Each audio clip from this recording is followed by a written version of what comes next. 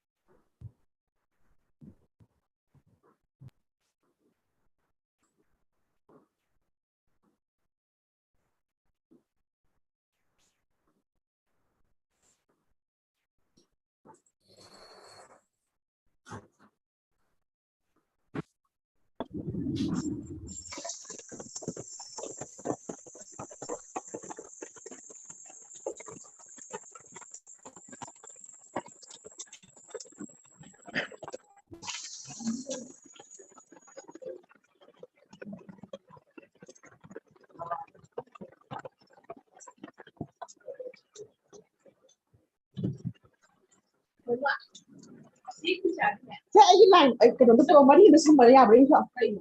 Laptop sẽ anh cái phone charge nó có I request the participant please mute your microphone. Bất kỳ đâu. Madam Bimala Devi.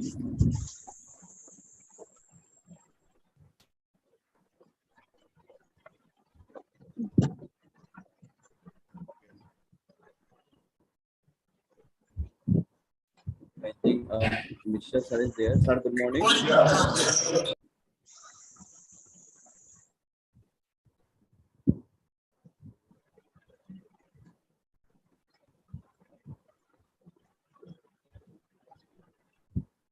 We are waiting for our speaker today. Sir, he will join. We have also, I think, yes, Professor Sir is there. Madam Bimala Devi, are you there? Yes, sir. Yes, sir. I'm here. Yeah. Please, could you please mute your microphone?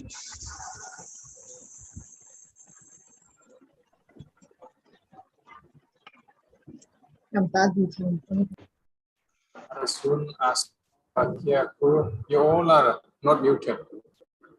Students, please mute yourself. Arjun, Asta, Baki, Darsana, Amma, Sopra, Rupati, all of you stay on mute.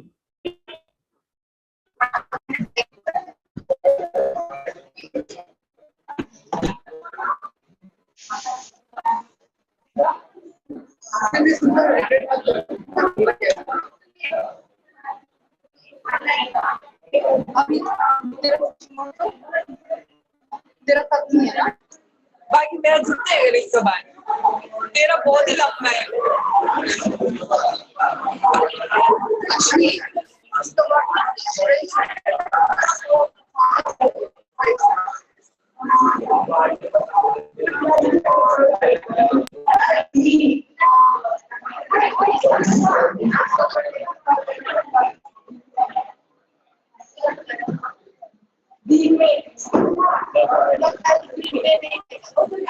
Vijay, Vijay, Vijay, who is the host? Which is IT cell man actually. Who is the host? It's IT cell man. Ankur sir is the host. He can mute the people. Otherwise, they are forgetting to mute themselves. Okay. Okay, ma'am, it's fine.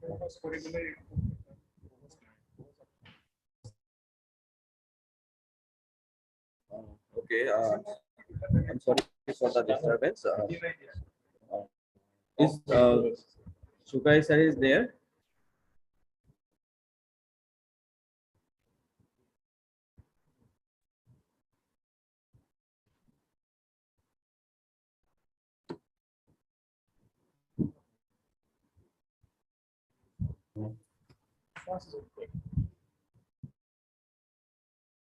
Burman is there. Burman is there, Miss Burman. Hello. Vijay, Burman is there? Miss Yes, Burman? yes, sir. Yeah. Yeah. Yes, sir. Good Yeah, morning, yeah. sir. Good morning. I could not attend yesterday. I got 1 hour just to see because I've seen the program. It's very good.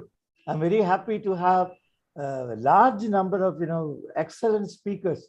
Good topic. Yesterday I could not attend. Thank you Today so much, also sir. Thank you. from 11 I have to be in another meeting because I am associated with the 2 organizations, and in addition to that there are some Fulbright and other things. So that's the reason. So it's about to start, I think. Yeah. Yes, sir. Yes. Yeah, Yes, Burman. Where is Burman? I want. Good Yeah. morning, sir. Good morning. Okay. Thank you for joining us. So I made it very good. First of all, I have to say openly, it's an excellent topic you have chosen, and Thank good you, sir. speakers covering every aspect. They all of them has got a very good standard and standing in their field. It will be very good for the faculty of social sciences, and as such, the social sciences, is one of the best faculties in the university. I know because they have got a very good record. So I'll be there maybe for 10, 15, maybe in half an hour just to see. Okay. Yeah, good. Go ahead. Thanks. Thanks, really. So, with all of your permission, and we may start the today's session. We welcome you all in this second day of this virtual international conference on protecting children from multiple vulnerabilities, social work responses from community to global context. So we have the first, today we have plenary session number 3rd. And in the first session, we are having one speaker, Dr. Tarun Vikas Shukai, who is an associate professor in the Department of Social Work, Assam University, Silchar, and will be chaired by eminent Professor Gopalji Mishra sir. And really, we are honored to have our Professor Dr. Balagopala Unni sir, who is a research advisor of our downtown university. Sir, we are glad to have you here. And I welcome also our dean in charge of humanities and social sciences, Madam Dr. Panikhaiti Varman, and today's moderator, Dr. M.K. Dev, Associate Dean Sir of Humanities and Social Sciences. Also, the Professor and Head Department of Social Work, Assam University, Silchar, Moiran Tineshwari Devi Madam, and all other dignitaries, participants, and the delegates of this today international conference. Now, may I take this opportunity to hand over the session to Dr. M.K. Dev sir, who is a moderator, who is also the moderator of this session. We'll continue with this. Sir, over to you, please. Thank you, Dr. Vijay. Am I audible? Hello. Yes, Hello. Okay. A very good morning to everyone. My name is Dr. M.K. Dev, Associate Dean, Faculty of Humanities and Social Sciences, Assam Downtown University. Also, I work here as an assistant professor in the program of social. Welcome to our third panel discussion on the second day of the International Conference on Protecting Children from Multiple Vulnerabilities, Social Work Responses from Community to Global Context.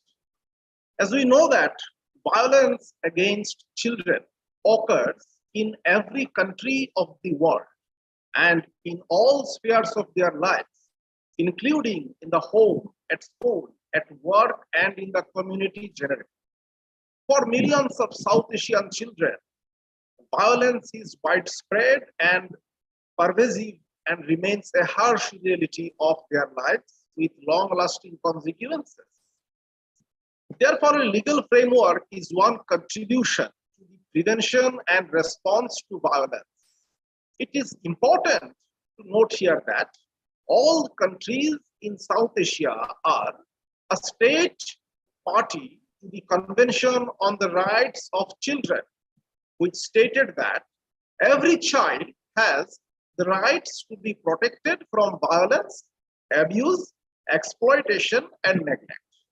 While countries in South Asia continue to strengthen their national and sub-national legislation in their efforts to tackle these harms, there continue to be significant gaps. Against this backdrop, the overarching theme for today's plenary session is the legal framework and child protection. We have two distinguished persons here, Professor Gopalji Mishra, who will be chairing the session. Professor Mishra is one of the eminent and senior professor of Assam University, Silchar, and also the senior most in the Department of Social Work. He has joined the Department of Social Work in the year 1999 and continued to till date. His academic contribution has given diverse positions in his experience. He had been the former head of the Department of Social Work, former Dean, School of Social Sciences, and also played role as an acting Pro-Vice Chancellor of Assam University. There are a number of records of his contribution to academic writings, to books, journals, articles, lecture series, invited speakers, and chair, and so on. And of course, Dr. Tarun Bikash Sukai is the speaker for the plenary session. Dr. Sukai is currently working as an associate professor at the Department of Social Work, Assam University, Silchar. He has completed his MSW from Bharati University in 1991, West Bengal, PhD from Assam University in 2009, and he has also pursued post-graduate diploma in human resource management in the year 2000.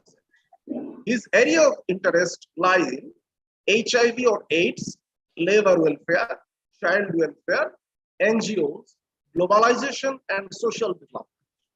His working experience in his initial career, he had been the program officer at Rehabilitation Center for Children, Kolkata, then lecturer at the Department of Social Work, Bharati University, later education officer at Central Board for Workers' Education, and then Ministry of Labor, Government of India. Later, he joined as an assistant professor at Assam University, Silchar. He also received an award for Best Education Officer Award for his excellent performance. And the awarding agency was the Central Board for Workers' Education, Ministry of Labor, Government of India. He has several paper or chapter publications in peer-reviewed journals or book chapters, also credited more than 2 books published in his name. Number 1, AIDS, NGOs and globalization, and number 2, globalization and social problem in India. There are also few PhD awarded under his supervision. We believe his session on the topic legal framework and child protection will be enlighten us with the familiar areas to intervene.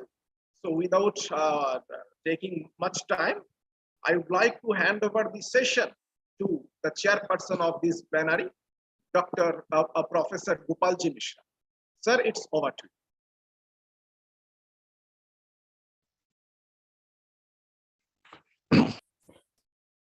Good morning to everybody.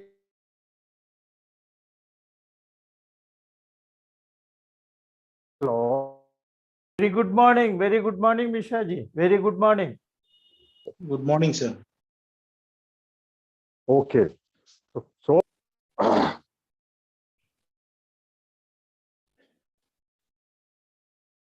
since the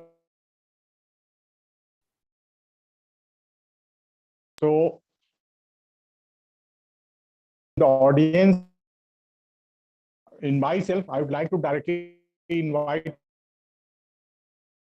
Mishra ji, there is Okay. a little problem. Birds are breaking.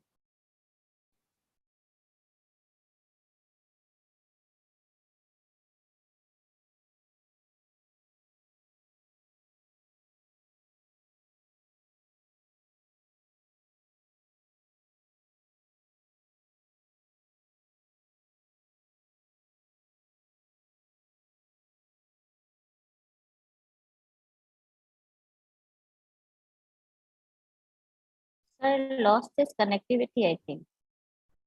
Let me check it once. ma'am. Yeah, Actually, just check. yeah. There is Actually, a problem, I think so. yeah, Problem with the network. Actually, in Silchar it is heavily rainy continuously. That's why. Let me check.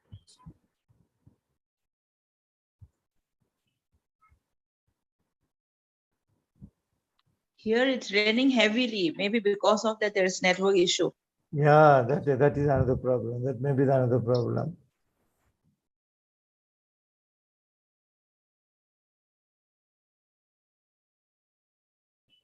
You have to get him, because otherwise speaker will be, timing will. I think he has come or what? Let me just, yeah, let me just call one. Yeah, call it.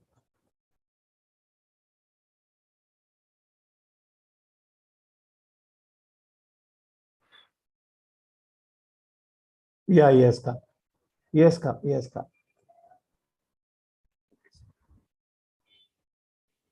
Yes, Professor Mishra, welcome.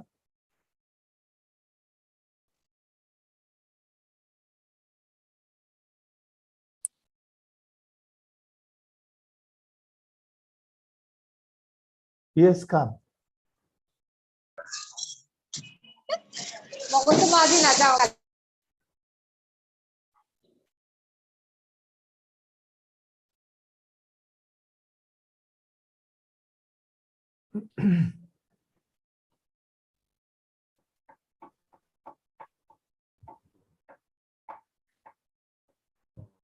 Sorry, we're still not audible to us.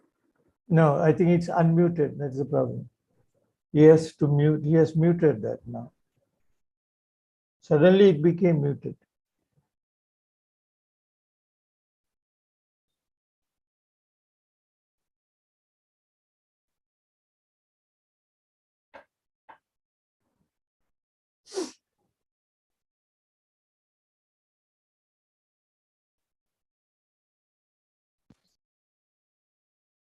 No.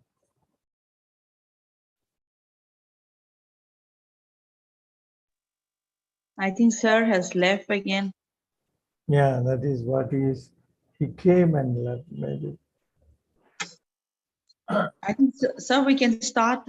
Meanwhile, sir will join. Yeah, that is what I was thinking, that I think. Yes, ma'am. That can be also done. Vijay, are you getting him over phone or not? No, sir. Oh, I'm just trying to reach. It's not reachable. okay.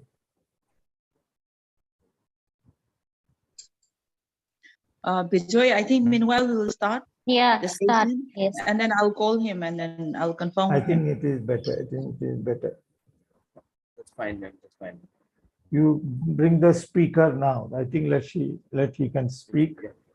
I think that is best. Dr. Sukai has already joined, right? Yeah. Yes.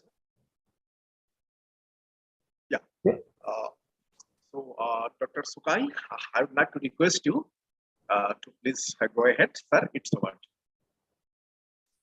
Yeah. Okay, very good morning to everybody. Am I audible? Yeah, you are audible. Okay. I do not know how long it will be there because of poor this network here. Respected Chairperson, Professor Gopalji Mishra, Moderator Dr. M.K. Dev, Associate Dean, Faculty of Humanities and Social Science, my esteemed faculty friends from Assam University as well as Assam Downtown University, other distinguished professors from other institutes, my beloved students and research scholars. I think this 2 days internals conference is a very need of the hours. The topic given to me, I will try to discuss that. Before that, I'm not sure because this network is so poor. So I am planning to make it an audio thing because Wi-Fi at my home is also not working properly. So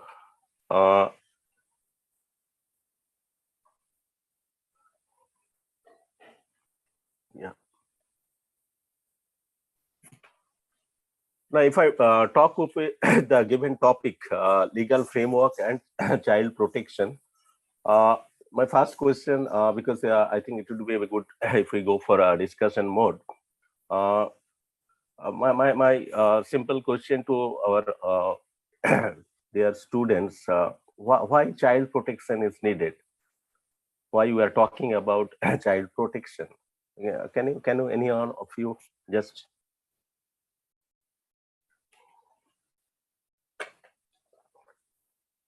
Why we need child protection?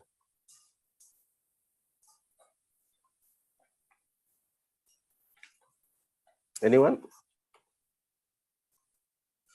Students, scholars?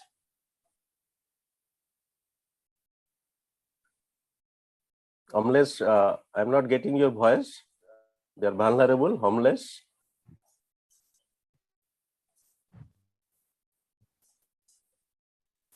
Lack of knowledge.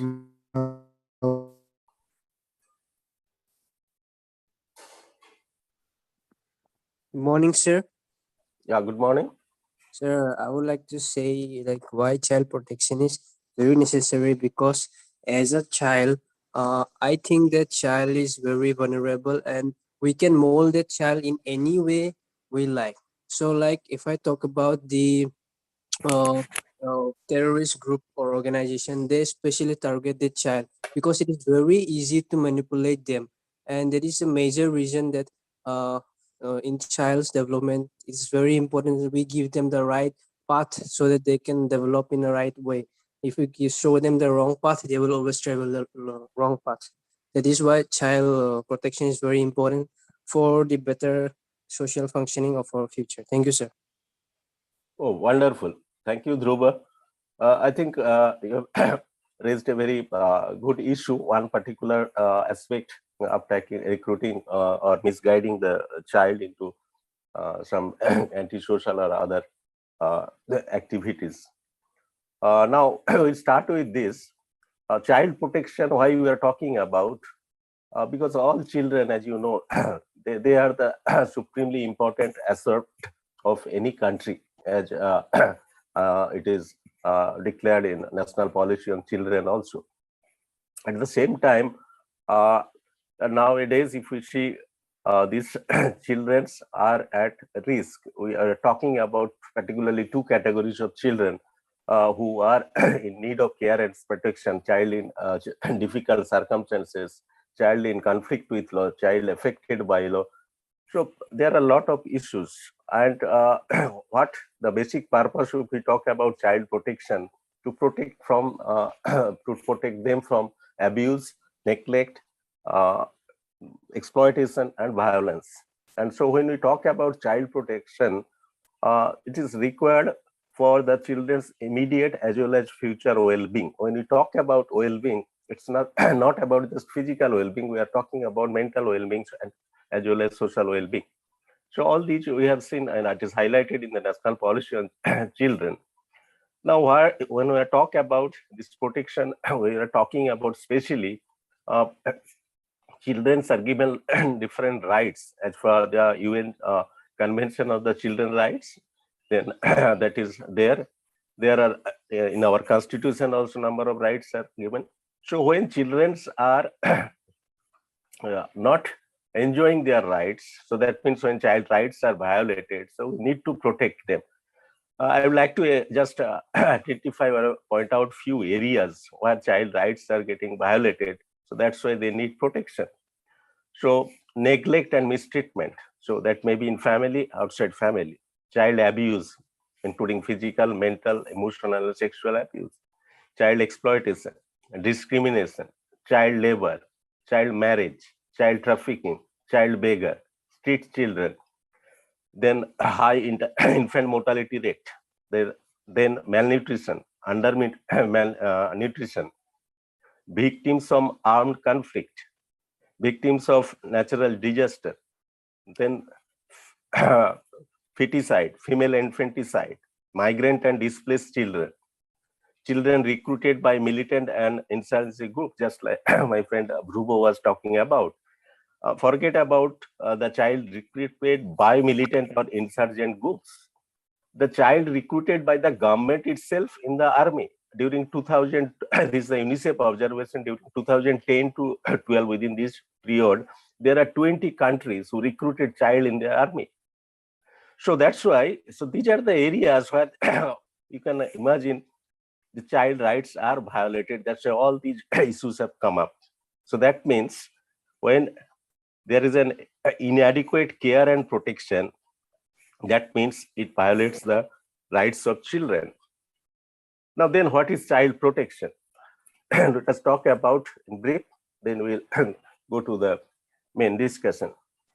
So any child protection system, its aim is to address all form of abuse, exploitation, neglect, and violence in a coordinated manner.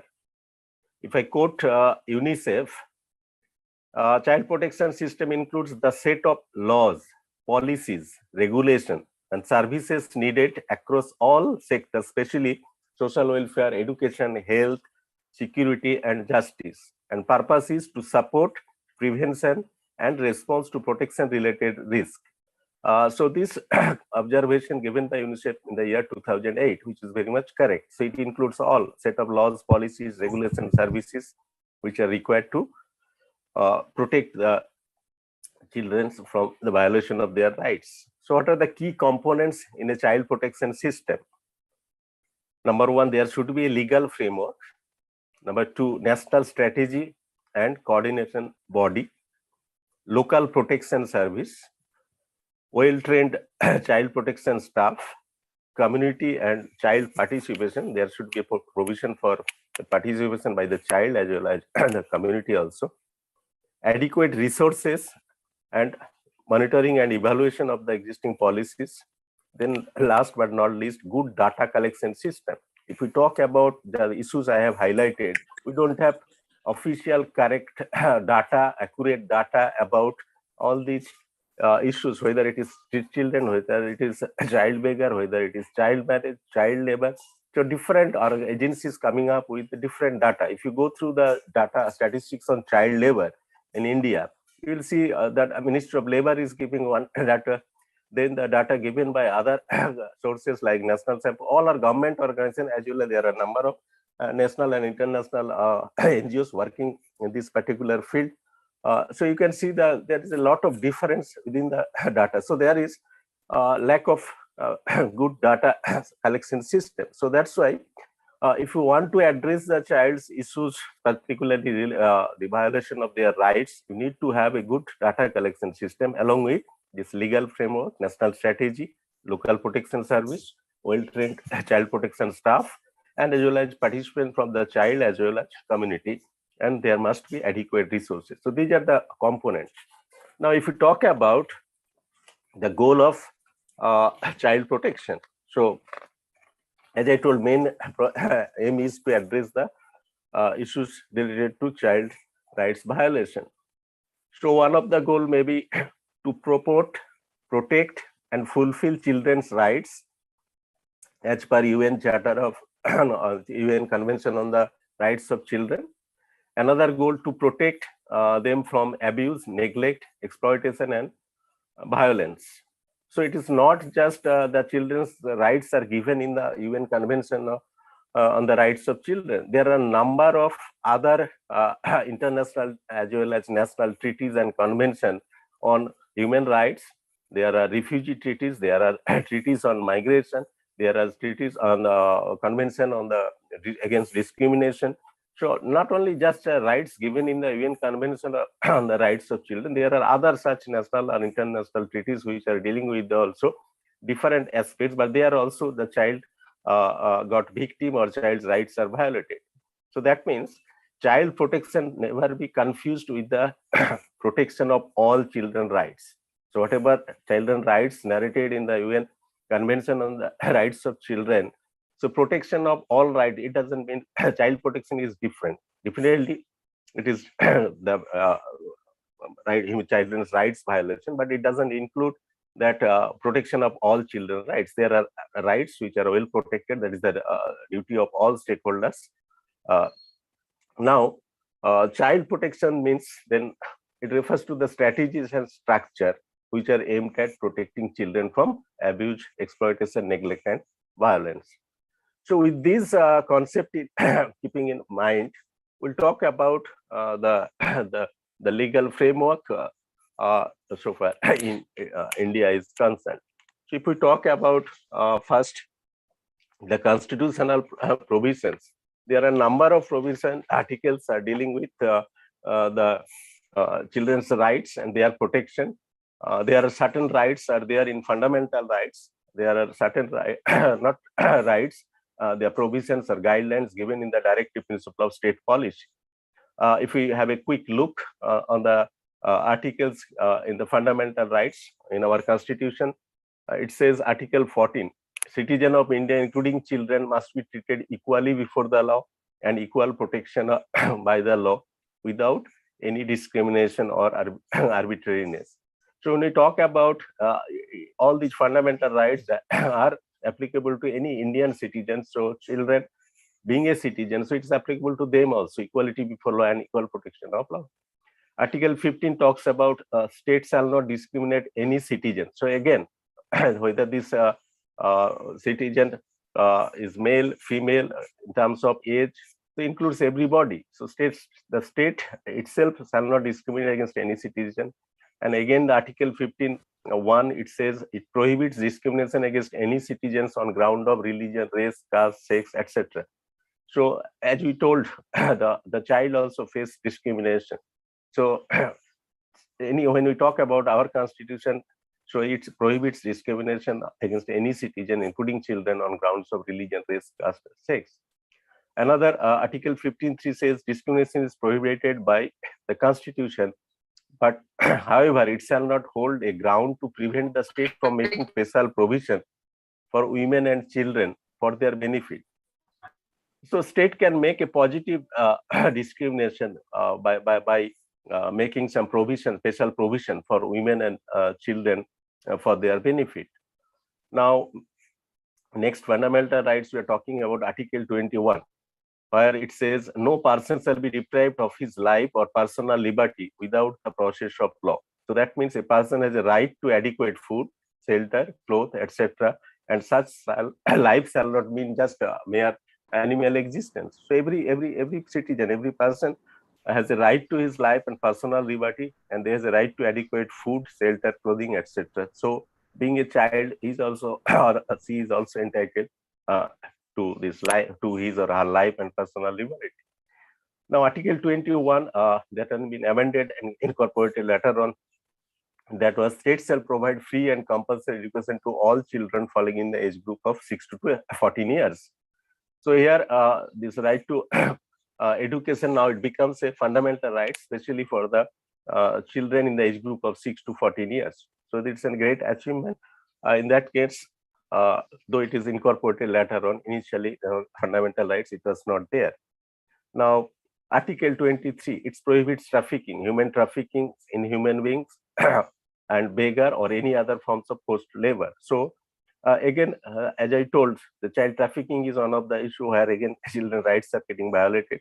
So this Article 23 prohibits trafficking in human beings or beggar or other forms of forced labor.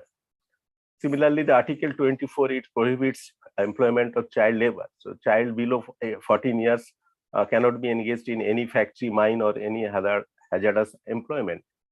So if we talk about these articles 14, 15, 21, 21A, 23, and 24, all these articles are actually helping, or there is a provision of protecting the children's rights, constitutional provisions.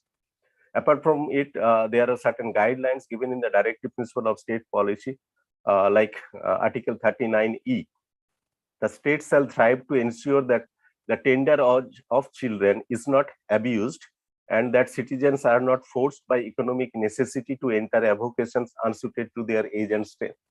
So the state shall have to ensure that tender of age of the children is not abused and citizens are not forced by their economic necessity or poverty to enter a vocation which is unsuited to their age and strength. Similarly, another Article 39F, it says the state shall ensure children are given opportunities and facilities to develop in a healthy manner and in the condition of freedom and dignity. So state will have to ensure that all children are given opportunities and facilities to develop in a healthy manner and in the condition of freedom and dignity. It must also be ensured that childhood and youth are protected against exploitation and against moral and material abandonment. So these two, especially we are talking about 39E and 39F. So this is also important guidelines for a state to protect the children's rights so that their childhoods are protected against exploitations and against moral and material abandonment. At the same time, they are not forced by poverty to enter any vocation which is unsuited to their age or strength. Now, Article 41, another provision is there under Directive Principle of State Policy. It says the state is obliged to, within its economic capacity and development, secure provision for educational opportunities and facilities. So within the economic capacity of the state shall secure this provision for educational opportunities and facilities. There is another Article 44 which says the state shall make all possible efforts to secure a uniform civil code for all citizens, thereby implying a uniform code for the adoption of children. So this is about uniform civil code for all citizens, which includes children also. We have other articles like Article 45, where states shall endeavor to provide early childhood care and education for all children until they complete the age of 6 years. So 6 and 14, that is included under Article 21A for fundamental rights, right to education. Here, the other category up to 6 years, it is the duty of the state shall endeavor to provide early childhood care and education for all children in the age group 0 to 6 years. Article 46, it says it is the duty of the state to promote educational and economic interest of weaker section of the society. So again here, the child can be treated as a weaker section. So it is the duty of the state to promote the educational and economic interest of weaker section. Now Article 47, it says the state is duty bound to raise the level of nutrition, standard of living, and to improve public health, including that of children. So here again, the provision related to the level of nutrition, standard of living, and to improve public health. So this is the duty of state in Article 47. Now we'll talk about fundamental duty related few articles. Article 51C, it says international laws and treaties shall be respected by the state to every possible extent, including CRC, that is Convention on the Rights of Children, UN Convention, and its optional protocols to CRC on sale of children, child prostitution, child pornography, optional protocol to CRC on the involvement of children in armed conflict.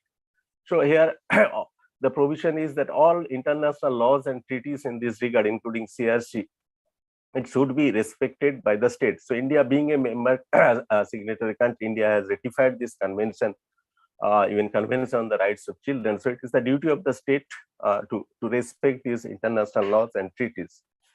Another Article 51A K, it says it shall be the duty of every citizen of India who is a parent or guardian to provide opportunities for education to his child, as the case may be, ward between the age of 6 and 14 years. So it is the duty of any citizen, which includes parents or guardian, to provide education to, to the children, especially in the age group of 6 to 14 years. So it's a duty of citizens also. Now another article, Article 243G, it provides for institutionalization of child care by seeking to entrust programs of women and child development to panchayat. So it says the programs are related to women and child development should be entrusted to panchayat, and it also talks about the residential care, child care, institutionalization of child care. So just now, whatever we talked about, so our very own constitution, both in fundamental rights as well as directive principle of state policy, in addition some provisions related to fundamental duties, it talks about directly or indirectly to protect the child or to promote the children's rights and protect the child from the children's rights violation. So these are the constitutional mechanism if we talk about, and all laws, whether it is if we talk about child related number of laws or acts in India.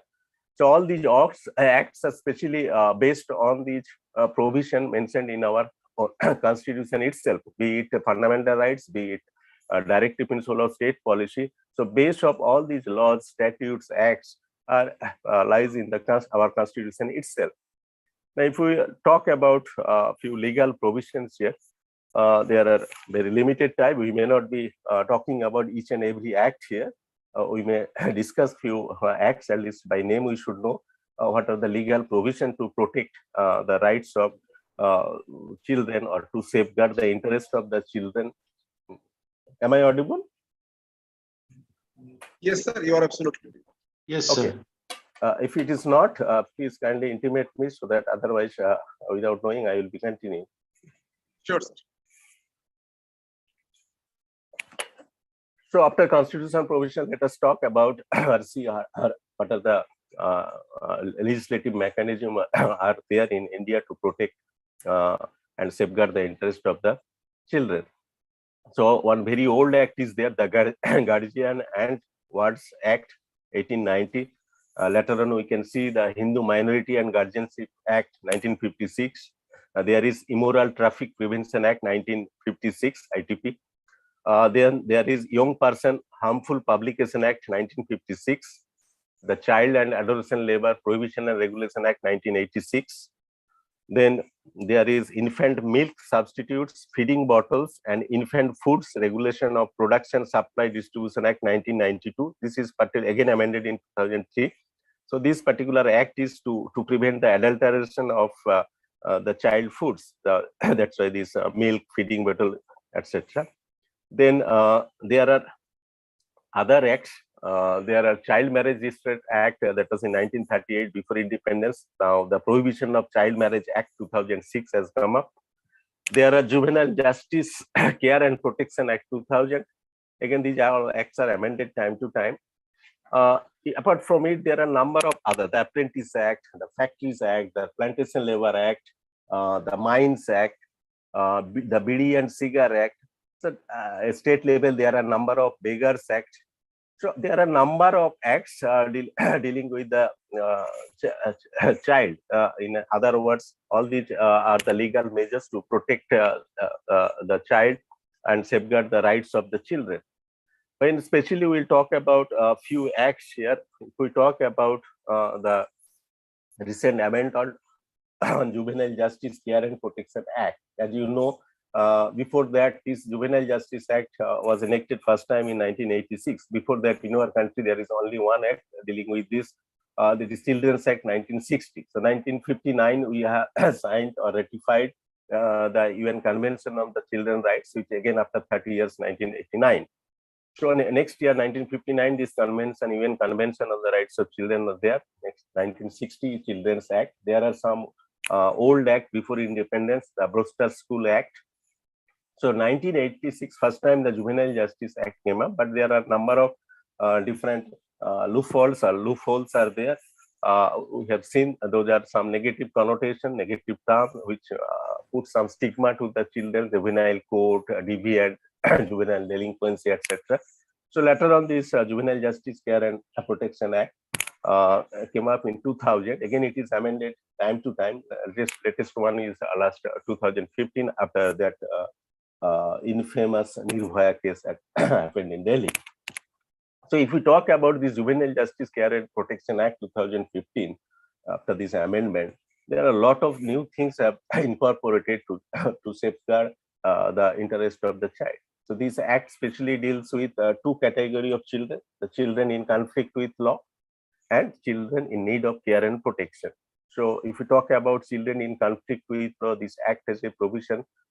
Even after this amendment in 2015, it's especially the provision after Nirbhaya case, as I told you, it is there that if any heinous crime committed by a child when he or she is 16 years or above, but below 18 years, so in that case, JJB may refer the case to normal court. But again, any case, this act says any child means below 18 years. So in any case, the first case in child in conflict with law below 18 years will come to JJB. And even in case of heinous crime, JJB, the Juvenile Justice Board, will decide whether in case of heinous crime, when the child is at the time of committed crime, you are 16 or above, but below 18, so that should be referred or not to a normal court. That decision will also be taken by JJB. So there are a number of new things incorporated here. Earlier, there was no detailed provision related to so far the rehabilitation and reintegration to the society is concerned. The very purpose of this act to reintegrate the child into mainstream of society, whether it is they are in conflict with law or whether they are in need of care and protection.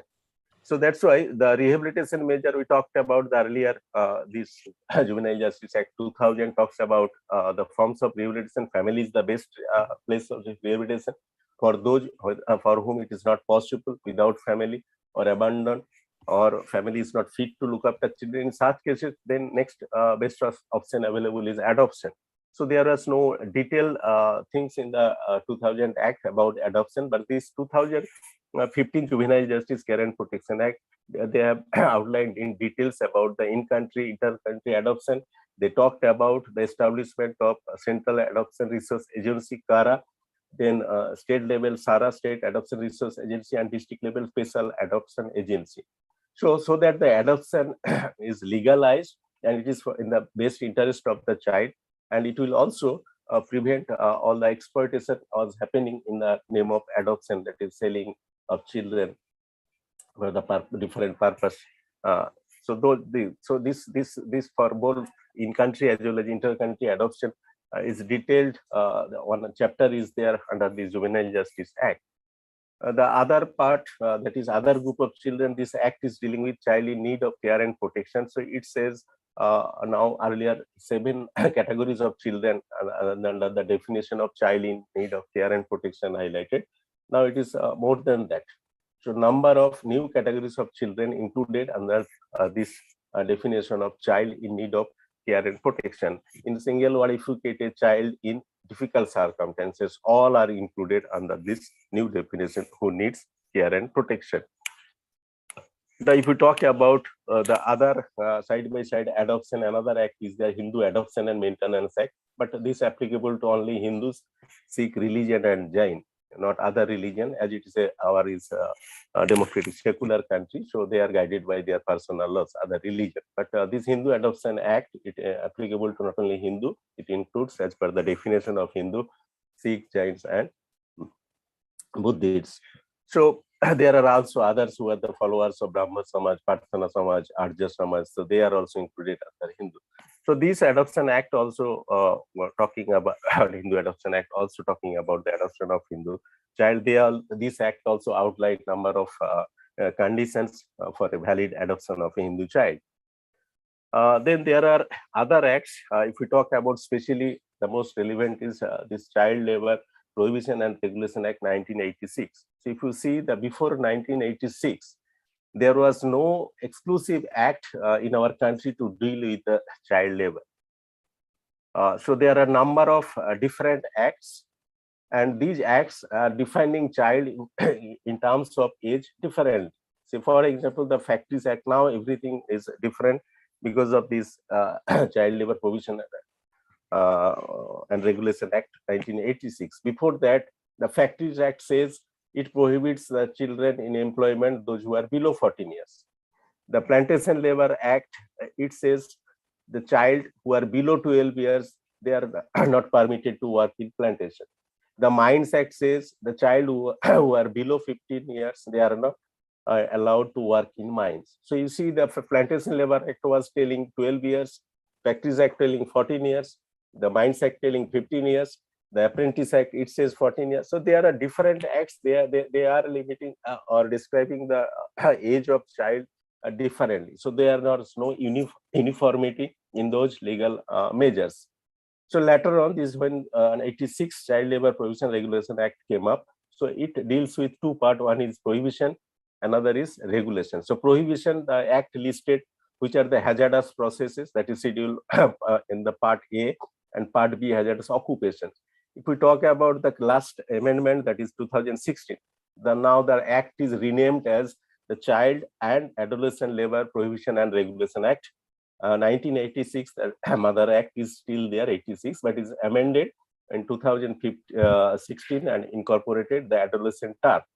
And thus new act completely banned the child labor, whether it is hazardous, non-hazardous. Any child below 14 years cannot be engaged in employment, and that's a punishable offense. And it is punishable for both the employer, and if parents found guilty, so the parents will be also punishable. So this current, the act after this amendment of 2016, any child, whether below 14 years, totally prohibited to work in any employment. Some exceptions are given, that is if it is a family entrepreneurship, or if they work in any entertainment industry, but in everything, their schooling must not be affected, number one. And number two, they must get proper rest and precautionary safety measures to be taken.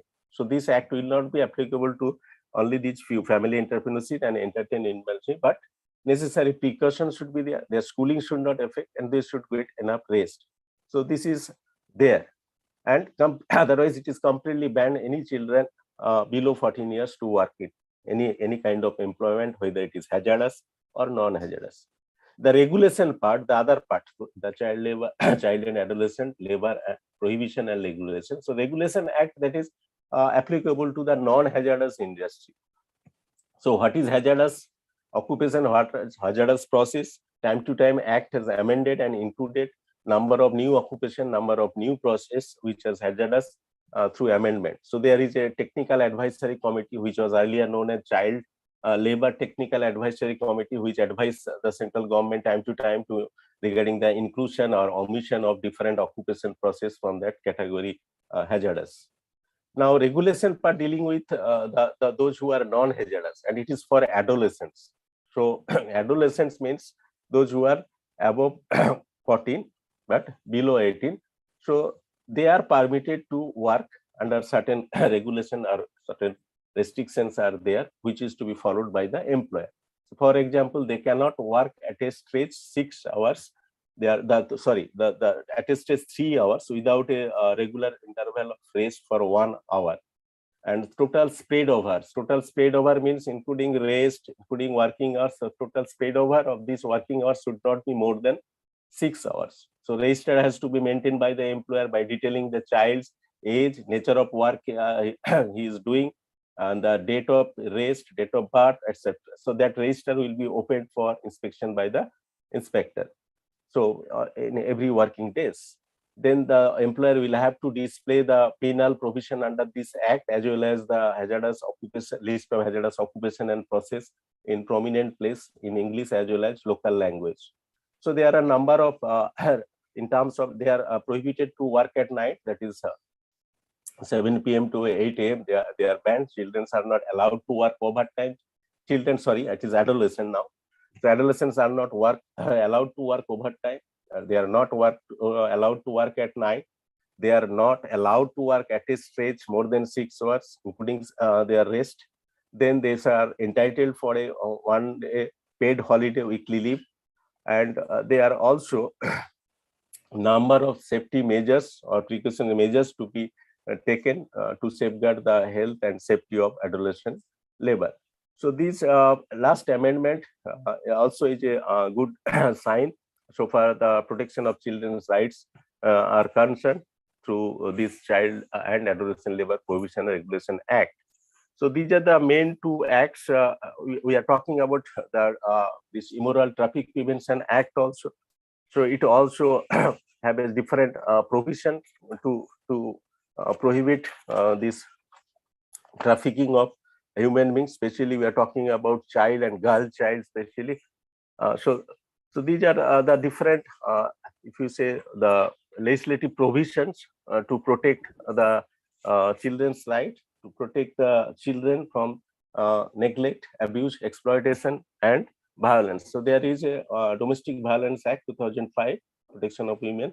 So in that case also, if you see, the children are the victim. If we talk about the other acts also, I am talking not directly, but they are also including, because if you remember the first national policy on children 1974, it says one of the major thing is that all existing laws should be amended by and children's interests should be given paramount importance. So if we talk about all these Hindu Marriage Acts, 1955, Special Marriage Act 1954, there is a provision of maintenance. Okay, so whether the parents are fighting legal battle for judicial separation, for divorce, but in any case, child should not be the victim. So that's why these acts also, marriage acts also, consider the child interest. Accordingly, the provisions are made to protect the children through these marriage acts.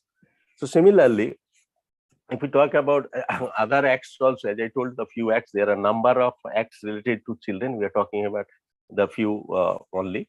Then Indecent Representation of Women Act. So again, this we are talking about indecent representation of women. Definitely under women, girl child will be included. But at the same time, there are a number of other provisions are there so to protect the interest of the children.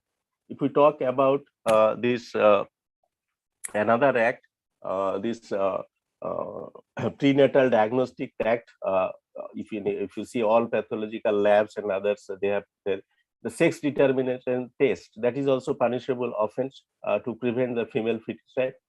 So number of acts are there. So I think I tried to highlight the few major ones directly dealing with the children so far their children's rights are concerned. So when we talk about at the outset, what is the child protection system includes, I told the key components. One is the legal framework we talk about, that is there in the Constitution, and number of laws we have. There is a national strategy and coordination body. So when we talk about national strategy, the nation or the state must have a clear-cut policy. So we have after independence in only in 1974 first national policy on children, then we got another, last one is second 2013. So we need to discuss about the national policies also. When we talk about another component, local protection service. So Juvenile Justice Care and Protection Act, it says at the every district level, the state government should establish a juvenile justice board as well as child welfare committee to deal with both category of children that is in conflict with law as well as children in need of care and protection. Then well-trained CP staff, child protection staff. So number of time the government, it is the duty of the state government to organize training programs for those staff directly dealing with the child protection, including the these juvenile justice board members, CWC child welfare committee members, police, judiciary, sensitization and training that is required for all the staff who are related with child protection. Then let us see about this national strategy when we talk about these national policies. So in India, there are different mechanisms. I forgot to mention another act, the Protection of Children from Sexual Offence Act, POCSO Act 2012. So it also categorically safeguard the interest from such offences. Only I think 2 or 3 days back, it was in the news. One girl is traveling for appearing in job interview or some competitive exam. He is lured by this GRP and raped. So these are how many cases reported in the media. Most of the cases are unheard. So such things are still going on, despite we have now a POCSO Act, which was passed in 2012. Now come back to national policies. There is another direct mechanism is also there, which is not earlier much late, but better late than never. That is National Commission for Protection of Child Rights, NCPCR. So this act was enacted or in the 2005, but actually this National Commission for Protection of Child Rights, NCPCR, came up in 2007. The very purpose of this commission is that this commission is to ensure that all laws, policies, programs, and administrative mechanisms are in consonance with the child rights perspective, as enshrined in the Constitution of India, as also in UN Convention on the Rights of Children. So this commission, National Commission for Protection of Child Rights, is ensuring that all the policies, laws, programs, administrative mechanisms, all are should be in consonance with the child rights in the background of the rights enshrined in our Constitution as well as UN Convention on the Children's Rights. So these are the mechanism. Now we talk about the national strategy. So there are 2 national policies on children. As I told, first one is 1974. So it talked about the fullest physical, mental, and social development of children. So it lays down 15 principles that time. And 2013, if we talked about last national policy, it is more details and more elaborative. It especially highlighted 4 areas, that is survival, then health and nutrition, then education and development, then protection and participation. So under these 4 key priority areas, they made some provision, this national policy for children 2013. First, 4 key priority areas. I repeat, first one is survival, second one health and nutrition, third one education and development, fourth protection and participation. So these act also defined the age of children. This national policy for children 2013 defined the age of children is any person who is below 18 years. Okay, and it also says that children are not homogeneous group because they have their different needs, so which are needed different responses, and especially that's why there is a requirement for a long-term, sustainable, multi-sectoral, integrated, and inclusive approach. So this policy says that it should be long-term policy, sustainable, multi-sectoral, integrated, and inclusive approach for the necessary for overall and harmonious development and protection of the children. So that is there. So 2013 policy clearly talk about these 4 key areas: survival, health, nutrition, education, development, protection, and participation. So details are there. So that this policy that we are talking about, any child protection system should have the legal component-wise legal framework and national strategy. So not only just directly national policy for children, there are many other national level policy also indirectly or directly are talking about the protection of children's rights. If we talk about national policy on education 1986, that was the first national education policy. Now recent one came up, that is in 2020, national policy on education. So all these policies highlight categorically, if we talk about 86, it talked about the child-centered approach in primary education and launched Operation Blackboard that time. And it includes all the backward, socioeconomically backward communities like scheduled caste, scheduled tribe, those who are otherwise poor. So about them. If we talk about the latest, the second new education policy, that is 2020. So they have included this backward, otherwise backward. So number of new categories children have been included in this category. Even the children living in slums included this time, this new education policy. Children of the sex workers included. There are a number of new categories apart from the scheduled caste, scheduled tribe, or other backward class. Number of other otherwise they are also backward. So under this new policy 2020, they included many such categories under this backward class section, and accordingly suitable mechanisms should be adopted for their education.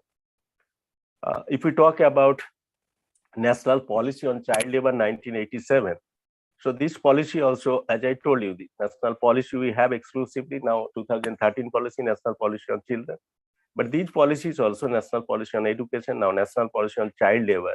This also envisages a legislative action plan focusing of the convergence of general development programs for benefiting children wherever possible, and project-based plan of action for launching of projects for the welfare of working children in the areas of high concentration of child labor. So new amendment, as I told, was telling the Child and Adolescent Labor Provision Regulation Act. It says the fine which will be imposed from the defaulting employer or offender who violates the Child Labor Act, that money should be kept in the district level. It is the duty of the district magistrate or DC to create a fund. So whatever money received from the employer as a fine for violating this act, that money and similar contribution per child, it is 20,000 rupees. So per child 15,000 rupees will be given by state government, and that will be deposited in the district level fund, and that money will be spent for the rehabilitation of child labor. So it was not earlier. There is a central level fund. There's new act, the last amendment 2016. It says the district level, this fund will be administered by the concerned district magistrate or DC. So that money, both the contribution is coming from state government also, apart from the fine imposed from the on the employer. So that money can be spent for the rehabilitation of the child labor who are rescued, and for their rehabilitation, this money can be spent. So there was earlier under ILO. So again, we are the founding member, ILO, International Labour Organization. Number of ILO conventions are there related to workers.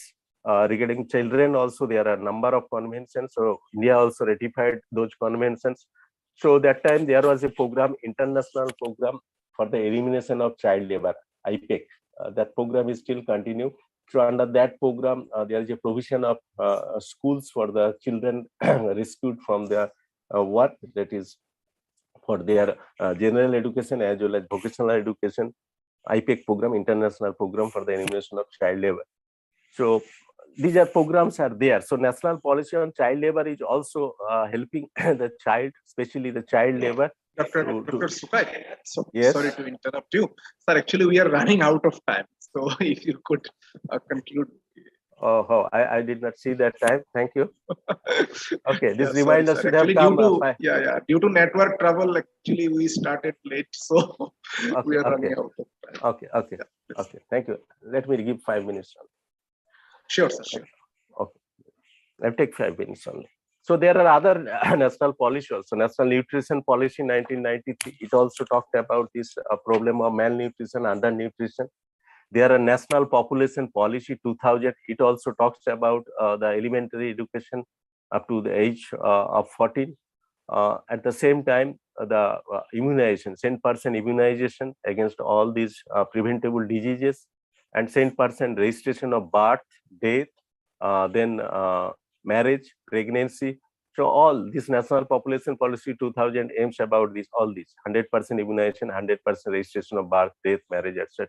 So this will also give a record about the children's status, whether it is health status as well as this data will help to identify the level of human child rights violation.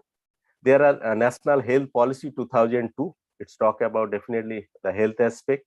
There are National Charter for Children 2003. There are National Plan of Action for Children 2005, and last National Plan of Action was adopted in 2016. National Plan of Action for Children, that is 2016. So if the national level also you can see there are a number of policy measures, not only directly national policy on children, There are a number of things are adopted. There is a child budget was adopted from 2016 by the government. Number of schemes and services are there. That is also part of a child protection system. The two major umbrella schemes we are having currently in India. One is the ICDS program, Integrated Child Development Service. Another is ICPS, Integrated Child Protection Scheme. So where we have seen the major components, rescue, then rehabilitation and repatriation in case of inter-country this trafficking, other things.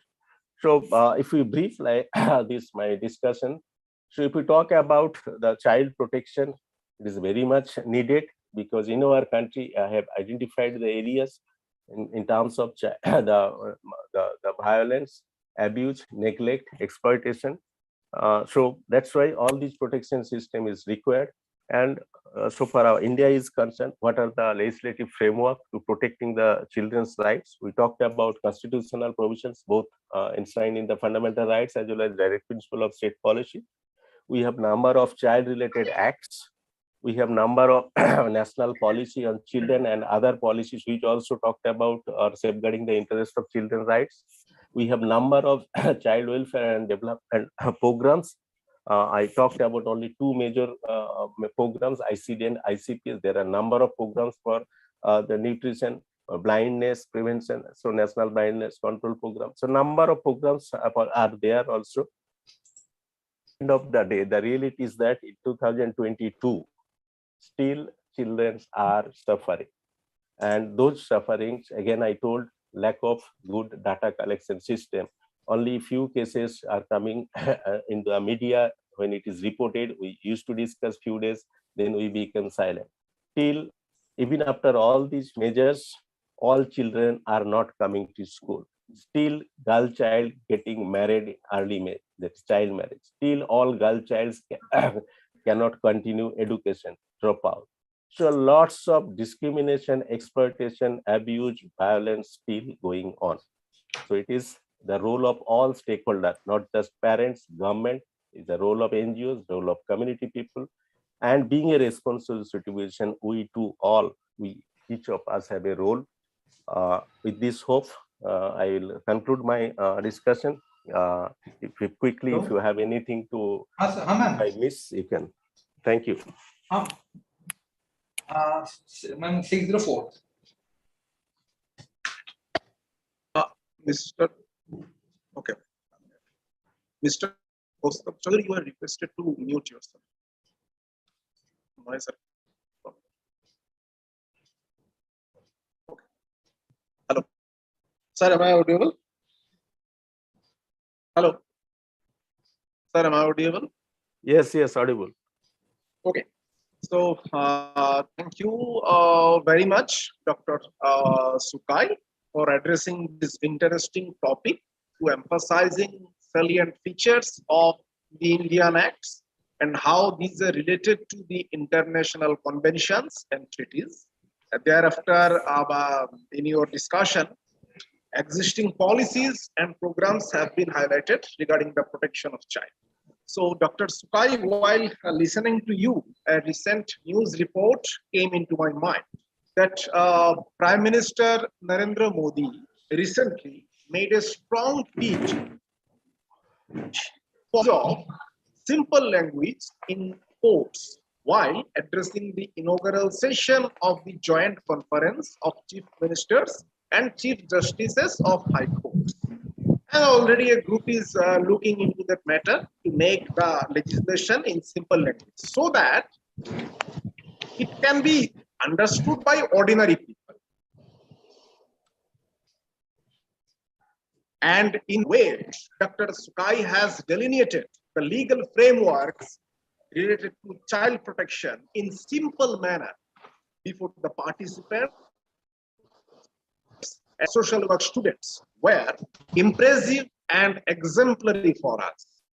Dr. Sukai, we are grateful to you for sparing time from your busiest schedule, and we look forward to have you more in our academic event. And since we are running out of time due to technical glitch, we had to start late.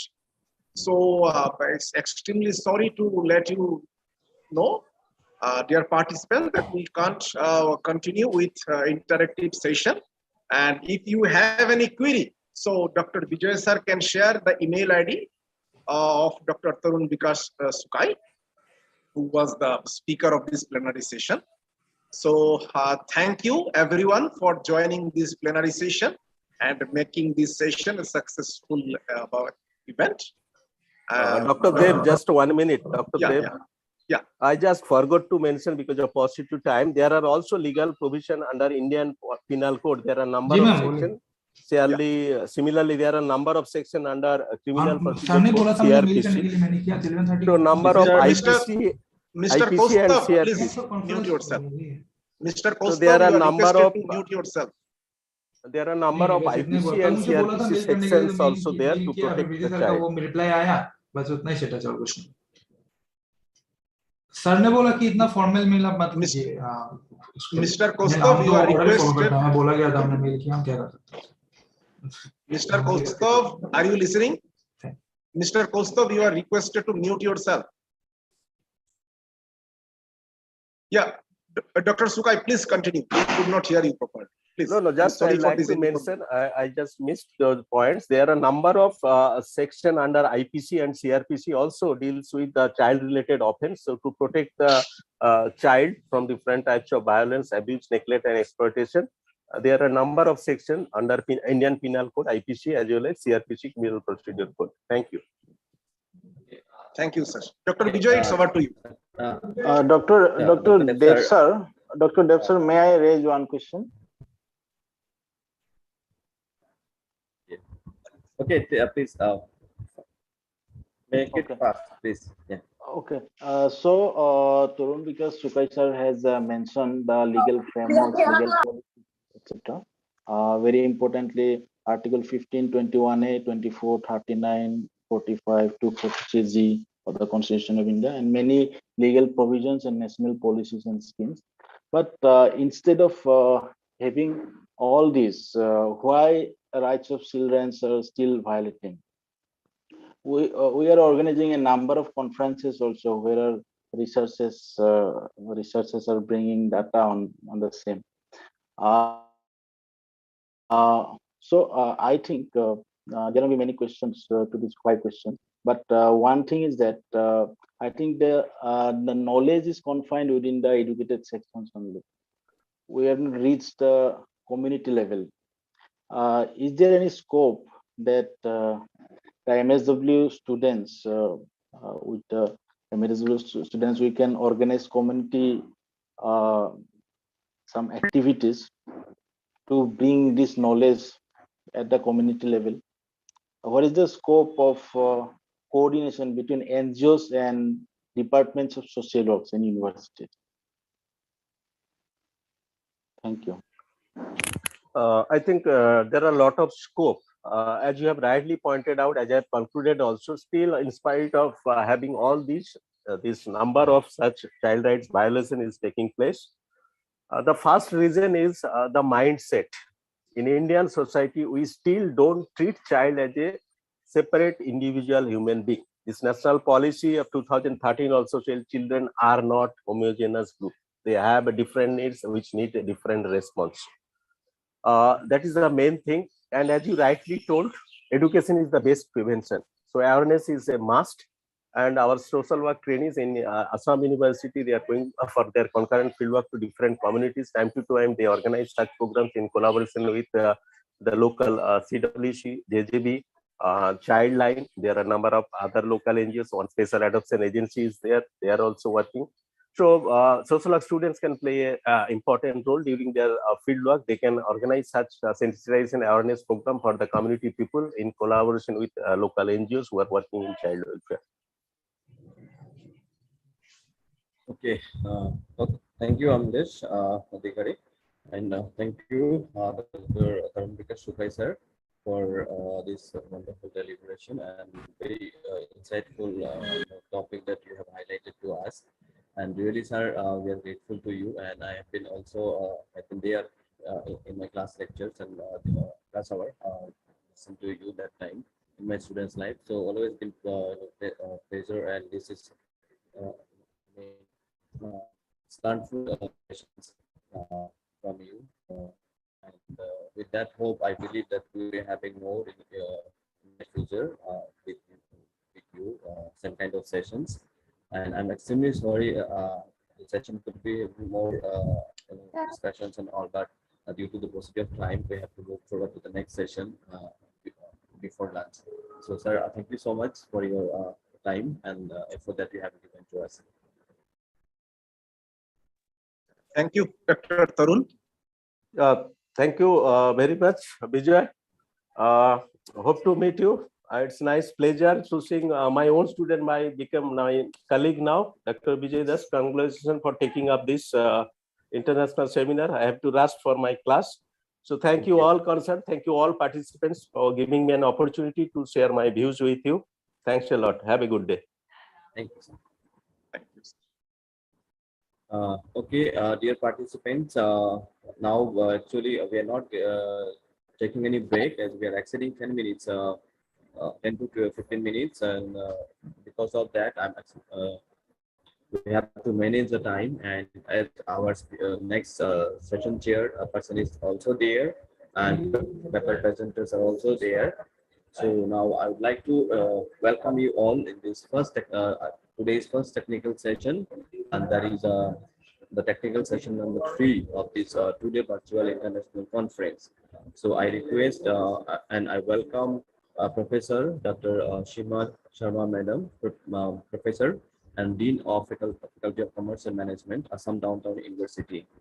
I also invite Mr. Rajgun Hendik, Assistant Professor, Program of Social Work, Assam Downtown University, being the session moderator of this session.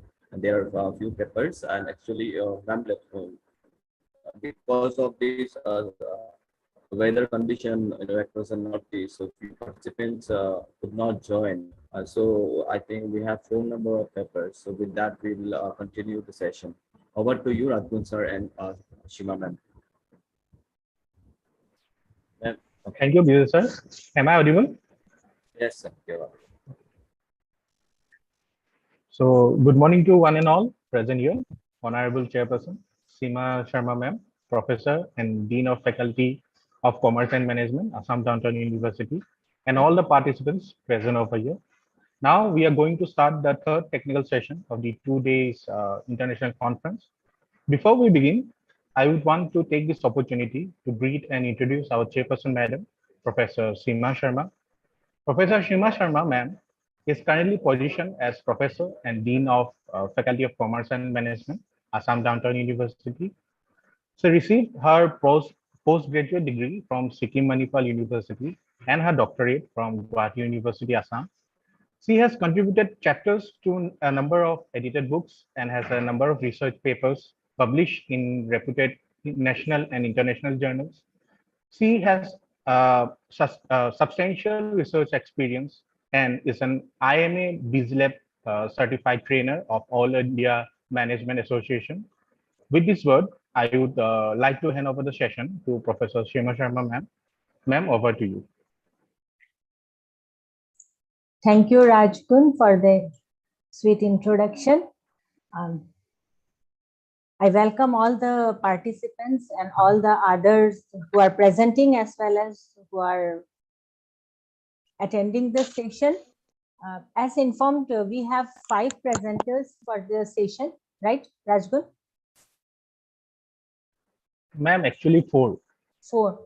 So each participant will be, presenter will be given a time of 10 minutes. And after that, we will have a discussion on the paper. Okay, sure. So we can start with the first paper. Okay. So the first paper, the first presenter is K. Dayanand Singh, and the title of the paper is An Overview of Utilization of Public Healthcare Service in Kachin District of Manipur. Over to you, sir.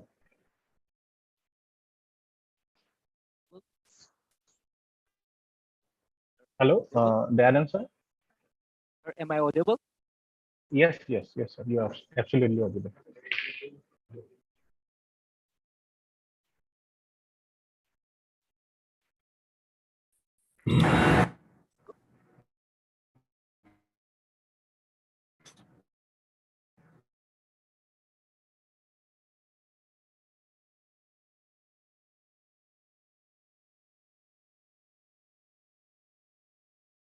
A very good morning to topic of my overview of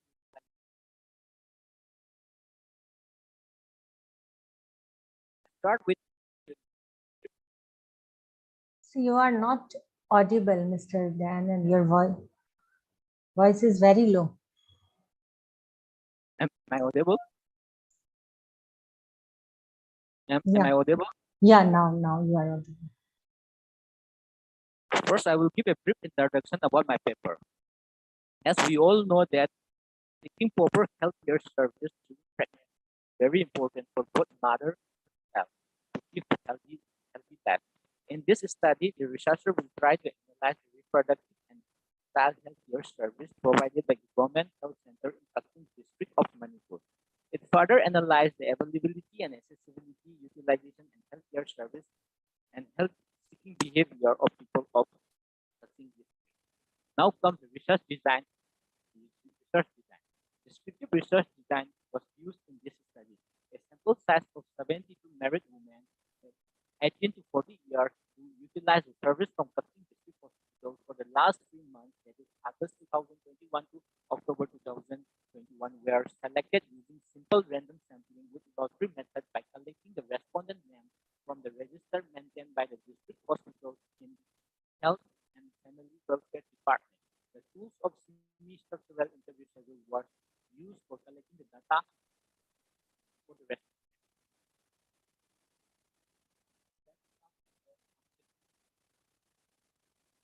First objective is to examine the existing infrastructure and manpower resources. Second objective is to study the problem faced by the people of Taksim while utilizing the healthcare service. And last objective is to understand the health-seeking behavior of the people of the Taksim district. Now comes the health infrastructure available in Taksim district. Taksim district has one district hospital located at Taksim district. Taksim has one district hospital located at Taksim. It is 30 bedded capacity with 10 doctors, 3 specialized, 1 anesthesia, 2 gynecologists, 12 nurse, 4 female health worker, and 2 male health worker, and 19 ASHA worker. Under the Taksim district hospital, there is one community health center at Sugunu, which is about 40 kilometers far from Taksim district headquarters, and 6 primary health centers in the district located at Yanglam, Taksim Punau, Balan, Wangmu, Laikom, Taksim Wairi, Shero, and 13 primary health centers in the Taksim district. Mr. Dayalan, hello. Yes, sir.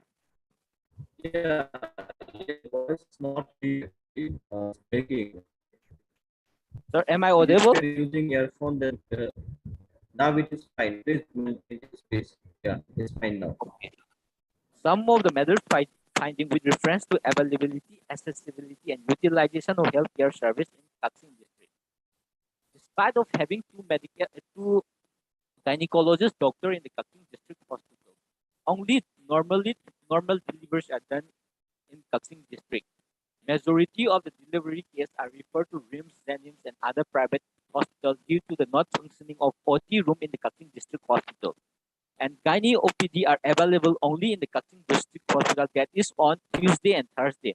So it goes overcrowded of gynae related patients in the district hospital, since there is no gynae doctor available in the community health center as well as primary health centers. And ultrasound machine, ECG, X-ray, and other are not working since the last 2 years. So the patient has to go to the private clinic to go to test them by spending more than 1,000 rupees. And also only 12% of the respondents acknowledge that they are getting medicine like iron folic acid tablet and calcium, etc. And out of the 72 respondents, only 15 respondents acknowledge that they are getting benefit of JYS, that is Janani Suraksha Yojana, whereas 57 of the respondents acknowledge for not getting JSY beneficiary even after they have submitted the claim form. And some of the respondents who are getting the incentive of JSY receive different amounts. Some of them getting 800 rupees and others are getting only rupees 1,200. And this is the delivery chart of the Kaching district hospitals. From August to October, only 3 delivery cases are done in the Kaching district hospital. Now come ambulance service. Ambulance is indispensable for emergency medical service. No ambulance service available in the Kaching district hospital since the district hospital's ambulance is not in the running condition from the last 8 months. So patients used to hire vehicle at their own expense, and for those few people having their own vehicle, they used their vehicle at the time of the emergency. Till now, there is no provision of 108 emergency response service for providing free emergency medical service in the Kaching district. Thus, the poor patients are facing extremely hardship at the time of medical emergency. Now comes the health-seeking behavior of the people of the Kaching district. Maximum of the respondents are seeking healthcare service from the public health center, that is Kaching district hospital. Out of the 72 respondents, 44 respondents confirmed that they opted only from the public health care for assessing the medical service. And a total of 23 respondents said that they evaluate both private and public health care from time to time. This finding indicates that people belongs to the low income group. The public health care service is the most preferable and more accessible health care provider. And many of them go to the district hospitals for gynae OPD as it requires for referring case to the better government hospital like RIMS and other healthcare providers and other private healthcare providers. Another important finding that emerged from the study is that gynae patients are not availing service from traditional birth attendant, and majority of the respondents prefer institutional delivery only. Now comes the immunization schedule. This is the immunization start for infant, child, and pregnant mother under the RIC program. Now, immunization of children. Out of the 72 respondents, a total of 60 respondents report that their children are fully vaccinated from 0 to 15 months. The remaining 12 respondents report that the vaccination of children is incomplete due to the negligence and also skipped vaccination while engaging in work or in search of work to earn daily bread to feed their family. Taking into the account the significance of immunization of children, the healthcare worker as well as parents has to put more effort to ensure full immunization of the children. Now comes the role of social worker. The social worker can play different roles to improve the health condition of both mother and children. The following are some of the areas where the social worker can intervene. As an educator, a social worker must give awareness to the individuals and communities about the importance of institutional deliveries and immunization of their children. And social worker must give awareness to the individual about the policies and programs provided by the government under the reproductive and child health program. And social worker can also act as an advocate and mediator while collaborating with the healthcare worker and client. Then comes the recommendation and suggestion.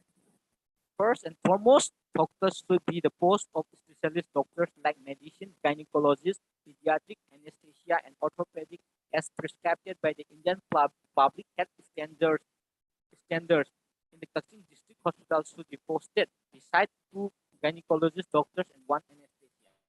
Second will be the concerned authorities to ensure availability of diagnostic and laboratory service like X-ray, ECG, endoscopy, blood testing facilities to the public hospitals, and technicians should adequately be posted in the district hospital to operate the equipment.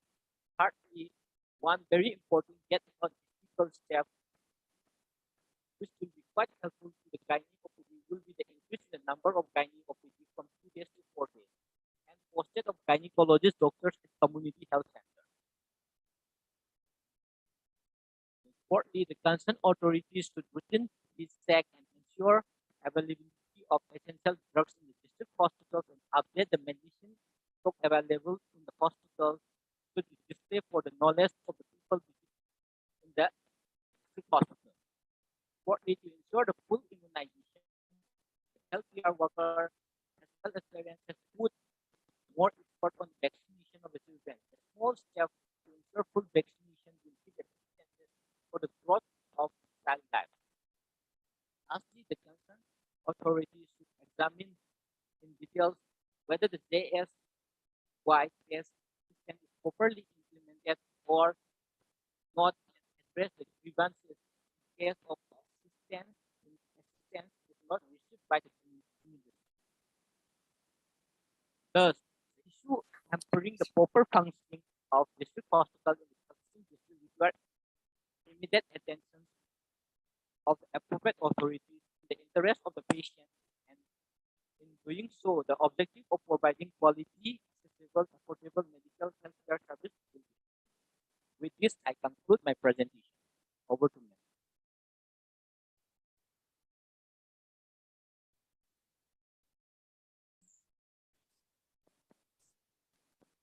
Thank you, Mr. Dayanand.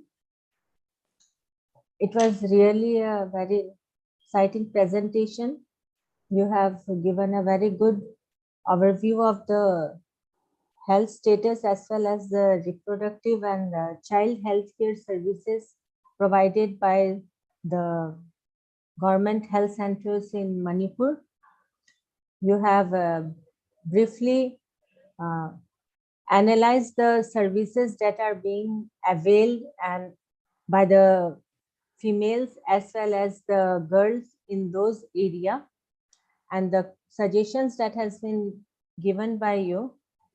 You have shown light on maintaining good standard or minimum number of doctors in the hospitals as per the Indian public health standard, as well as maintaining proper diagnostic equipments and services as well as laboratory services for the benefit of the patients, as well as you have thrown light upon non-availability of some very important medicines as well as some medicines which should be distributed among the females by the government.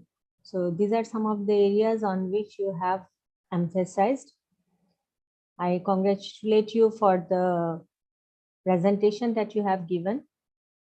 The house is open for discussion. If anyone has any queries or questions, you can put forward your questions.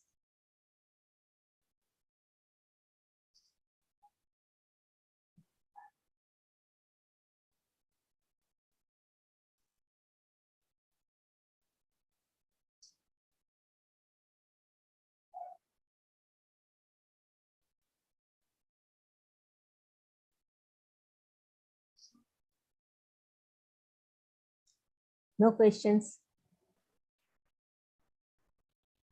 I have Yes, ma'am. some. Yes, yeah. Yes, ma'am. Please continue. You have a question, Rajwa? No, ma'am. No. No. Mr. Dayanand. Yes, ma'am. Please to your objectives.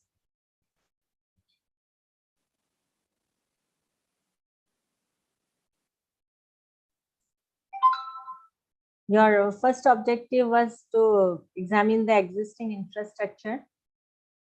Yes. The second was to analyze the problems faced. And the third was to understand the health-seeking behavior. Right. So what was the procedure followed in terms of getting your findings for objective number 1? For finding the objective number 1, and first I will visit the health center, then discuss with the hospital authorities as well as the patient. And there are some criteria which Indian public standards provided for the community. Like for community health center, there should be at least four specialist doctors. For district hospital, there should be at least 1 OT room. From that criteria only, I will examine whether the infrastructure is available in the district hospital or not. Like that. No, that was from the office staff of the hospitals, right? Yes. And did you collect the same information from the beneficiaries or the patients of the hospitals also? What was their view? I collect the information. From them also. Was it in the form of how did you collect the information? Ma'am, I will make some semi-structural interview schedule. From that, I collect. You prepared a questionnaire. Pardon? Ma'am, I prepare semi-structural questionnaire. Okay. So this information you have collected both from the office, hospital staff as well as from the patient respondent. As well as the patients. Okay. How many questions you had? What in your questionnaire? Like whether the how for there are around 20 questions. It includes about the infrastructure, about the quality of the service, about the behaviors of the healthcare provider, like this. Okay. You have mentioned about the role of social workers.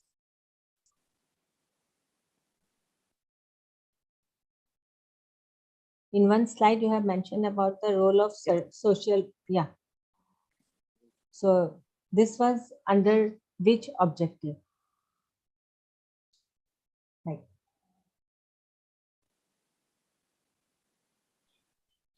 Yeah.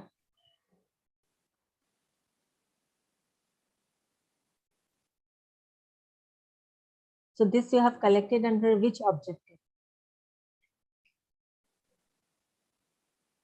Ma'am, it's kind of my suggestion.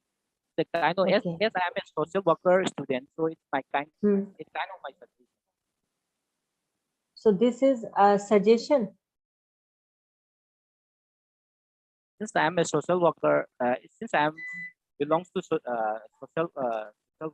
worker background, so my suggestion so that a social worker can intervene in such issues. Okay, so this is as a suggestion, right? What were your findings for your objective number 3?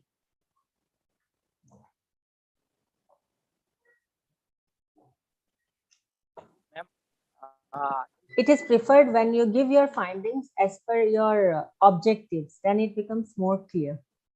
You can relate it that as according to your which objective, which are the findings. Ma'am, the objective number 3 is to understand the health behavior of the people. Yeah. The findings are majority of the respondents prefer public health care because it is easily accessible and more affordable. And majority of the respondents prefer institutional delivery only. None of the respondents go for traditional delivery system like none of the respondents don't prefer traditional. Like you are talking about health seeking is you according to you, they preferably opt for public sector services, Yes. right? Government services. Your respondents were also from that area only, the patients coming to government hospital, right?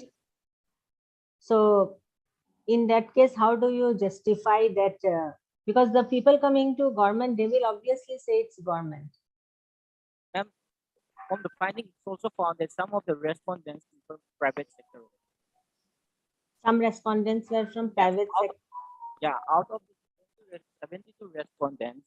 How did you select your sample? Ma'am,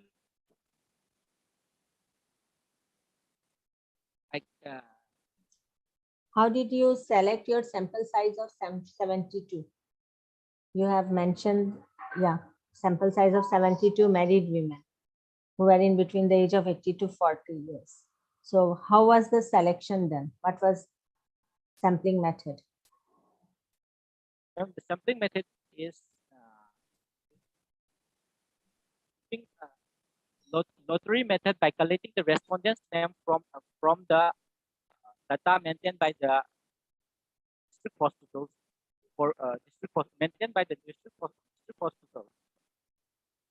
of gynecologist department Okay. between August to October.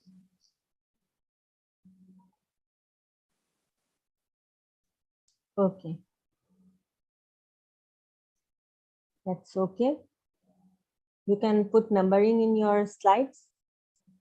That is one suggestion.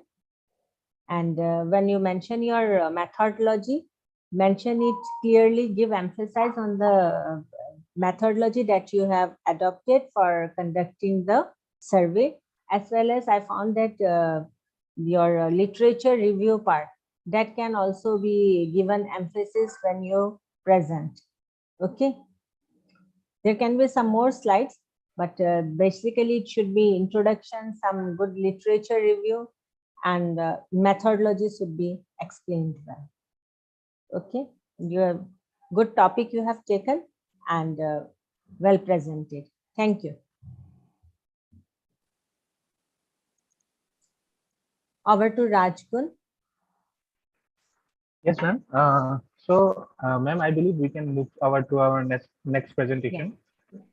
Okay. So the next paper that we have today is titled "Exploring the Role of Social Worker Amongst Child Labor, National Education Policy 2020 and its Perspective in the Context of Coop, Boragaon, Guwahati."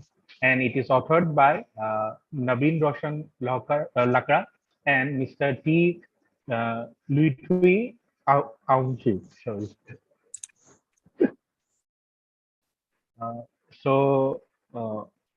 Mr. Naveen, you may start presenting.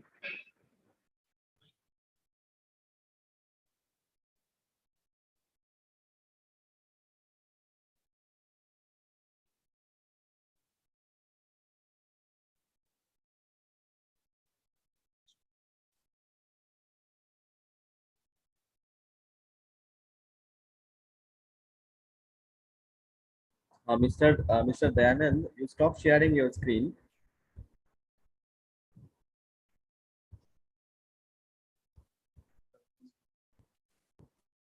Good morning, sir. Good morning, ma'am. Good morning, chairperson and all the dignitaries, as well as the participants of this event. I hope I am audible and my screen is visible. No, your screen is not visible. Okay, ma'am.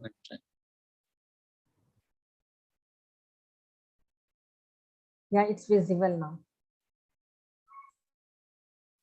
Thank you, ma'am. My topic is exploring the role of social work on child labor, national education policy, and its perspective in the context of Boragaon, Guwahati, that is here in Assam. And it is both based on the primary data as well as the secondary data. In the introduction part, just I would like to highlight the child labor, as it is a heinous crime, or it is a serious crime that we know, because it is the denial of the childhood in the aspect of physical, psychological, intellectual, and overall growth and development of a child. Because of the child labor, the growth of the child or the physical growth is restricted, and also the psychologically the child is not able to express his or her feelings at the age of in the childhood, and also the intellectually child is not able to grow. That is one aspect. And also child labor, that is interlinked with the child trafficking, how the child trafficking takes place, and these traffickers mainly they use these children for the cheap labor, and also in the hazardous places or in the dangerous places they make them to work with a very low payment without looking into the safety and security of the children. And also it shows the literature or the study shows the 60% of the children get trafficked every year. That is according to child trafficking in India, authored by Roy.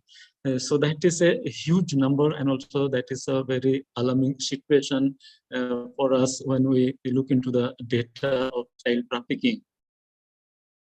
Now, according to UNICEF, the child labor or the children are considered those who are below within the age of 5 to 14 years. and also the Child Labor Act 1986 that states those who are below 14 years, they are considered children.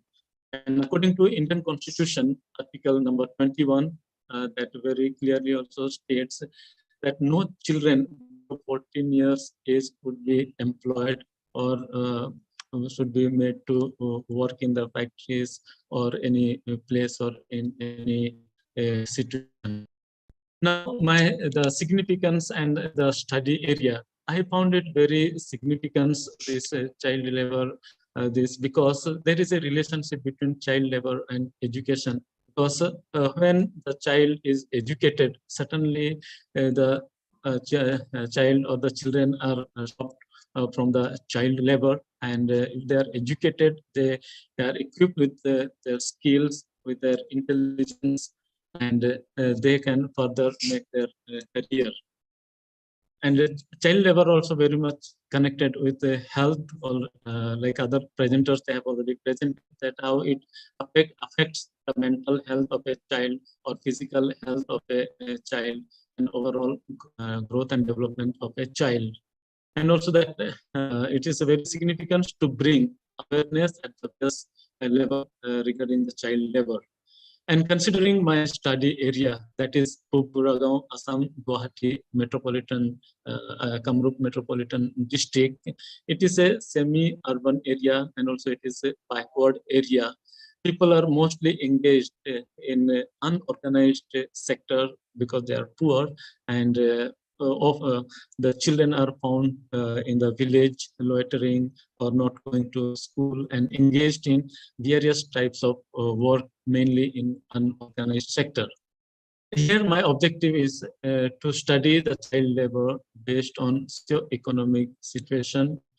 Second point is to understand the impact of child labor in the given community. Third one is to understand intervention by government and NGOs on child labor, education of children.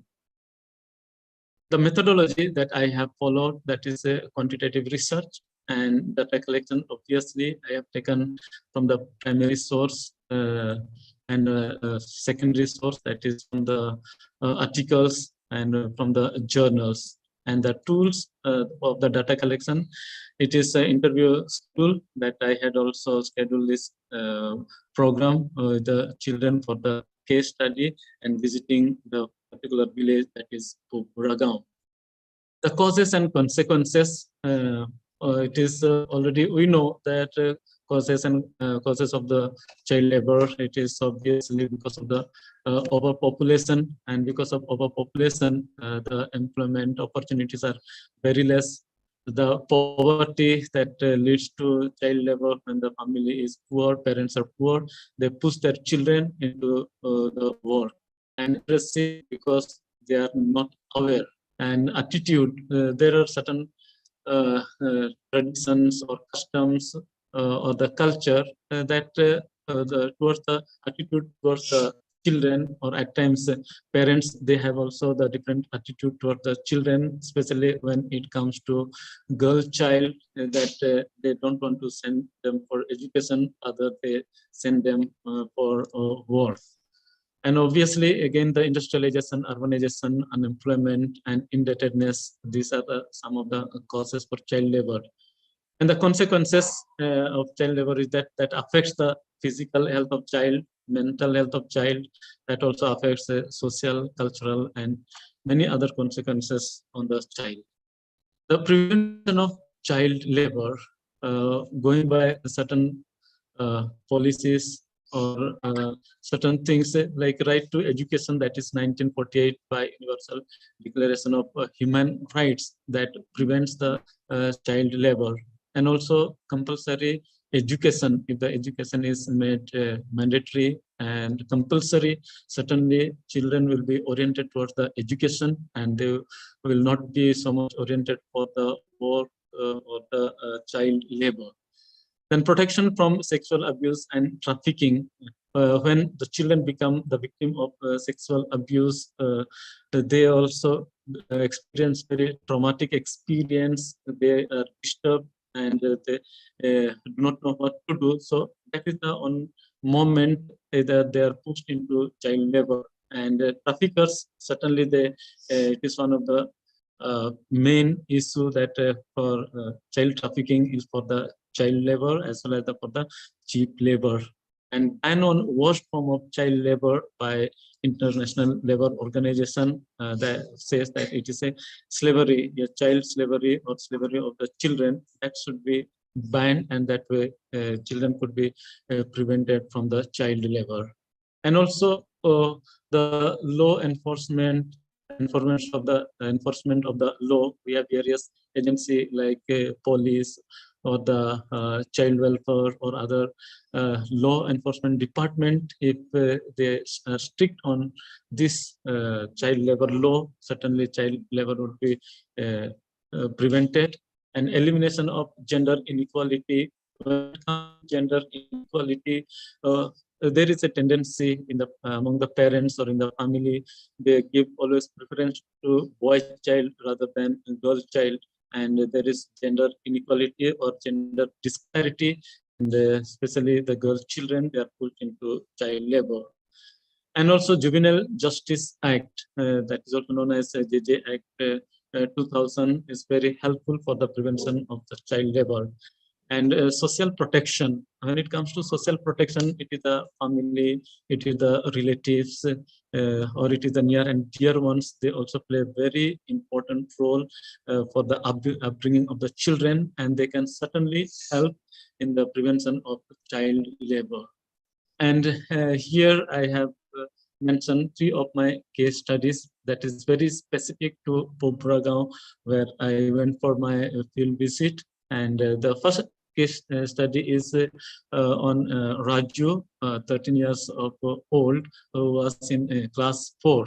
And I found this boy, according to his age, he could have been in the higher class. And also, it so happened the boy was not interested in studies, not interested in education, but then picked up by one of the NGOs and helped by the NGOs, and boy came to school, and instead of attending the class or paying attention in the class, mostly the boy was seeking attention from the teachers, from the others, and he would disturb in the class.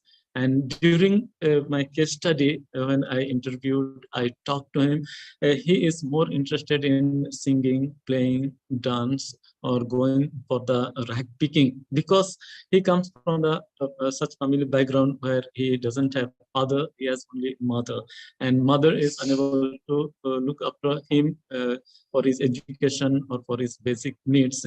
And that's how the boy is being neglected, but picked up by one of the NGOs and being helped.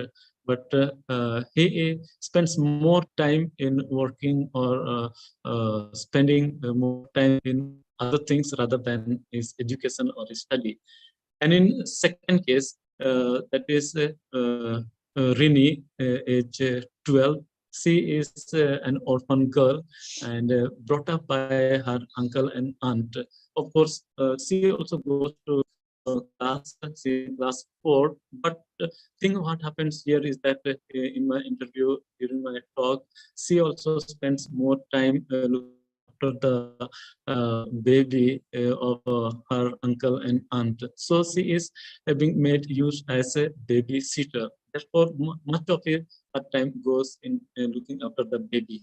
And the third case, that is Anjali, her age is 14 years, and she failed in class 8, and there was no reason, but the parents, they stopped her education. The simple reason was because they are poor and nobody to look after the cattle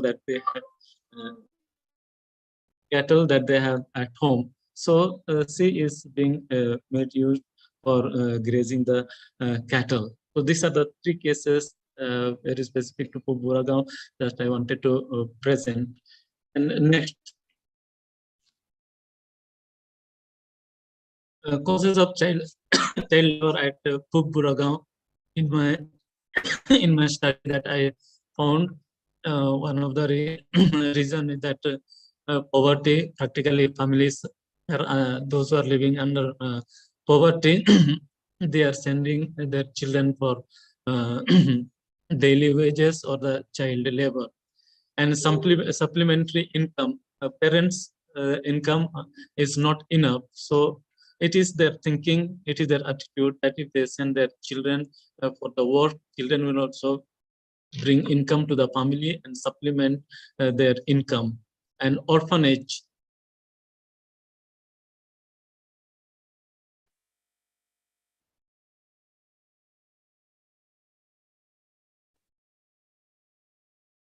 Ma'am, am I audible? Hello.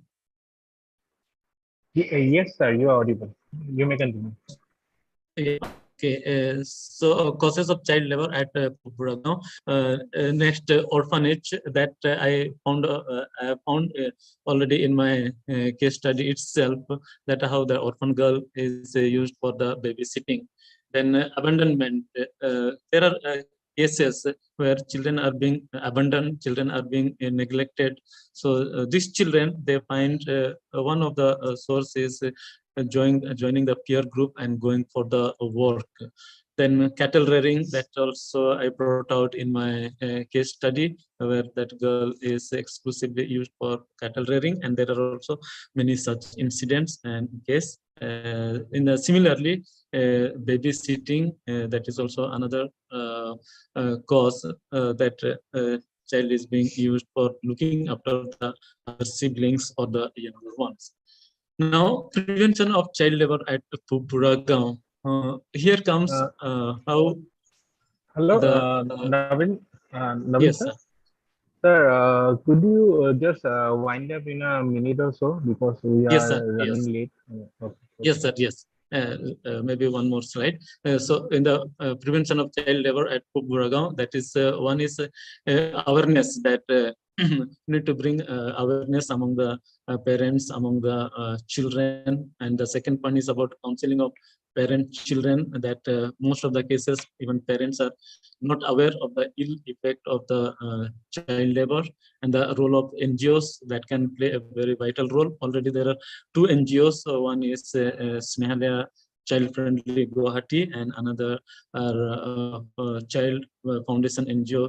Two are in operation, and the government implementation of government policies will be very helpful. And also the role of social worker in bringing awareness campaign, shelter home for children, and combined effort by NGO and government and advocacy. So in my conclusion, just I'd like to emphasize that education plays very vital role, and that would be very, very helpful in prevention of child labor in Buragaon. And like multi-sectoral approach, that encouragement, incentive, guidance to the children and parents will be also very helpful. And formation of children's club, where children will be able to express their own feelings, their thoughts, their ideas, and that will also be the very motivating factor for the children. So thank you very much.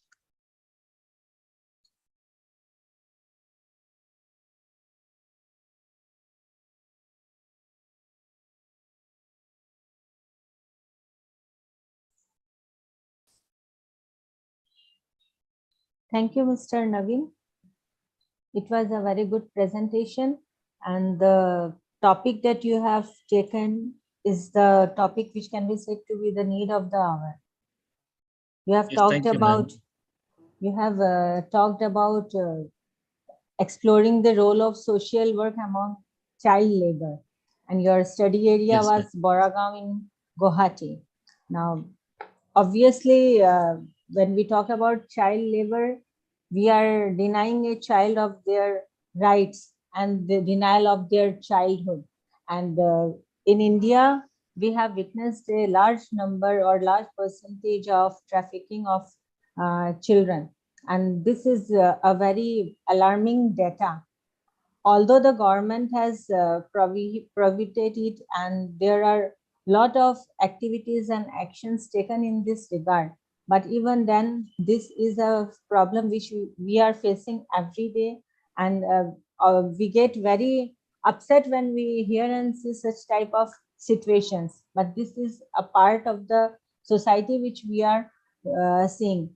You have talked about the various reasons of child labor.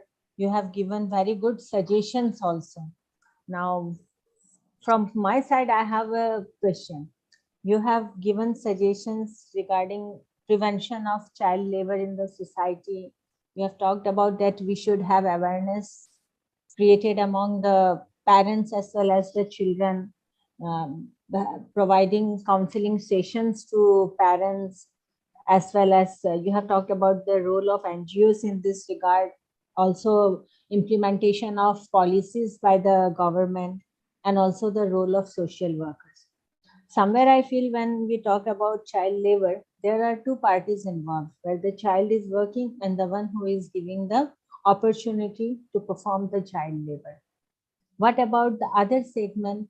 How can we educate them so that we do not provide this? Obviously, we have seen that in many business organizations, they write it that we do not allow, or we completely avoid child labor in our organization.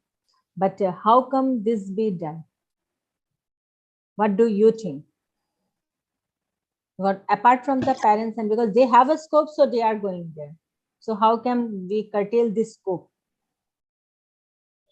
Yes, ma'am. When we look at from other angle, now parents they send the children for the child labor, but other side, looking at the various policies, even if the children are employed, there should be very safe and secure place. It should not be hazardous. That children they should not be made to overwork. That would affect the children.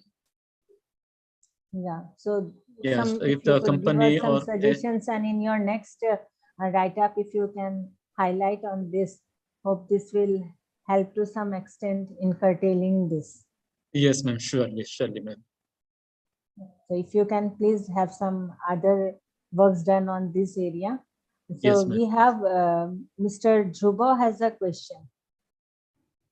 Mr. Dhruba. Yes, ma'am. Good morning, ma'am. Oh, it's almost afternoon. My bad. And good afternoon, sir. My question is that I strongly agree with the point that education and what was the another point? Education and wait.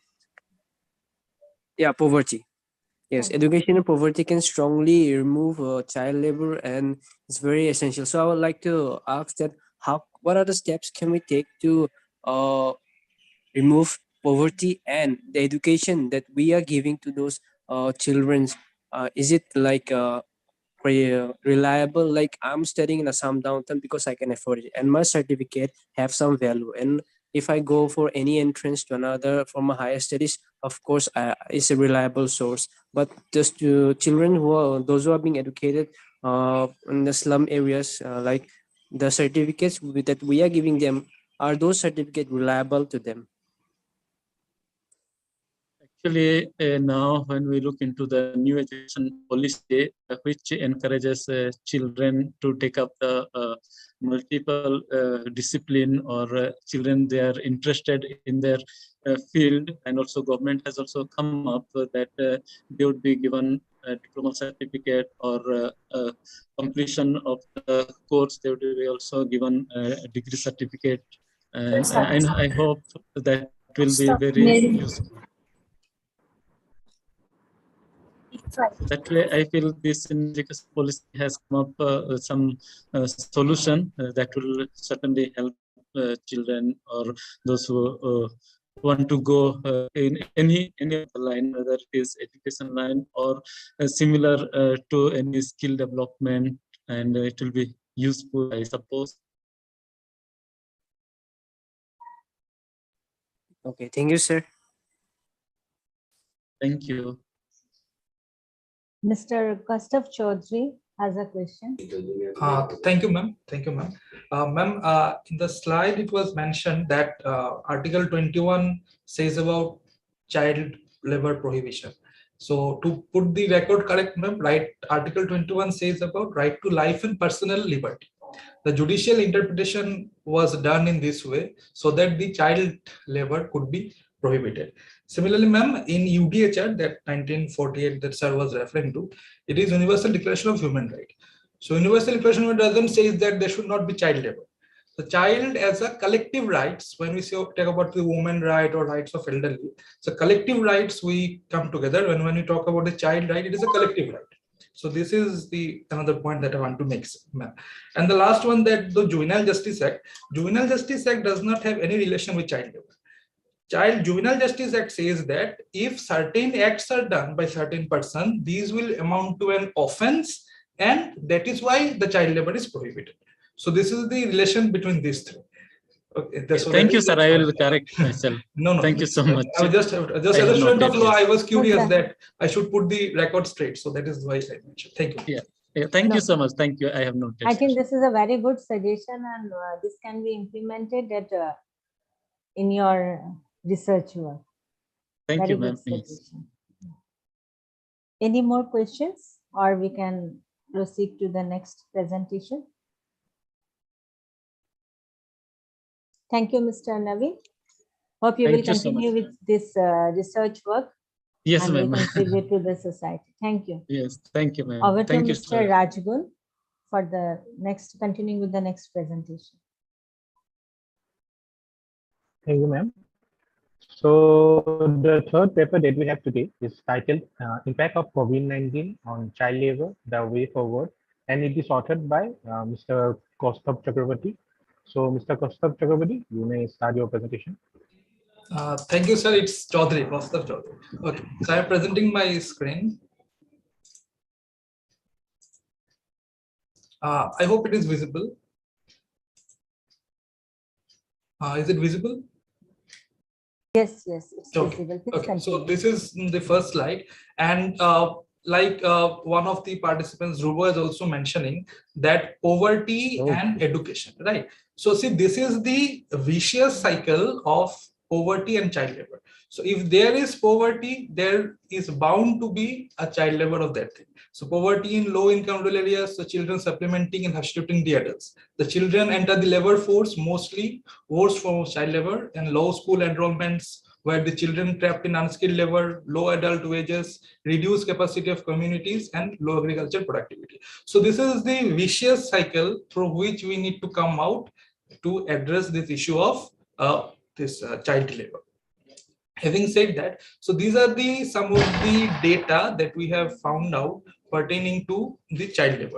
So be it the rapid survey on children report, or the government of NSS report of 1718, or the UNESCO report, these are the all school dropout and other dropout relation data that has been presented.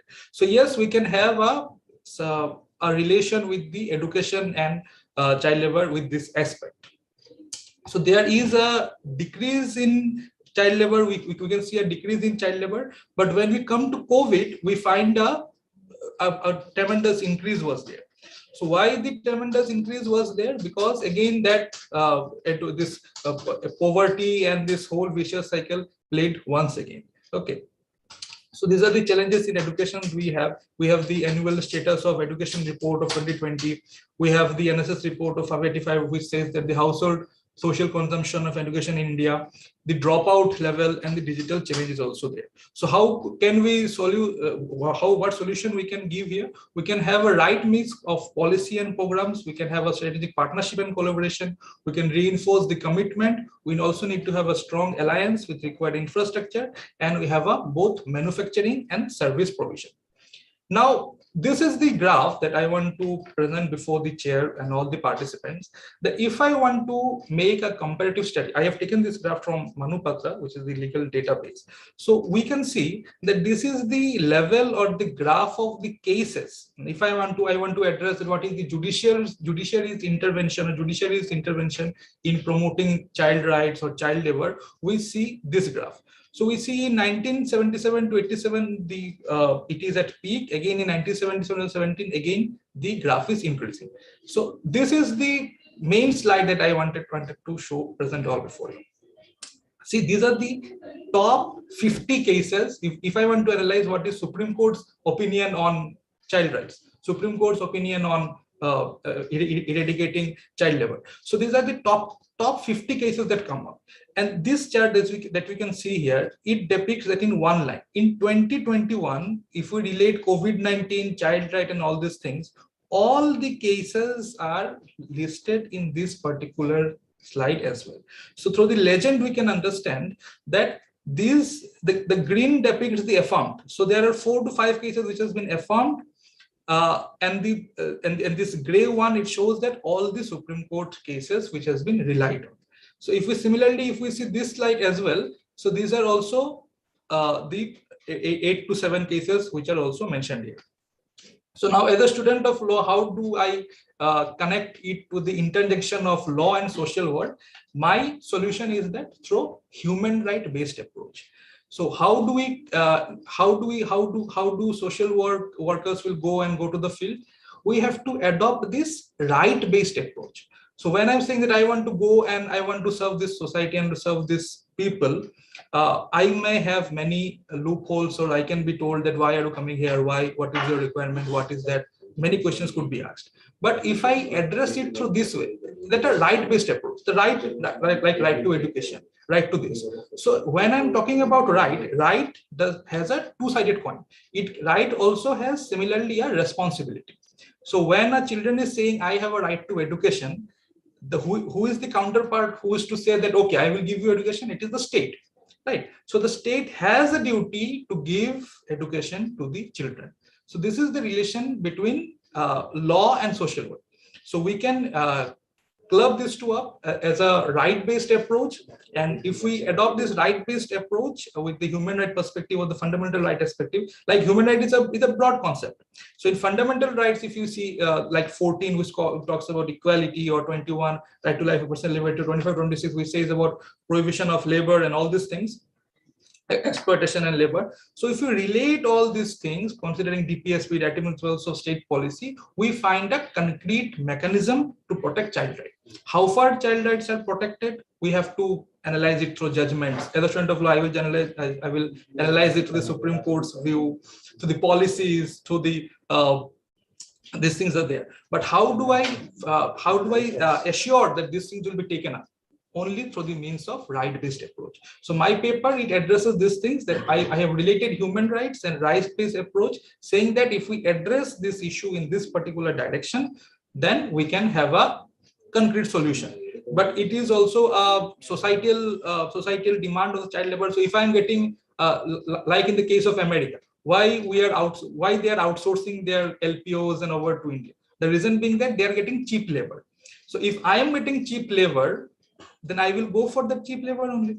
So how do I compel the other party that, okay, you should not take child labor, you should not recruit them? The answer to this question is that through the right-based approach. We have to tell the children that no, you have a right to education, you have a right to decent living. If you go for this labor, again, you will fall into this trap of poverty, income generation, all these things, then again, this will fall into the vicious circle. So my submission to this August forum, to the chair and to all the participants, my social worker colleagues, that we should have this right-based approach to human rights and fundamental. Then we can make our point much more stronger, and we can go out to the field with much more credibility. So this is my submission now. Thank you so much.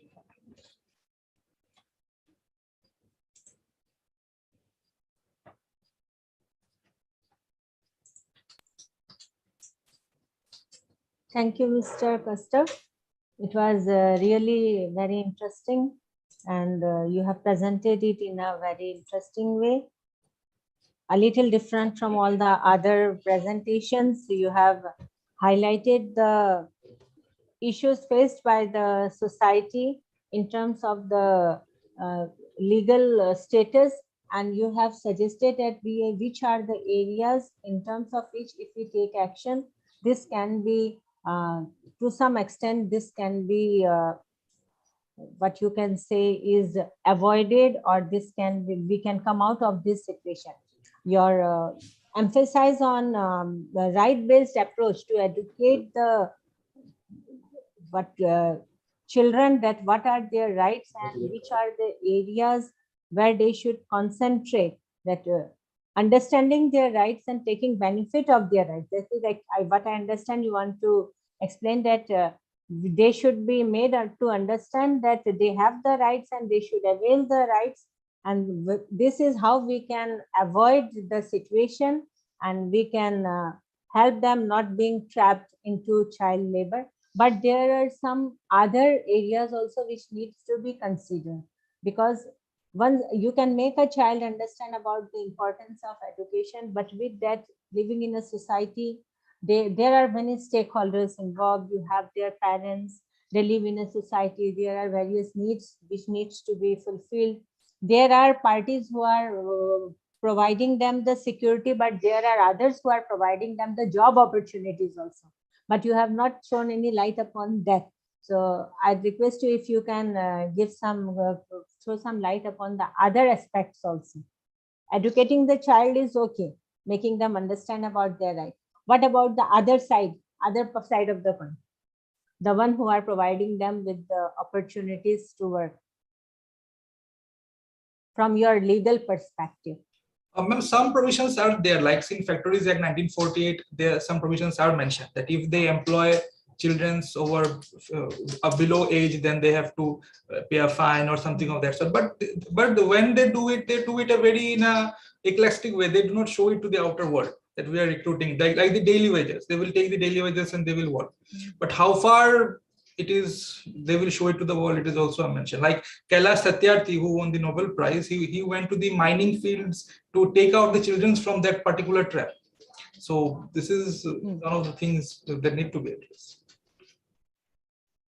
Yes, we also have a responsibility to avoid anywhere where we see that a child is involved, to avoid purchases or shopping from that areas. That can also be done. So, thank you. It was a nice presentation, and the house is open for discussion. If anyone has any queries or any questions, you can put it forward.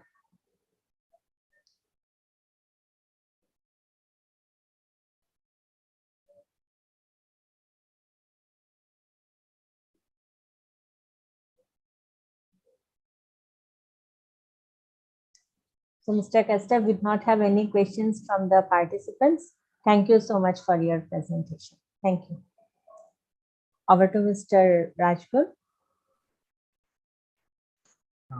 The fourth and the last paper that we have today in this session is Growing Up in a Native Village, a case study of Thongjau, a scheduled caste village of Manipur, and it's authored by Dr. T. Bimala Devi. So may I request Bimala Devi to start her presentation.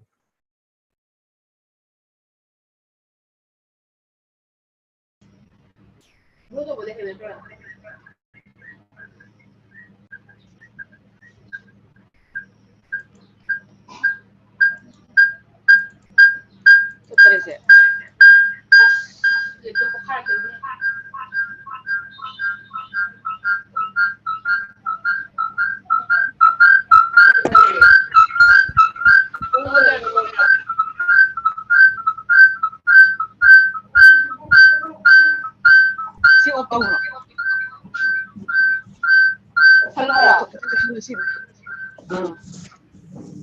afternoon.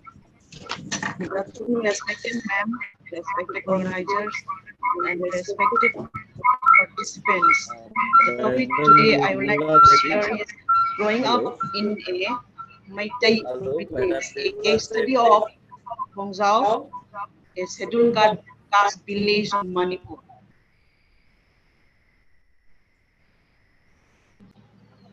I just interrupt in between. Your Let me share voice my is screen, not ma'am. clear. No, your Let me screen share is my also screen. not visible, and your voice is also not clear. Sorry, ma'am, sir. Sorry. I think you are using devices nearby. So please, Ma'am, can you see my slide, please, ma'am? No, not visible. Not visible, ma'am. No. I think there is a problem, ma'am. Video on top.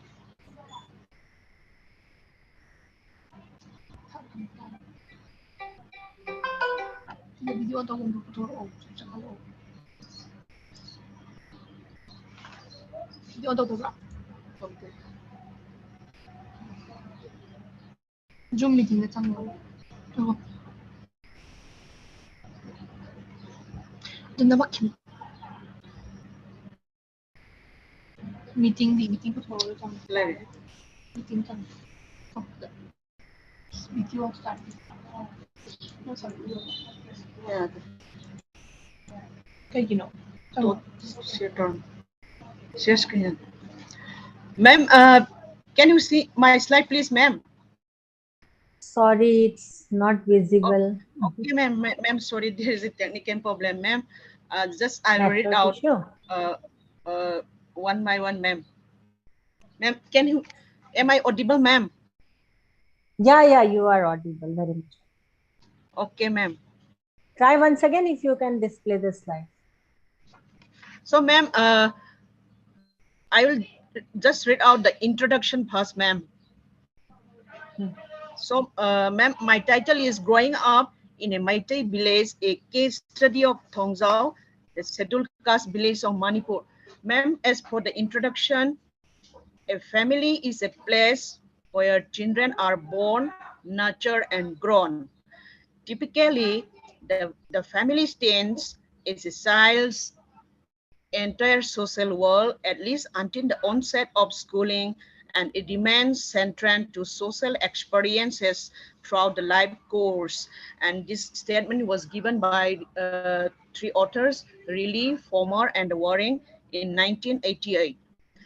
Though parenting styles vary from home to home, a good family environment is very much indispensable for a child for his overall well-being, rather than a bad family environment which creates problematic behavior to the children.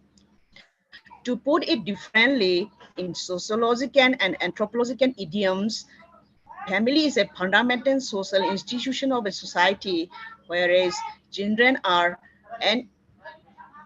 enculturated, socialized, in tune with the social norms and values of the society.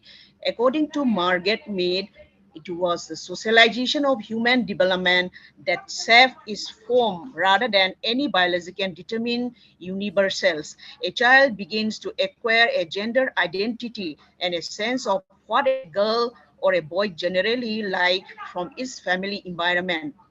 In a socio-cultural setting, gender difference has been culturally constructed from early childhood in accordance with the value system of the society. In patriarchal societies, boys are enculturated with the intention of making them brave, strong, hard, and bred honor of the family, whereas girls are brought up with the intention of making them helpful, soft, cool and calm, at submission and subordinate. In such ways, they are not free from such cultural restriction, as such the Thongzao boys and girls are not free from such cultural restriction. My next slide is introducing the village.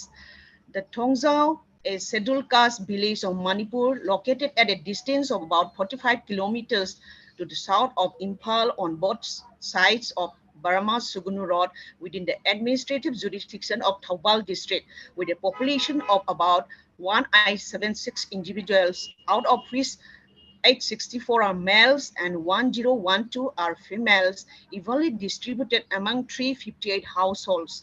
One of the primary occupations of Thongzao society is pot making, an indigenous occupation culturally assigned to women folk only. This craft is practiced all the year round, mostly by both married and unmarried women. Though there is no conventional restriction of the male members of the society to take part in this age-old tradition and craft, only a few of them are found helping their wives, mothers, and sisters. Moreover,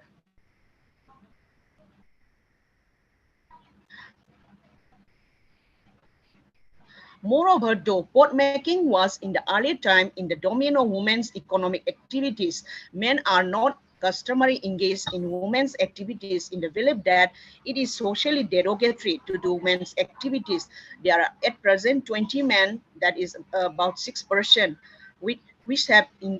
who who have engaged themselves in pot making as a profession, but they made only pots of fancy items that also only on wheels, not like the women potters. My next slide is material and the methods. The objective of the present study is to give a detailed analysis how family environment and gender differentiation affect the lives of the children. And the methods I've used the observation, interviewing, and case study methods are the important tools of research most frequently employed in the collection of the relevant necessary data of the present study. Moreover, my conceptual and theoretical understanding on both environment, socialization, and children, their culturally constructed gender differences could also begin by going through different published literatures in the domain of gender socialization and children. So my next slide, ma'am, is socialization and culturation. Socialization is the process of learning to be human. Socialization is the process of developing of a self or a unique identity. Socialization is a lifelong experience, lifelong social experience by individuals develop human potential and learn the pattern of culture.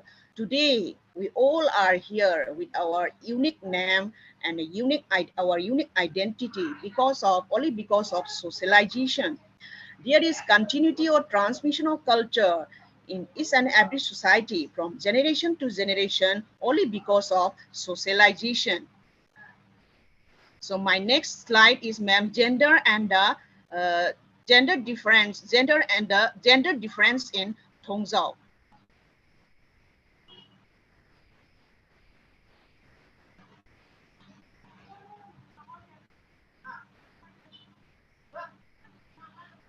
It can be said that gender difference started when the fetus is still in its mother's womb and as well as from the birth of the child. Conception and birth of a child are usually the rejoice moments of the parents of the family in Tongzhou society.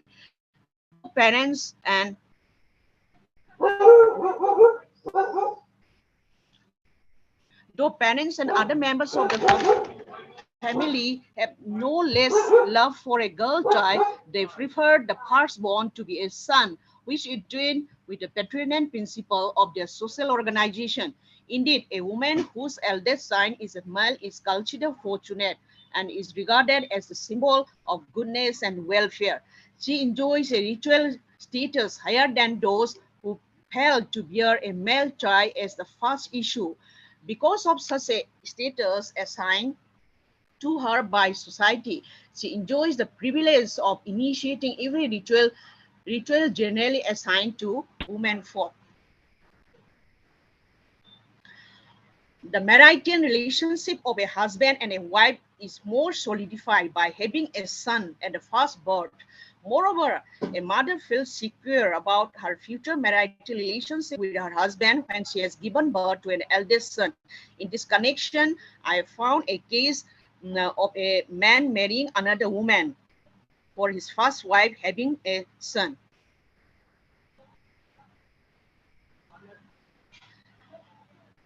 And ma'am, next slide. Because of gender difference in Tongzhou, some disparities can be observed between the boys and the girls, or males and females.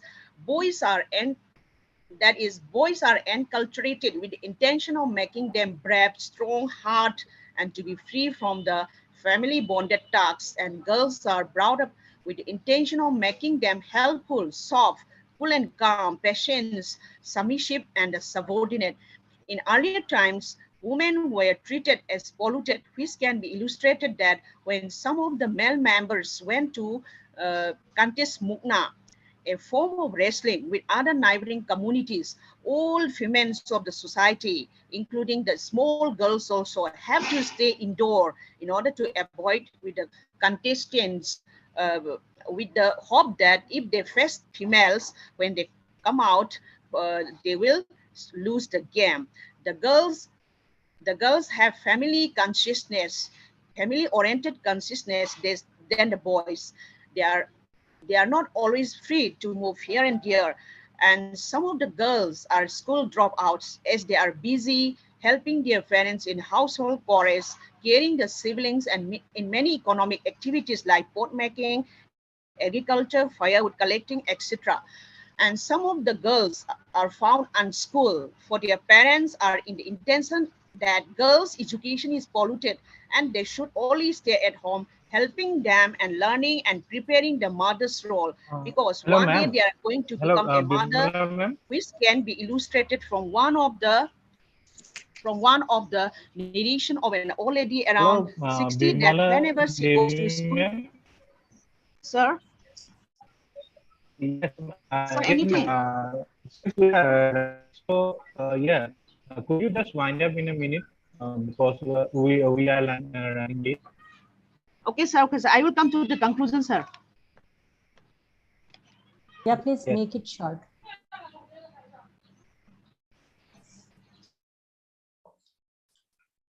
So here comes my conclusion. Culture and values that place women under the control of fathers, brothers, and husbands, though vehemently supported by women as by men, are nothing but the culturally constructed gender differences made by a patriarchal society in favor of male dominance. Though their tasks in and the contribution to the social sphere of life, I very much value. Their tasks are the virtues of subordination and their coordination are the virtues of duty. Contributions are the virtues of duty. At the same time, they have had a comfortable live-in feel about their lives. They do not feel any kind of strain, conflict, or negative self-images. This may be explained against the backdrop of the internalization of culture and values through the process of enculturation. No doubt the identity of Thongzao syndrome that the girls that is the girls' active participation in the economic, social, and the ritual activities of helping their parents in the household works and in caring their siblings, and the ideal lifestyles of the boys with more opportunities are nothing but the cultural constructions set by their society and culture within the frame of the patriarchal society, which they have enculturated from their early childhood. Today, women in Thongzao are moving forward due to different factors such as formal education, exposure to outside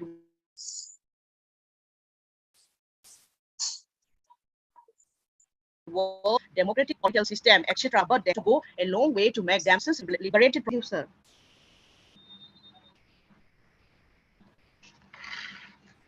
Thank you, Vimla Devi, for the wonderful presentation.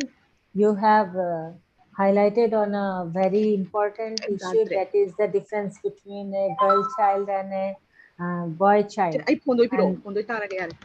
And this is prevalent in almost all the communities in India, as we can see. Obviously, parenting, it differs from every parent, differs in parents to parents.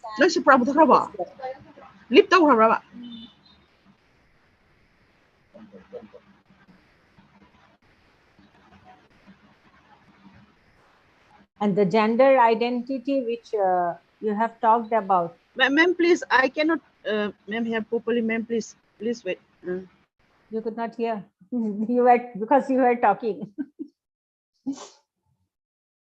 Am I audible now? Because of heavy rain, that's why. You have some network issues. Please.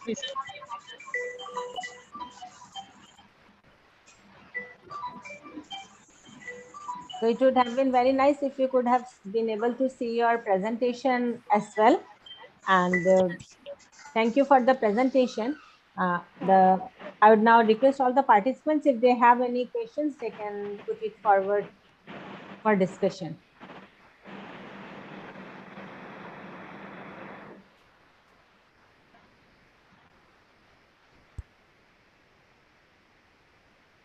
There is a question, I think, ma'am, state like, I don't know which, it's addressed to Costa, I think, Mr. Costa. When they are lacking basic need of food, RBA, how will it work? One of the participants have raised this question. Sorry, can you ask the question again?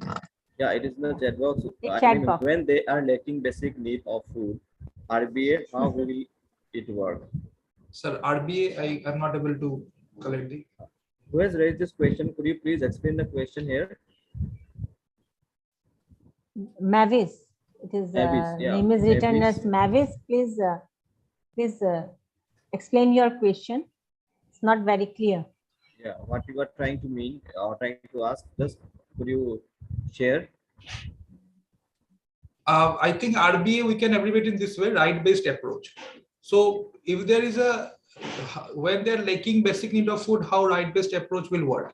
So again, I'm saying that poverty and right-based approach. So as a social worker, Bijoy Das is my senior from Assam University. So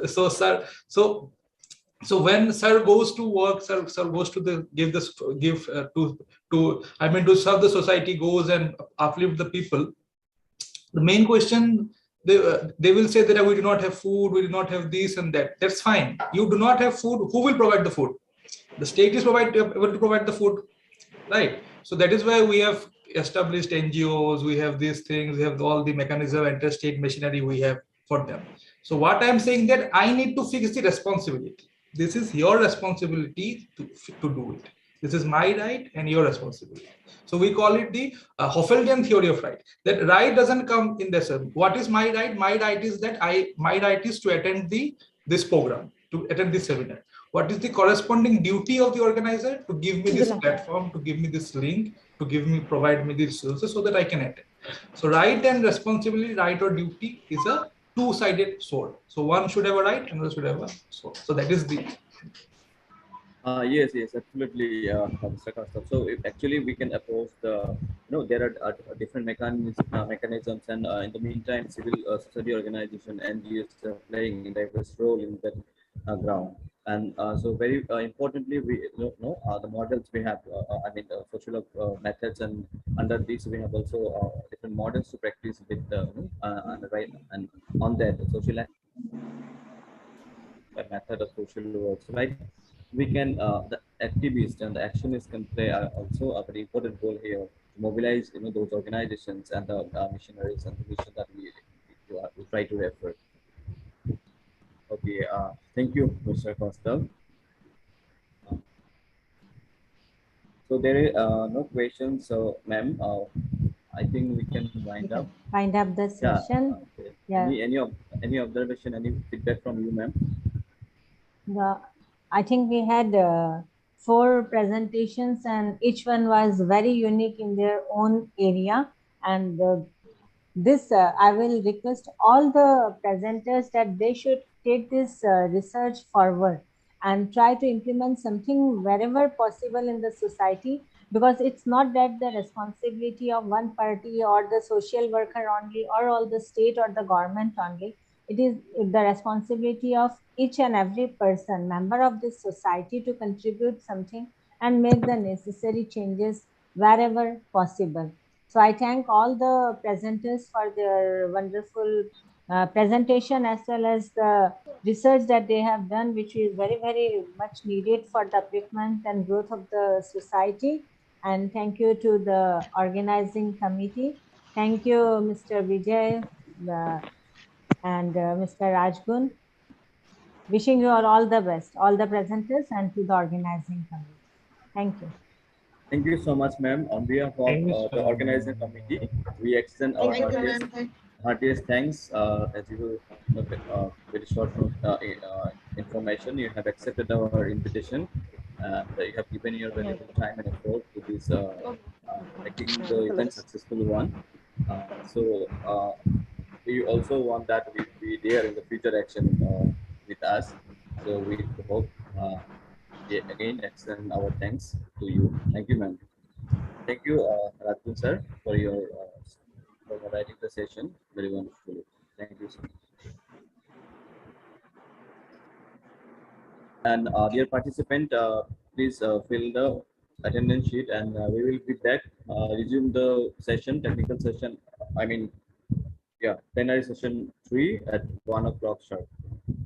So have your lunch and join us as soon as possible. We'll resume at 1 o'clock. Thank you so much.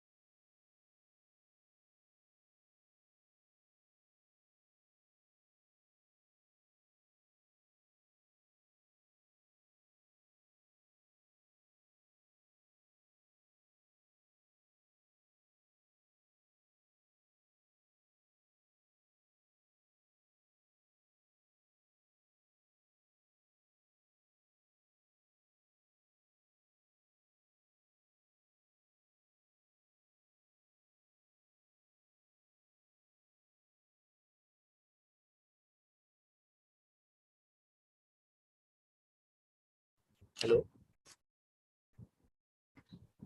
Yeah, can you hear me, Bijoy? Yes, sir. Yes, sir. It's fine.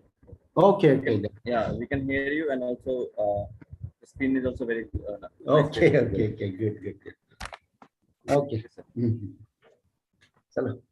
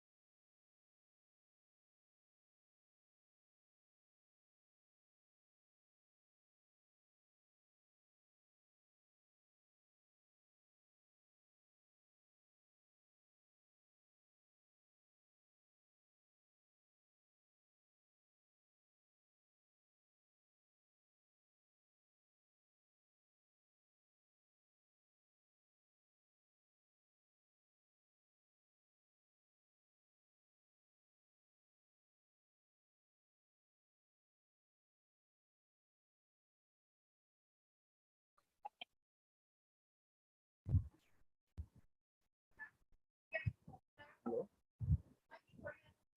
Good afternoon, sir. Yeah, good afternoon, Bijoy. Whether Arman Ali has joined? Yeah, let me check, sir. I think that the sir is also there. Sir Yes. is joined. Yeah, I can see. Yeah.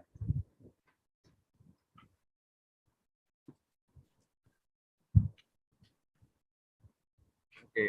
Speaker is not joined yet. I mean, Arman Ali sir has not joined. So let us wait. I think he will join around 1. Mhm.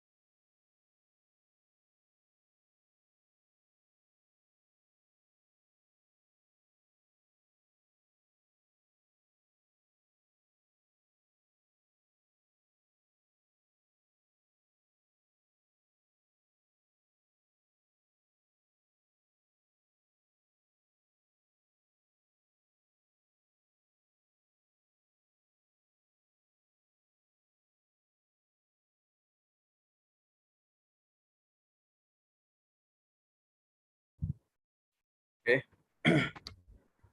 Very good afternoon to one and all present here. So we are going to start the plenary session 4 of this today virtual international conference. So we have today the session chair, Professor Dr. Shubhabrata Datta sir. He's a professor, Department of Social Work, Assam University, Silchar. And we have the speaker, eminent speaker, Mr. Arman Ali sir, who is Executive Director of National Center for Promotion of Employment for Disabled People. So Arman sir is there. We welcome both of you and other participants and other delegates, and also the session moderator, Dr. Valdo S. Tandam sir, to this session. So with this, we welcome you all in this plenary session 4 of this today conference. Now, I may request Valdo sir to take over the session. Sir, over to you, please. Okay, thank you, Bijoy. Dr. Bijoy, thank you. A very good afternoon today. Before we begin, I would like to introduce the chairperson of today's session, Professor Shubhabrata Datta. I would like to mention his few contributions on social work education, though he does not need much of introduction, but still then I would just wanted to highlight few of his contributions. So Professor Shubhabrata is a professor and former head Department of Social Work and former Dean of Student Welfare, Assam University. And Professor Datta has started his academic career as a faculty in Tata Institute of Social Sciences, Mumbai. He has been associated with many organizations, whether in national level or in international level. And to his credit, he has published many books. So among them, Spirituality, Culture and Development, Implication for Social Work 2017 is one of them. And Governance, Development and Social Work 2015 is another one. Women in India, Socio-Economic and Cultural Transitions, which is also being published in 2015. Then Partnership in Rural Development, Government and NGO Partnership, which was published in 2013. Democratic Decentralization and Grassroots Leadership in India, which is being forwarded by Sri Manishankar Iyer, the then Minister of Rural Development, Government of India. Women Speak 2008. And he has also contributed n number of referred articles in many reputed journals of national and international repute. Professor Datta has also delivered a lecture in many international institutes, among them with University of Howard, United States, University of Michigan, United States, then National Association of Social Workers, Michigan chapters, then the University of Glasgow, Austria, Institute of Social Psychology, Warsaw, Poland, Yunnan University, Kunming, China, then University of Dhaka, University of Gopalganj, University of Rajshahi, Shahjalal University of Science and Technology, Silhat, Bangladesh, etc. So these are a few of his contributions. So welcome you once again, Professor Datta. And I would thank you, Dr. Laljo.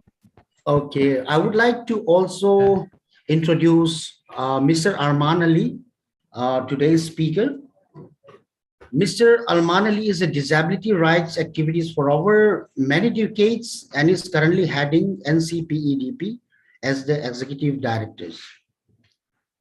And he has held many distinguished posts in various national and international organizations. He has also held several honorary positions in various important committees of the government at the state and national level.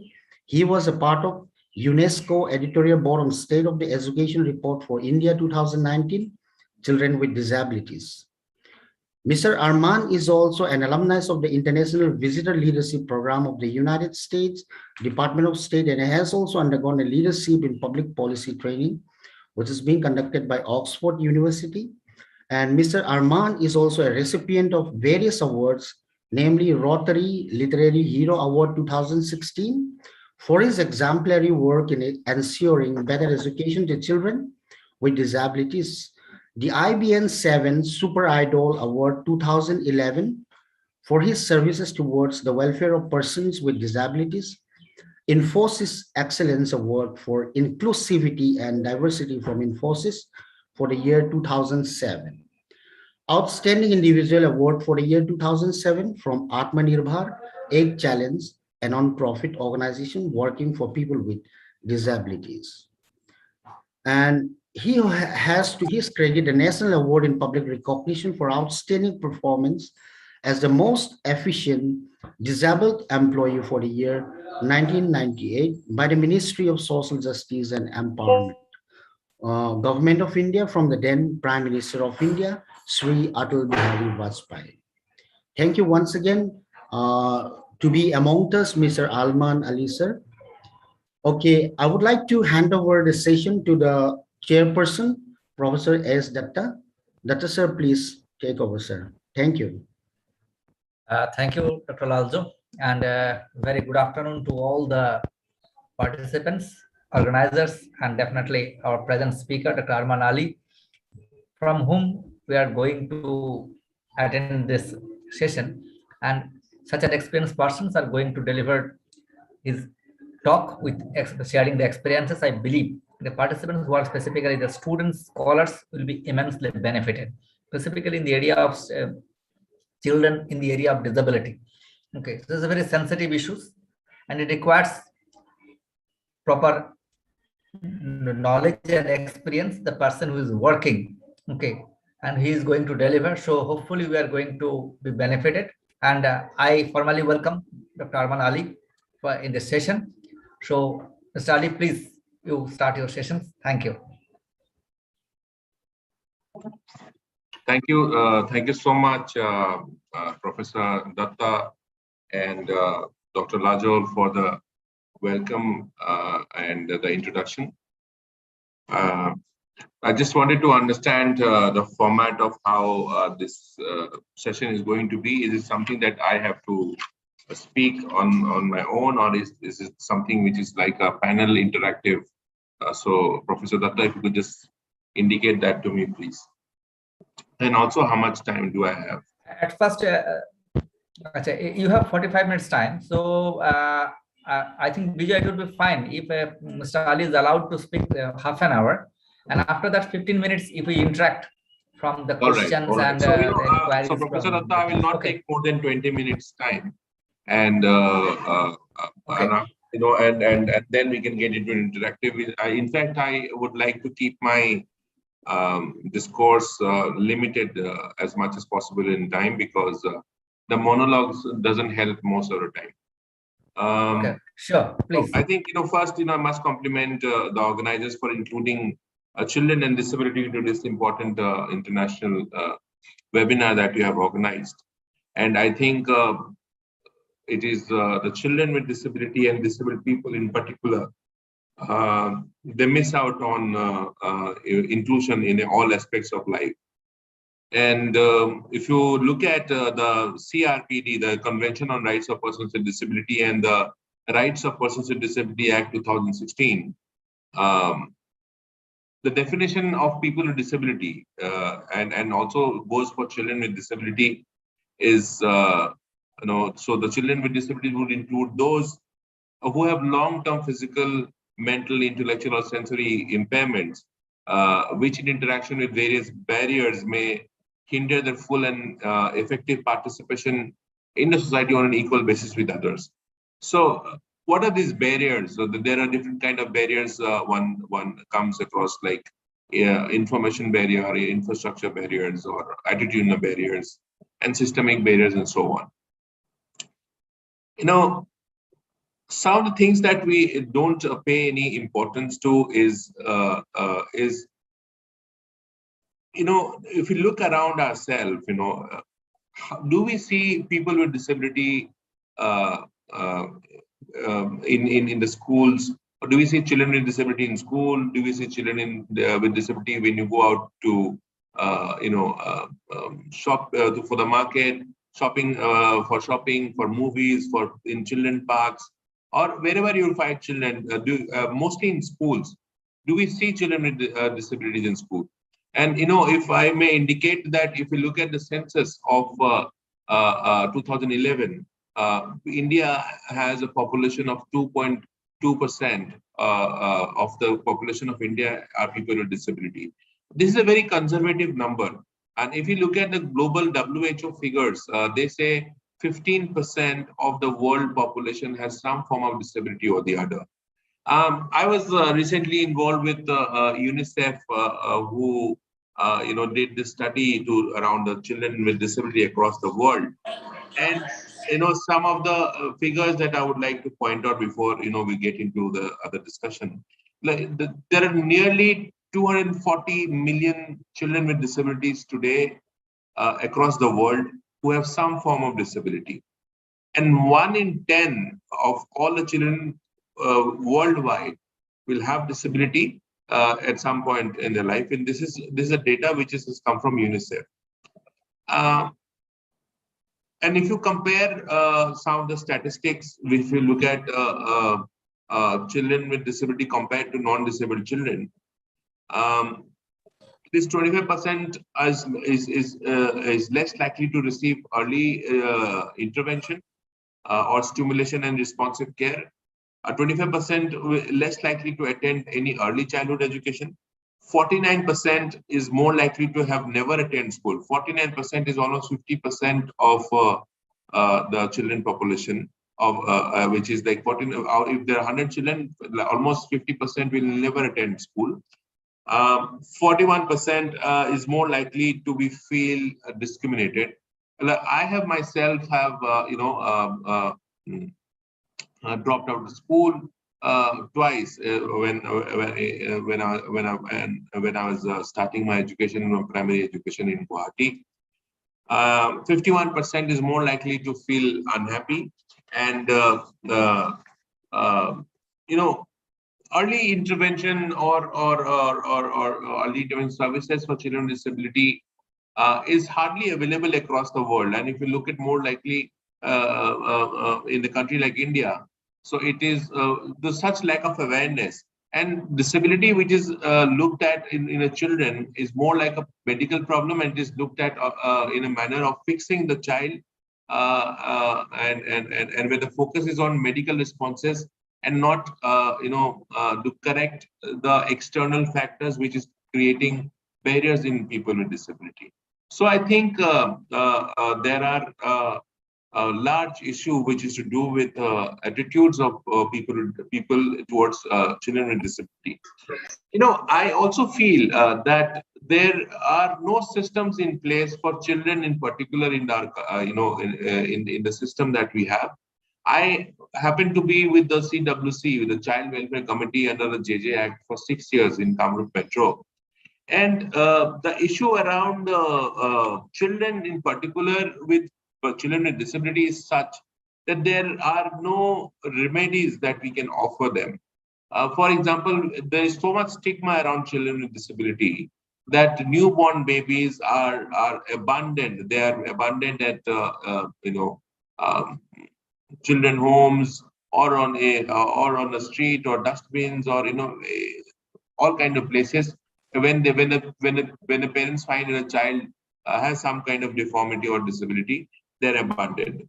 You also see a lot of children who are destitute, who are begging on the road or various places in across the country, and there is no way that the system or the state provides in terms of care and protection of such children with disabilities.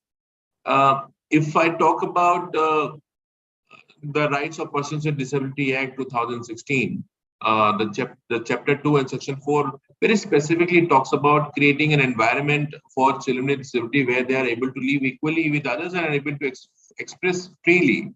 So expressing freely for a child with disability, we need a lot of support. As I mentioned earlier, the need to create early childhood development program. There's early intervention. There's screening of children with high risk, who are high risk at a very tertiary level, educating parents and making our systems in a manner which is inclusive for all. You are all must be aware that the India has a very progressive national education policy, which just got formulated in last year, and I think one of the very progressive law policies, and it talks about inclusion of children with disability, people with disability, right from early childhood development to higher education. So, I think there's a great step forward towards inclusion of children with disability and people with disability in particular in the mainstream society. So, if you look at the, worldwide data again, I'll quote from the UNICEF report. There is 68% of girls with disability and 30% boys with intellectual or developmental disabilities will be sexually abused before their 18th birthday. So these are, huge, problems that we have in our society, because once the child has a disability, the focus completely moves away from the other needs of the child, and the focus is on fixing the disability the child may have, and the other needs of education, nutrition, and the rights to grow with the peers and to be able to learn and in the same environment as other peer children is left out. Children also children with disabilities are often excluded from the mainstream education is because of the disability, and they're confined to some of the special schools, and in India only 29% of schools in the country actually caters to students with disability. And if you look at the UDICE data, the enrollment of children with disability or students with disability at the primary level is about 29%. And by the time they come at the secondary level, they drop out. The dropout rate is about 75%. And so by the time look at the data at the higher education level, it is 0.5%. So you can look at the kind of education system that we have, which is not able to include children with disability into the mainstream education system, and hence the special schools are being there to support such children who have intellectual and developmental disabilities. I think attitudes play a very important role for changing mindset of parents and society as large. The removal of stigma that prevails in a society about children with disability and the families, I think, is a major obstacle for mainstreaming or including children with disability within the community. And further, the COVID-19 lockdown has put them into very unfair advantage, in terms of their access to education, which was anyway minimal. And now all of overnight, the education became online, and the disability and the poverty vicious cycle, which creates a major hurdle for inclusion for children with disability, have missed out on this. Many of the children who were the first generation learner, they were unable to access education on an online mode.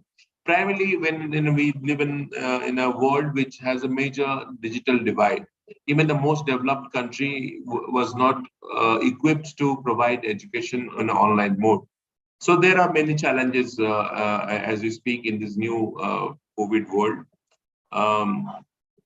The extent of which children with disabilities are deprived or they feel discriminated against, and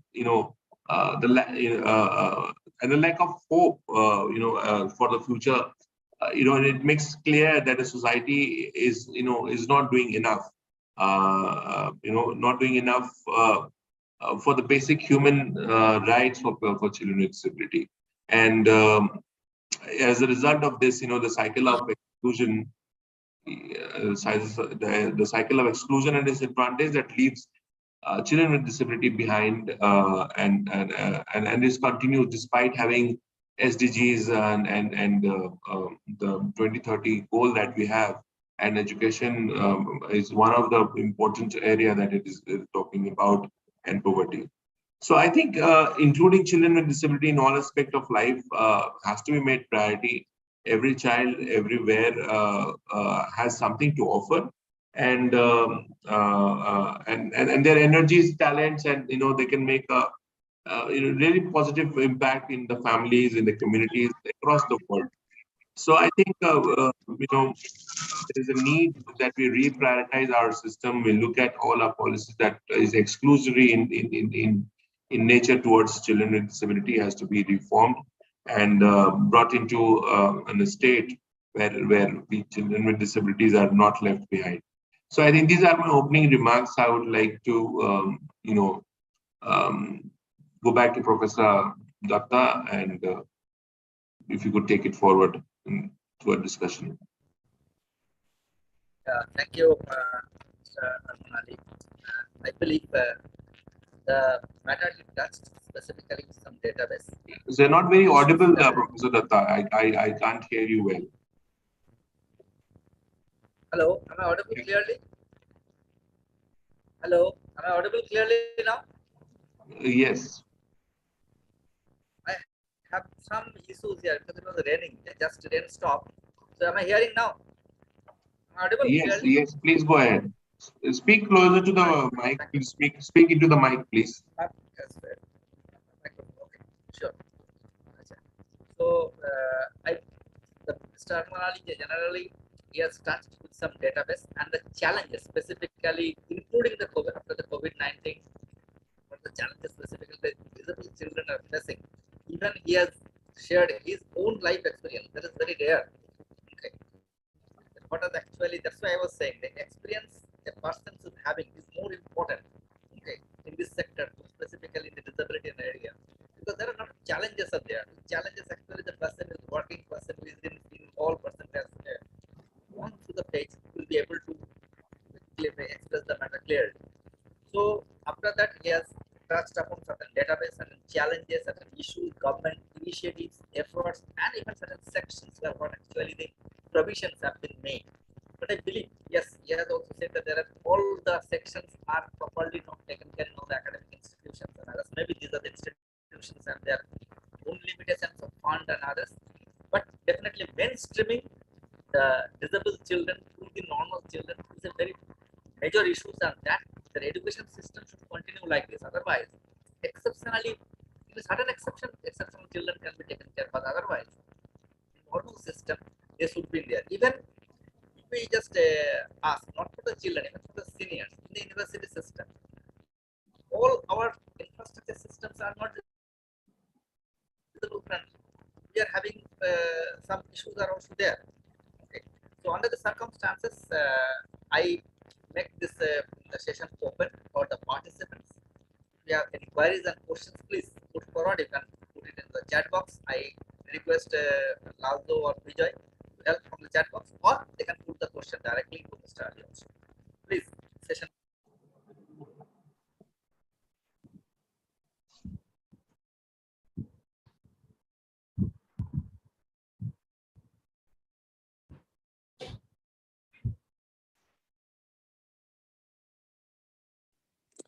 Good afternoon, sir.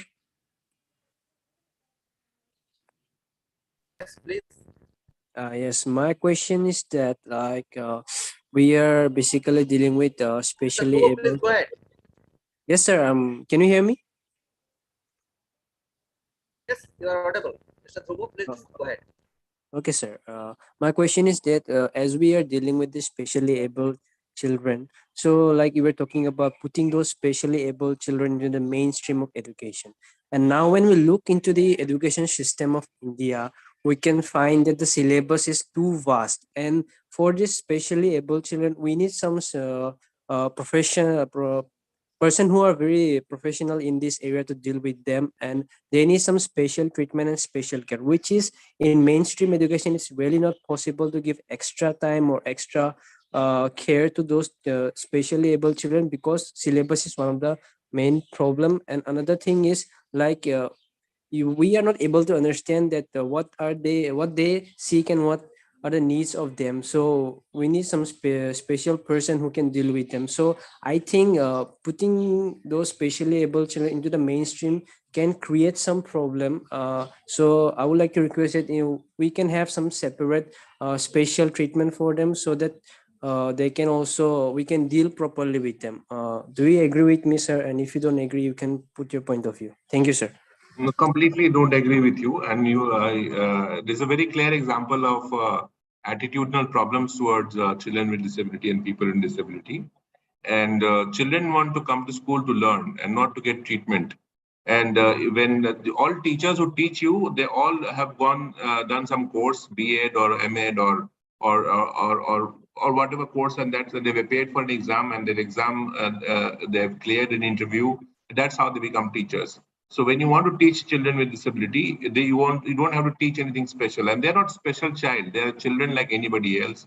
The need for children with disability and non-disabled children are the same.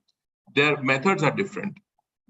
And Dhruva, you should know that in India, right to education is a fundamental right. It is guaranteed by the Constitution of India, and it is the responsibility is on the state to ensure that no child is left behind and ensure that all children receive education. So all teachers who have been appointed in school, they have learned to teach so many. In a classroom, there's a diverse group. All children don't come from the same background. They don't speak the same language, but a teacher is able to accommodate. So likewise, it is important that children are part of that group. It is their right to be part of that group, and the teacher need to be trained to be trained how to teach maths, how to teach science, how to teach English, how to teach languages in a manner which everybody could understand. And there with technology, the sky is the limit if you want to use technology. And technology, the smart classrooms are always there in a country, and there are good examples which is there. This attitude has to go away and has to stop calling children with disabilities special children and then just keep them out of school. Without education, they will continue to remain an object of pity and charity and mercy on the non-disabled people for the rest of their life. And they will continue to be abandoned by parents when they see that there's a disability in the child that has been born. I hope that answers your question. Yeah, sure. Thank you, sir. I did. Yes, I did it. Yes, sure, sir. You can continue. Matter is that in case of any children which is actually mentally not fit, okay, they can require the special treatment. Otherwise, children with other disabilities, okay, are as equal children, okay, so they require a proper infrastructure so that they can move into the system properly. And what Armali said, the all teachers are trained, okay, and children with disability does not require any special attention. Attention is required only that they should be treated equal. That is the first thing. They should be treated equally. They should not think that they are separate over there. Their mental system should be proper, and you teach them. They will learn from the system. Okay. In case of definitely, if there is mental disabilities are there, and so that is required other thing. Otherwise, all other issues can be taken care into the mainstreaming system. That's why it's always emphasizing the mainstreaming is required and proper attitude. Otherwise, definitely they should be left out and they should be subject to different prejudice over there. Okay. So, any other question, please? Sir, I have a small question, sir. Sir, I am Bimola. Please go ahead. Sir, regarding sending to school about these disabled children. So, these children, is it better to send to a school which is only meant for them or to a normal school? Sir, I would like to know, sir. So, comment, please. All children have rights to go to the neighborhood school. So you need to correct the school, not the children with disability. So you can't send, a blind student to a blind school, or a deaf student to a deaf school, or somebody with a locomotor disability in locomotor school, or somebody who has intellectual disability in intellectual school. How many schools will open in every village? Or how many schools will open in every block or district or state? Who will fund them? And how will they sustain? And who will recognize this method of teaching? Will they able to get a job and to sustain themselves? So you cannot differentiate children with disability because of their disability, and they cannot discriminate. As I mentioned earlier, education is a fundamental right. It's a responsibility of the state to ensure that all children receive education, free and compulsory. And under the Rights of Persons with Disability Act, it guarantees free education for children with disability up to the age of 18, unlike the Right to Education Act, which is up to the age of 14. And it is their rights to go to a neighborhood school.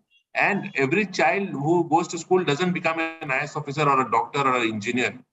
They will do whatever their potential is, how much they can learn, and how they adapt to this thing. So every child with disability have their own potential. So they will go, they learn. Only we have to ensure that the teaching is done in a manner which is not discriminatory, and it is participatory for children with disability, and not keep them out of the learning process. They will all grow to their potential. They will all do what they are able to do as per their capacity. Okay, sir. Thank you so much, sir.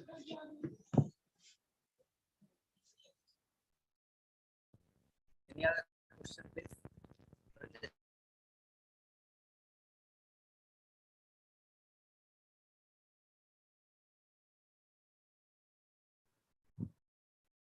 If any queries or any interaction you want from the participants, student participants, students, Meghale, Pankim, Masunet, anyone you want to interact, please?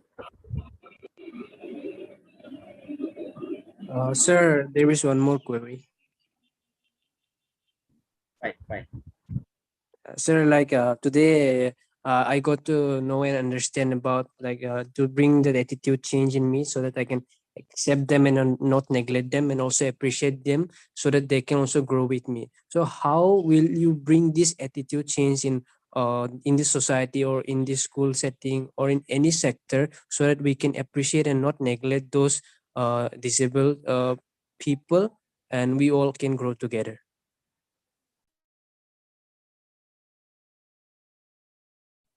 What is the question again? Sir, that you said me that this is a problem of attitude. Like I have an attitude which makes me to neglect those disabled person. Yes. That, Yes. so So, there is need to create awareness. Okay. I think we need to understand first that disabled people are people also.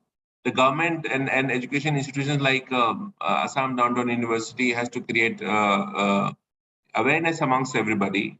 Have you ever studied disability in your entire life? What is disability? Like, we are taught that, so many things in our curriculum, but do we ever study about disability? Have you ever seen disabled people? So there's a need of the society to educate themselves and make sure that we are not discriminating towards anybody, or if towards a person. So like we don't discriminate on religion, like we don't discriminate on this economic status of your class fellow, or nationality, or any other thing. We should not discriminate on the basis of disability as well. So it's about you, how you make yourself aware and become a person with the right kind of an approach which takes everybody along.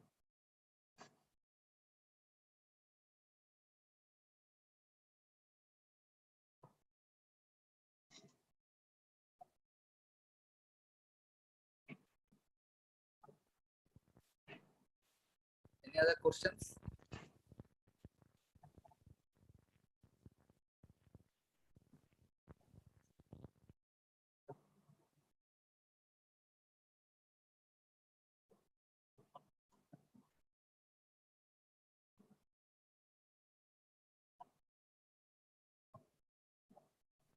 Here, can I share one experience of mine?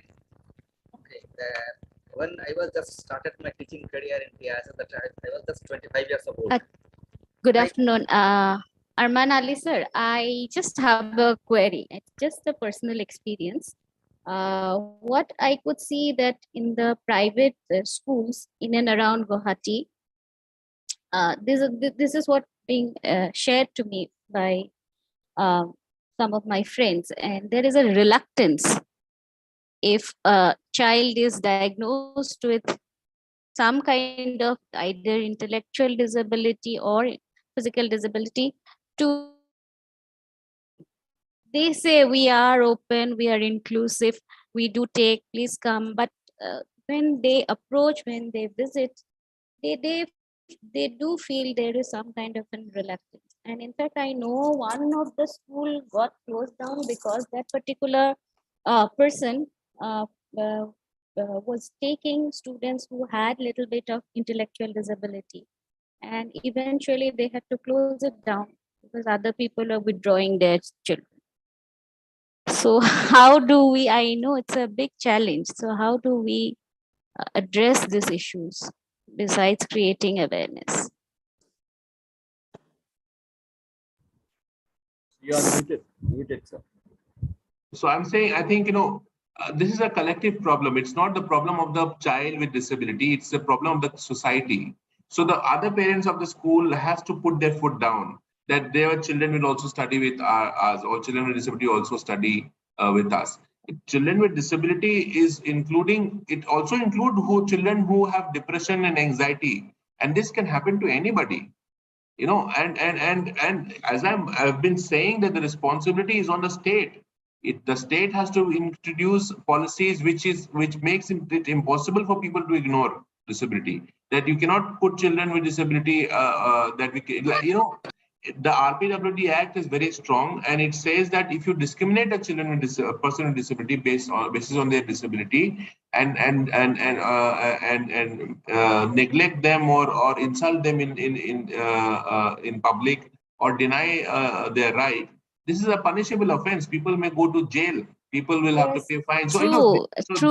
The experience that I'm sharing is like, in fact, the government schools are not having that issue. I know. I'm aware of the issue. Yeah, the private ones, Yes. private ones are, and it's not that obvious that they will tell you or they will do certain things. So I know how they do it. They tell you the in a very subtle way. Yeah, so they will tell you to please go to NIOS, please take admission in NIOS or any other open school.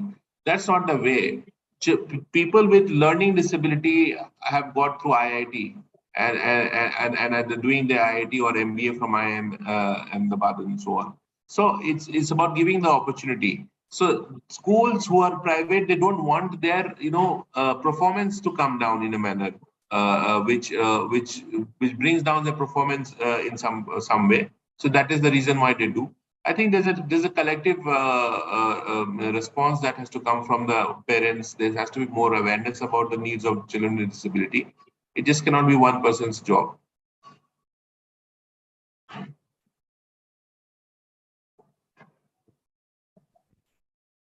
Sure. Actually, I was just sharing one experience of mine when I was started my career in TISS. Okay, so one blind student admitted in the department. So we are 4 faculty in the department. So HOD said, better we interact with the blind child, so blind student, and we can just make an understanding what actually he required special attention and others into the class. At first he said, let me attend all of your class at least one. Then I'll just because it will be different from each teacher to teacher. So maybe some teaching process may have to change. So when after attending my first class, he said, sir, there are 2 things. You sometimes define some concepts and things. When you're defining, you just define twice. And when putting any example, you put the example twice. So just you repeat. And the discussion was taken place in all the other students. They all accepted. So that was the only thing I have to keep in mind when I am teaching, that when I am defining something, I have to define twice. And even sometimes I was repeating other issues also, so that he should not have any problem. And he said that with all teacher only I require half an hour or 1 hour in a week. If I have any queries, that I will taken care of and act to our convenient time. So that was the only thing he required. That's all. Okay, even we did not require any special training for ourselves. Okay, so I was very surprised that the only thing he said is that rest is fine with me. Okay, so it is not so difficult even to taken care of them, to teach them or any other thing issues. So that was my experience, and I think it was not a very difficult situation there. One my question is there, when if there is no other questions, or at the last you can also share, is there any amendment required in our act for any special care that the government has to taken care of, specifically citizen has to be more aware into this? So the right to education needs amendment. Because, it is in conflict with the Right to Persons with Disabilities Act. So that is one. As we are speaking, the national curriculum framework is being decided. for the next 25 years. So this is being decided how and what will be taught in the school in science, maths, and everything. So education is inclusive education is one of the topic. Okay, So good. people like you and whoever is involved in a state level or a central level have to ensure that there are millions of children with disability and people with disability in this country who cannot be left behind. So how are you making your curriculum, your curriculum framework, your pedagogy, and your adult education or primary education inclusive for all children, including children with disability, is what is to be looked at. So it doesn't limit itself to the curriculum, but also the infrastructure and other In the infrastructure, others. Okay, yeah. Sure. Okay. If any other queries? What I can say that is the infrastructure and other, the social work actually have a lot of scope in these directions also, specifically the change of attitudes, infrastructures, and make the people aware and things. So we have a lot of scope. So social work have a scope, and if we can grab that one and incorporate in our system, okay, so we have also our role to play in these directions. Right. So, Professor Datta, if there are no questions, I would request you to grant me leave. Okay, sure. Am I handing over to Mr. Laljo or Mr. Bijay? So, if you have any vote of thanks or anything, please proceed. Okay. Thank you very much, Professor S. Datta. And special thank goes to Sir Arman Ali for briefing us and, going into, details about children and disability. Thank you once again, sir. Okay. Looking up to you for further collaboration with you in further days to come. Thank you once again. Over to you, so Dr. much. Bijay. Thank you so much, sir, the chair, Dr. Sir, and Mr. Arman Ali, sir, for your valuable time and effort that you have given, both of you. And we are really glad to have this platform, like the kind of discussion we had from both the end, from the participant and the chair, and also from we have our dean in Faculty of Humanities and Social Sciences. Also, ma'am has pointed out some of the important things here. And with these, we have also, I think, the Deputy Registrar of Assam University, Dr. Mr. Manoj Kumar Desai is also there. And we are also glad to have you, sir, in this session. So with this, we extend our heartiest thanks on behalf of the organizer from both the university, Assam Downtown University as well as Assam University Silchar. And we hope for future collaboration and support from Manali sir and also Dr. sir. Thank you, and we will resume the session again at 2 p.m. Thank you, Bijay. Thank you so much. Mr. Arman Ali. Okay, for enlightening us with good knowledge. Thanks.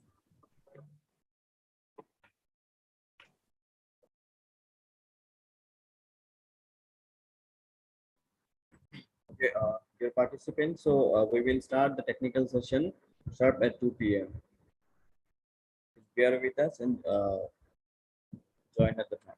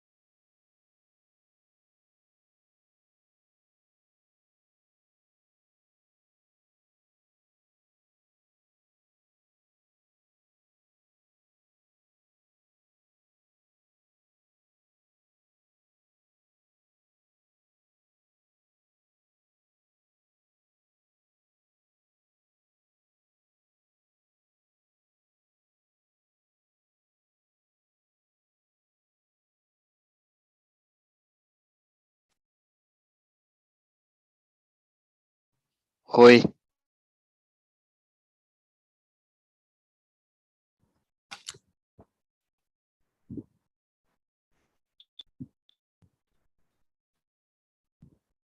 Is Ravisha is there?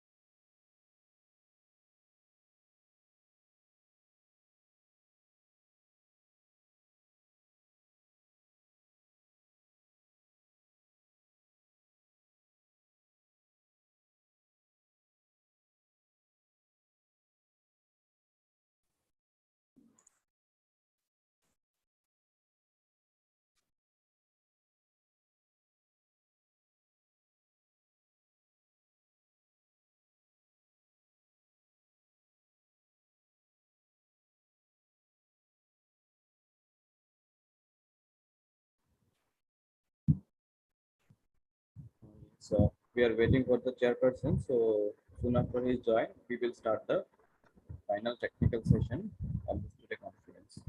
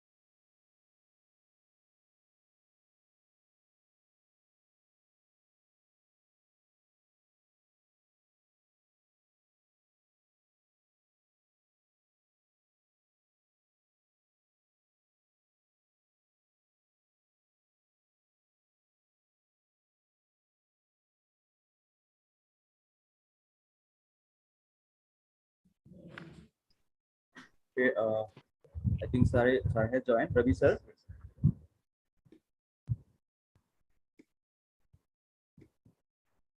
Yes, Vijayji, hello. Am I audible? Yes, sir. You're absolutely audible, sir. So may we proceed?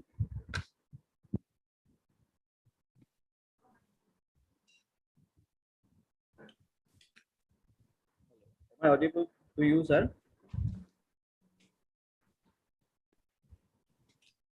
Yes, Vijayji, we may please proceed. So, very good afternoon to one and all. So we are resuming the sessions again. This is the final session, final technical session of this two-day virtual international conference, and we welcome Dr. Ravi Ranjan Kumar. Sir is a head in charge, Department of Social Work, Rajiv Gandhi University, Arunachal Pradesh. So, Sir will be chaired this session, and we have 3 or 4 prepared presenters. And due to sir, actually, you are already aware in the northeast region, due to the heavy rainfall, so few of the participants are unable to join, and also they could not even participate for the conference. So we had to cut schedule from them. Before directly, going to the session, let me just give a brief introduction about the chair. He's Dr. Ravi Ranjan Kumar sir, and he's currently the head of the department, Department of Social Work, Rajiv Gandhi University. So, he has been, having the teaching experience more than 6 years, and he also coordinated several training, leadership, and research program. And regarding the education and the qualification, he completed his Masters in Social Work from Delhi School of Social Work under the University of Delhi, and he also won the gold medalist at his time, and he also pursued PhD in Social Work from Delhi School of Social Work, the University of Delhi. If I say he has number of, several experience in publication of research article paper in different reputed journals. Research papers in international journals, more than 6. Research papers in national journals, more than 6, and also contributed several chapters in edited volume of the book. And also he has experience and have got number of recognitions and awards, research and academic excellence award, Institute of Scholars, Karnataka 2020. He also earned Young Social Scientist Award, Indian Social Science Association 2017. He also earned the award of Kundat Datar Medal and Maharshi Karve Memorial Award, Gold Medal, University of Delhi 2011, and Janaki Devi Memorial Prize of Social Justice and Empowerment, Delhi School of Social Work in the year of 2010.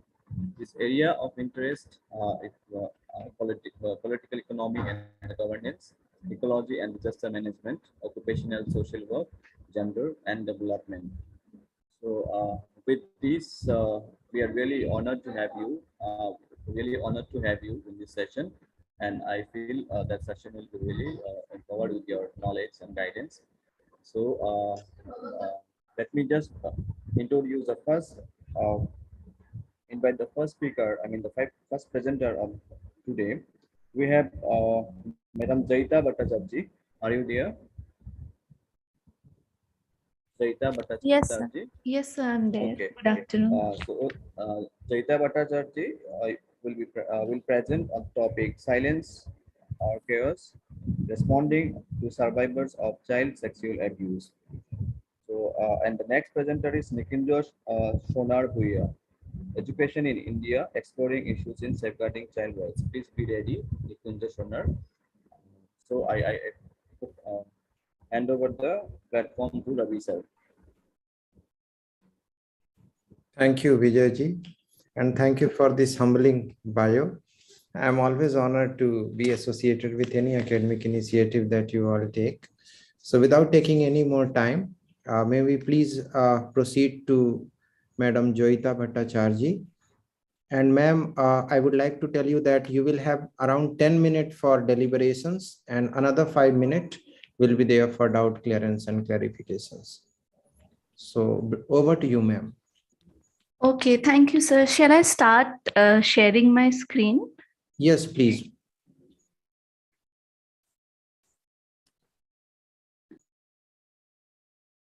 Is the screen visible? Perfectly visible. You can make it full screen. Okay, sir. Okay, good afternoon, everyone. I am Joyita Bhattacharjee. I am an assistant professor of social work at Royal Global University, Guwahati, and I would be presenting on my topic, which is on child sexual abuse. And the title is Silence or Chaos, Responding to Survivors of Child Sexual Abuse. First, I would start with the definition of the term. So, child sexual abuse is the perpetration of sexual activity on any person who is below the age of 18, and it has both forms of contact and non-contact sexual abuse. Under contact abuse, we have instances where the perpetrator either touches the child's private parts or makes the child touch his or her private parts, or the perpetrator inserts objects or his own private parts into the private part of the child. In cases of non-contact sexual abuse, there can be cyber cases, for example, showing a child pornography, making a child part of a pornography, or it can be even filming a child in their private moments, such as when they are changing clothes or when they are in the bathroom. Now, why I've chosen school as institutions in my study is because children find their first significant adults of their life in schools. They also find their first peer relationships in schools, that is, friendships they make are in school. They first find their favorite subject, favorite interests, favorite hobbies, everything is in school. And the schools help them to develop a voice of their own, voice or opinion of their own. So it is very crucial that children are protected in schools and at the same time find a safe space in school to vent out concerns of any kind. However, before POCSO, that is Protection of Children from Sexual Offences Act, before it came into being in 2012, there was no separate provision for offences of sexual abuse conducted on children or perpetrated on children. For my paper, I've used Michel Foucault's theory of power, particularly diffused power, which says that power is not something that a person overtly displays and says, look, I have power, look, this is what I have. It is something that is embedded in everyday life, be it in roles that we play, be it in positions that we occupy, or be it even in everyday interactions. Power is everywhere. And it is disseminated into people through socialization, following which people internalize certain kinds of power on certain kinds of people. Following this is the role theory, which says that people need to perform certain roles in their life. Based on these roles, there are certain expectations on them, and people embody these roles to such an extent that these roles become the people. For example, if I may say, if I'm a student and there is a teacher, I will always conduct myself in a certain way to the teacher, and I will always conduct and do certain things in the presence of the teacher because I recognize the power that my teacher has in virtue of role. Now, this is a very subjective example that I'm giving. It is subject to change in context. So this is the literature that I've used in my study. I would just, due to paucity of time, skim through this literature. If you all could read the slides. Madam Joyita? Yes, sir. Hello. Hello. Yeah, sorry for the interruption. Your slides are not moving. Yes, ma'am. Your slides, first you need to make it full screen and then only we can. Okay, sir, 1 second. I'm so sorry for that. Are they moving now? They are moving, but still not full screen. Okay. So what about now? You are right now on Shrouds of Silence. Earlier it was the cover page only. Yes, sir. Now I'm on Shrouds of Silence. Movement is there, but they are not yet full screen. So I'm not very sure you will be able to change the slides when you are proceeding with the presentation.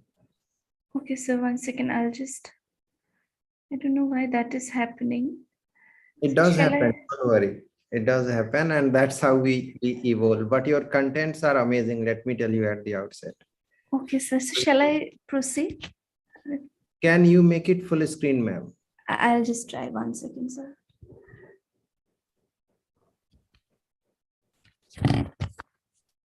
So is it now full screen? Hello? No change as such in my screen. Resume slide slow so you may go. Yes, it's better now. Yes, we can see the full screen. Go ahead. Okay, sir. All right. So I was just skimming through the literature, and it is these are the literature that I used in my work. If you could go through that, and I would now directly talk on the possible gaps in this literature. So what I found in the literature was that whatever is listed from the West, there is yet an ambiguity on the Indian context when we talk of child sexual abuse, because in the Indian context, the spatial arrangement of houses is different. The people who stay in the house are different. For example, joint family systems or the way relatives involve themselves in the lives of children are different. The values, customs, the notions of honor, shame that exist in the Indian context are very different. So they cannot be generalized with the West. And these writings I found specifying or focusing on the above, the writings that I found were not that many. Then next is that when I found literature, whatever the literature is, for example, even in the Shrouds of Silence, the focus is on a power struggle between the abused and the abuser, and the focus is always on unjust policies, institutional negligence or institutional handling. But as such, children's recounting of their experiences through their voice and their narratives is something that I found not yet there. And therefore, these are my objectives for the paper: to understand how children from government and private schools respond to child sexual abuse as a subject, and also to incidents of it, and to find out the support mechanisms which exist in schools to empower survivors of child sexual abuse. Then also to see if there is any difference between these mechanisms in private and government schools. And next is, slide still not changing. okay, sir. We cannot see your objectives, but it's still stuck with Shrouds of Silence. Is it changing now? It has minimized, but not changing. Okay. If sir, if she's getting, madam is getting problem, so I think if she can go manually, like one after one, by clicking one slide. Yes, I think that will be better. Sorry, I couldn't. Go to objective slide, ma'am.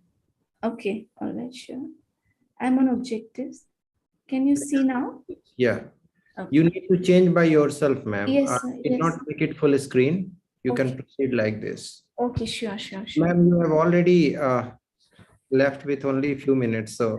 Okay, I'll just all right, so the methodology that I used in my course, I used qualitative methodology, and I used non-probability sampling in the form of purposive sampling.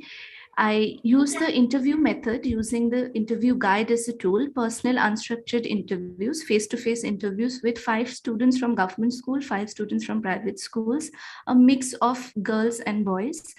And it is in the metropolitan area of Delhi, and the age range was from 12 to 16 years. The teachers that I had in my study were respondents who had volunteered themselves for a focus group discussion, and the time of 60 minutes was devoted to the focus group discussion. There were 4 teachers from government schools and 2 from private schools, again from Delhi, SDMC, South Delhi Municipal Corporation. And since they had volunteered, so the age range that they were in was from 30 to 45 years. Now, the process of dividing it into themes was manual in my analysis, and I wanted to share some stories in the findings from these interviews. So you could look at the findings on my slide, but I would be just sharing a small couple of stories to support these findings. So my first respondent, I can call her respondent ABC for confidentiality purposes. She is a 14.5-year-old girl, and she said that she used to take computer coaching in a particular institute in Delhi, and she would board the bus from a very centrally located public area, which is Lajpat Nagar. But she mentioned she would go with her friends. When she would come back, get down from the bus, two of her friends would go in another direction. She would go in another direction towards her house. Now, the distance from the bus stop to her house was of 30 seconds. She very vividly described the figure of a man who would follow her to her house every day when she got down from the bus. This was quite an old man, and he would completely keep going after her, at the same time touching his private parts. That is what appeared to her. And she said that she was terrified with that feeling and she was highly scared of the person. Yet she did not report this incident to her parents. She said that she felt if she says it to her parents, then what they would do is they would stop her from going to computer classes. And she did not want that to happen. Then there was another girl in my respondents, we will call her CDE. She said that her family is not from a very well-to-do background, and there was a small room on their terrace which they would use for tenants.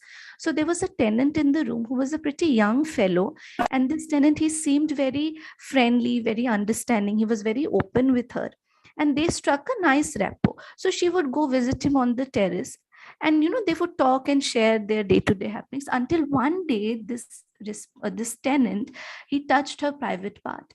She said that she froze in time and she did not know what to do, and she rushed to her mother. But after that, the reaction that she got was her mother told her, why did you have to go and make any friendship with the tenant? Why did you have to go to the terrace? Whatever you have done, now you are suffering because of that. And this mother, she told her not to share it with her father. Then these two students, or these two respondents, were from government schools. Now, another respondent from the school, a male child, he said that he did not attend any sex education workshops or sexual abuse awareness session in school. He said that there was a basic good touch, bad touch workshop, but only for the smaller children. They were not allowed to come into these workshops. Now, next I would go on to some stories from private school children. And one of the children, a male child, she said that there was a small girl in her colony, the respondent's friend's sister, who was sexually abused by a watchman of the colony in the lift. When she had reported this incident at home, the parents were at a complete loss. They did not know what to do about that incident. Nevertheless, the watchman was fired. But this child, she said that she does not have any idea on what the school did or what the mechanism was in school, or if the child reported it in school. Then another child said that there was a particular case when this condom ad was appearing on TV, and his father immediately switched the channel. He also mentioned how in school, the science teacher, the biology teacher, never touches upon the human reproductive system in class. She skips that chapter always. So these are some small stories which came out in the conversation that led me to my findings, that there is an impact on the way parents react to the issue, or what parents know about the issue, the socialization, which influences the children's perception and understanding, which is quite different from government and private schools. There is also a phenomenon that happens, which is of blaming the survivor. That is also very common across both schools. In terms of legal framework in schools, there is no mechanism which supports children legally or connects children legally with any support in school.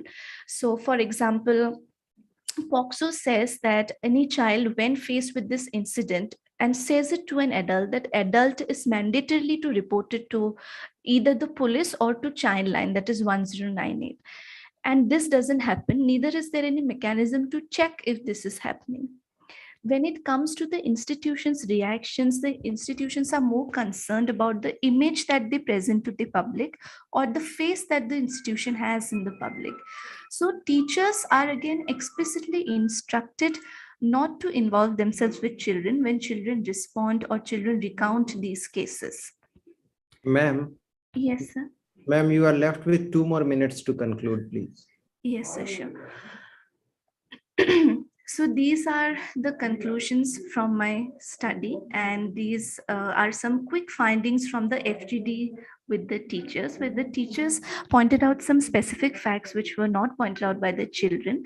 One was that children who live in lower socioeconomic backgrounds, who have smaller spatial arrangements, who share often bedrooms with their parents, they have had more experience in intimacy because they are likely to have seen their parents in intimate positions. One of the teachers also took me to show me one small housing neighborhood of where the children would come from. Then for children with higher income families or children from private schools, there's always a better access to technology, but still the conversations with parents are limited, and they all admitted that they have watched porn at some point of time, but they also said that parents have rarely discussed anything on this matter. And managements and institutions, one is that they do not believe in reporting legally, and second is that for them the reputation of the school is the first and the foremost, which makes them hand over explicit instructions to teachers on what to do and what not to do. Teachers also said that they need some training because they, as well as counselors, even if counselors are present in private schools who handle these matters, counselors and teachers, they all need extra training, as the teachers expressed, because they do not know how to handle their own emotions when a child reports a case like this, and they don't know how to further guide the child or where to connect him or her to. On top of that, there is an explicit instruction ki ye mat karo, wo mat karo. Now, in my conclusion, as it is already I've presented in the findings, that there are large-scale interventions needed, even apart from POCSO, which will ensure a reporting of offences and which will also have this aspect to guide people or teachers and caregivers in institutions on what to do if these cases come to them. For a social work intervention, this is a small model that I had proposed, which I would like to call a holistic model to intervene in CSA cases. This model has 3 levels: emotional, social, and legal and advocacy. In the emotional level, I said that there could be safe space workshops which acknowledge the child, where the teachers manage their own emotions as caregivers, or any other staff manages their own emotions. These build empathy, these build acceptance. At the social front, there could be preventive measures such as outsourcing sex education curriculums, or have the school social worker, who is also not present in many cases, have the school social worker take these sessions with children, with teachers, or outsource it to other organizations. And in remedial measures, the training of counselors, teachers, staff, even the management, so that they know how to proceed with this. At the legal and advocacy level, what I could conceptualize till now is that the school social worker can take awareness sessions on what to do on the legal front in scenarios of child sexual abuse in institutions, basically, because POCSO has a special provision about aggravated sexual assault, and when people in power in institutions such as schools, such as a principal or management person, commits any such offense, then the provision of Childline, the 1098 helpline number, there should be more sensitization, awareness on it, and there should be a building of networks which can associate with Childline between schools and Childline. So that is something that can be done by social workers. So this is the model that I would like to conclude with. And these are my references. I'm sorry, they are in a small print, but I mean, they are in the paper, they're there. So that would be it for now. And I had to skip some bits because of the paucity of time, but I hope whatever I presented was clear. Thank you so much. Wonderful presentation, Joyita ma'am. Thank you, sir. I must say it was a treat to the brain as well as the ears. So without taking any more time, if we have any clarification from the side of participants, any participant if wants to have any doubt clearance may please unmute and ask. Yes, sir. Good afternoon, sir. And good afternoon, ma'am. Good afternoon. Ma'am, I would like to comment one thing that even on Dhruva, please introduce yourself. Yes, sir. Sir, my name is Dhrubajyoti Talukdar. I am BSW second semester student pursuing my degree in Assam Downtown University. Dhruva, good to have you here. Appreciate the enthusiasm. Thank you, ma'am. Thank you, sir. So my question is that this child sexual abuse is also in the foreign countries, even though when they have sex education.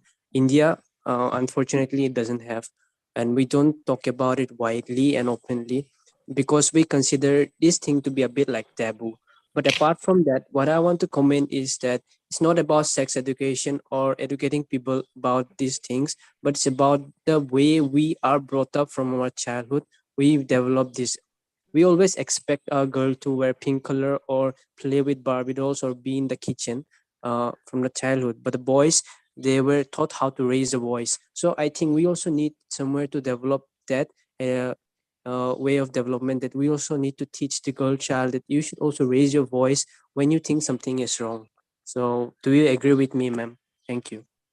Yes, Dhruva, thank you for that insight. And yes, absolutely, you are right. Socialization does affect how one raises their voice or does not raise their voice against certain incidents. Like you said, girls are expected to be in a certain role, being polite, being fragile, being like a damsel in distress, as it is also portrayed in popular culture or any other kind of narratives. And of course, boys are supposed to be the epitome of, fighterhood, emotionless or in control all the time. So yes, these things do impact the way we understand sex, sexual abuse, sexual intimacy, the way we form opinions on this. And like I said, like I've also used this theory of power here to show that this often becomes a power dynamic. That I have more power than you, and this is one of the ways that I can express it. It is subconscious. Nobody is going to say that aloud when they do something like this. But yes, what you said, socialization does have an impact, and it should start from families. Talking about the same things at home, giving the same roles, same tasks to daughters and sons, having uniform rules, and these kind of small things do make an impact. And as far as you said about India not having sex ed, the truth is that India does have sex ed. It is mandatory in government schools to have a curriculum of sexual education, sexual literacy. The unfortunate truth is that it is not implemented. True. Any more queries do we have? Any other participant? Yes, Sontolo. Mr. Naveen Roshan, you want to ask questions or? If you want to have a question, you may please ask by yourself. This is the final query we'll be taking. Yes.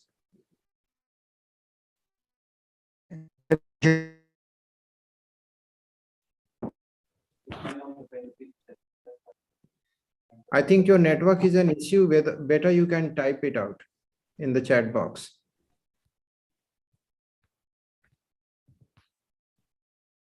So till then, we can move to the next presenter. Yes, sir. So Ms. Joyita Bhattacharjee, please be there with us. And it was truly amazing listening from you. Thank you so much, sir. Thank you for. And as a social worker, we are truly proud to be part of the same fraternity. So that is really my privilege to hear this. Thank you so much. Thank you for listening with an intent and a purpose. I would acknowledge you all for the same and acknowledge this platform, this conference, all the organizers. Thank you so much for making this happen. Towards the end of this session, we will be having a summary altogether. So please be there with us, ma'am. Moving next. Sir. Sure, sir. Yeah, okay. Yeah, thank you, Joyita madam. Now we have the presentation to be delivered by Tanmay Bhattacharjee, Manushi Toor, Lavpreet Singh, and Anjali Thakur.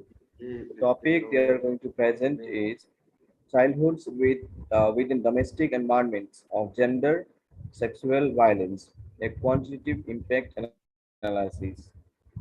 Tanmay, are you there? Yeah. Yeah, I'm here. Hi. Hello, everyone, and a very good afternoon to everyone. I'm Tanmay Bhattacharjee, and I will be presenting on behalf of my co-authors today. I am currently working in Shakti Shalini, Delhi, an organization which has been responding to gender sexual violence and preventing the same in marginalized communities in Southeast District of Delhi since 1987.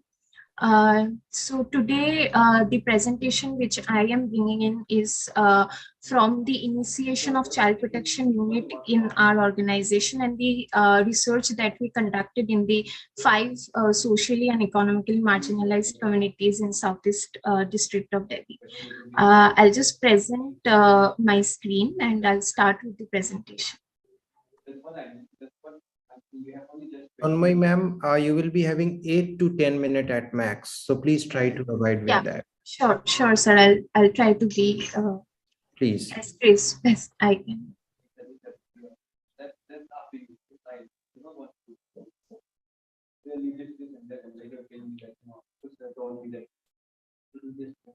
I hope the screen is visible. Okay. The title of the research is Childhood Within Domestic Environments of Gender Sexual Violence, a Quantitative Impact Analysis by Shakti Sharma. Before starting the presentation, I would just like to give an overview of how the presentation or the next 8 minutes would look like. We will first start with narratives from Minnie, a 14-year-old girl child. We will then move towards children of adult survivors and why we should care, where we will be answering the question of why this bracket of children have we decided to work on. Then I will be sharing the major findings of the research, and also I will be concluding my presentation by sharing the way forward, which is a twofold approach that we as intervention have decided as an organization to be taking up. Mini की आंतरिक दुनिया। अगर मैं खिड़की बंद कर दूं तो शायद आवाज बाहर ना जाए। आज पापा घर पे दारू पी के ना आए। आज कुछ होने से पहले ही मम्मी का बैग छुपा देती हूँ ताकि मम्मी हमें छोड़ के ना जा पाए। अगर पापा की भी जॉब लग गई तो शायद कविता के घर की तरह हमारे घर पे भी सब खुश रहेंगे। The name has been changed due to the confidential purpose. So basically, Minnie grappling with these thoughts every day repeatedly is just the tip of the iceberg. The underlying socio-emotional, mental, and developmental impact of witnessing and/or experiencing gender sexual violence in a domestic space has far deeper and traumatizing impact for a child or in a child. So this study was actually conducted with an intent to identify the children in households where domestic violence is prevalent. The respondents were the adult survivors of gender sexual violence in the household. And the oldest child's experiences of facing and witnessing violence was been considered as our focal point of inquiry because the oldest child is likely to have been subjected to maximum duration and intensity of violence. Now, moving towards children of adult survivors and why we should care.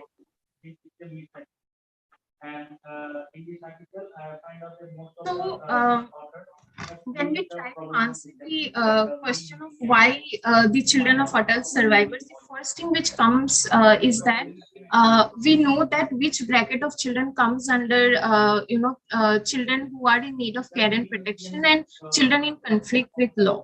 But a lot of times, the children of adult survivors of gender and sexual violence have long been unheard, I would say, and not been intervened on.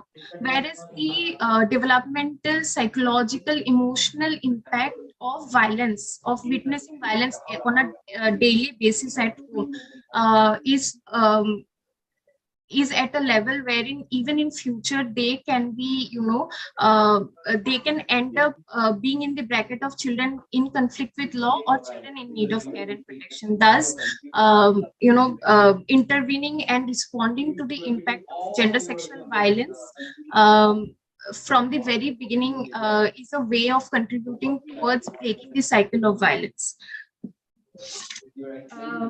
And also breaking the intergenerational violence of cycle, because if we are not responding to the impact of violence, there might be a time wherein it will be really difficult to break the intergenerational cycle of violence, as these memories are rooted in repeated trauma and experiences which are very difficult to break.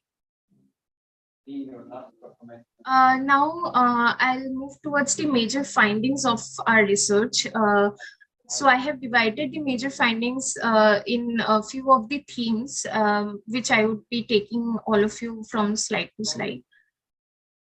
The first finding that we have is the gender distribution that we had in our research.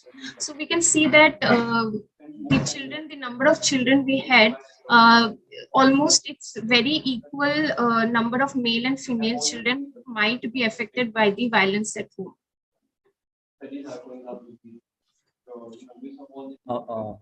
Excuse me, Madam Tanmay, just wait. Sorry for the interruption. Sure. Mr. Nabin Roshan. Mr. Nabin Roshan, are you there? Please mute yourself. Mr. Nabin Roshan.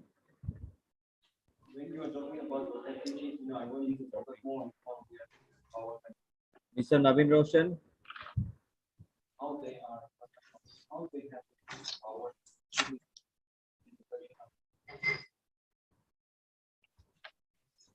Okay, please proceed.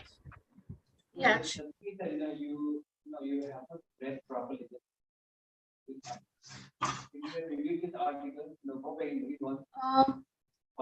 So now when we go to the age distribution, we can see that majority of the children were in the age groups of 11 to 14 years and 15 to 17 years respectively.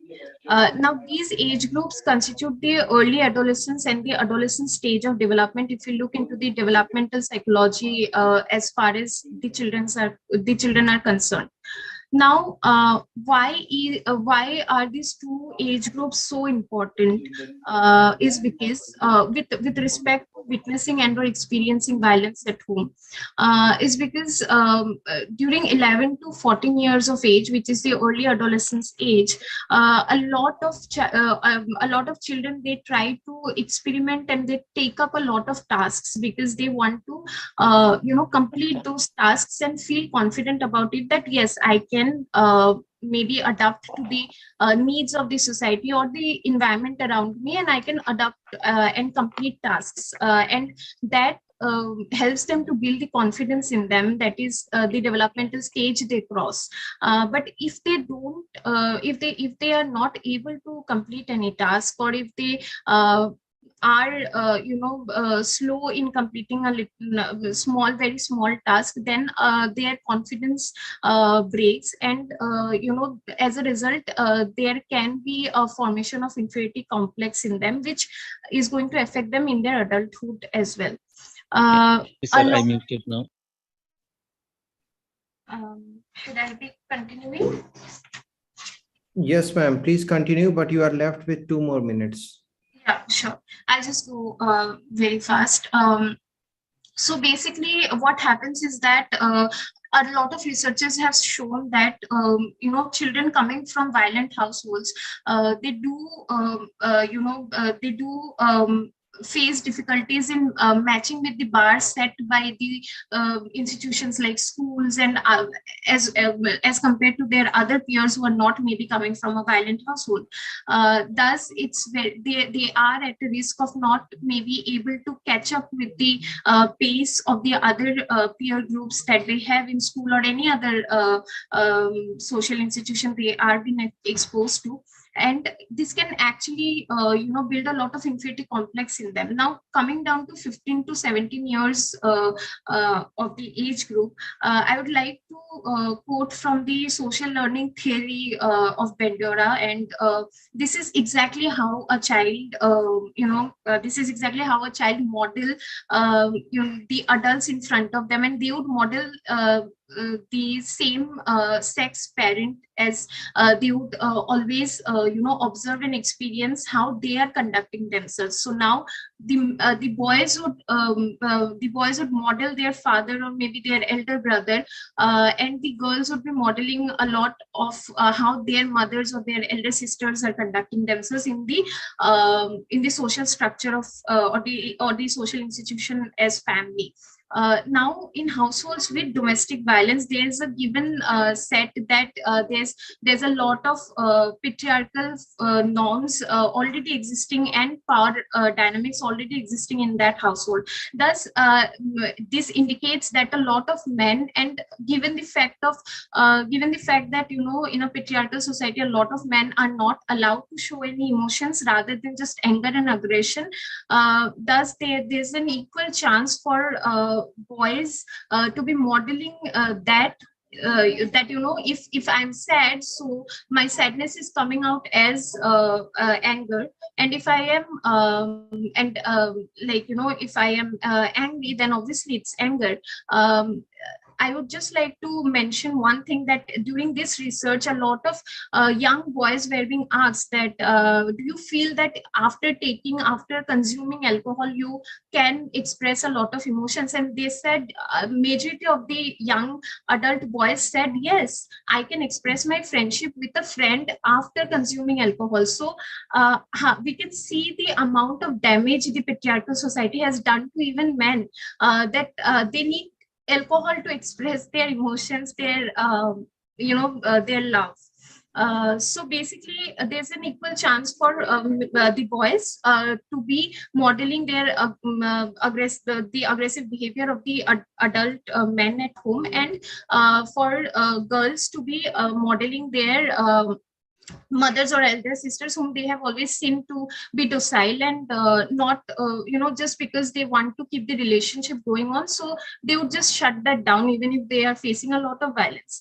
So that is contributing to the ongoing cycle of violence, and it's not going to get broken until and unless the work is being done with these children.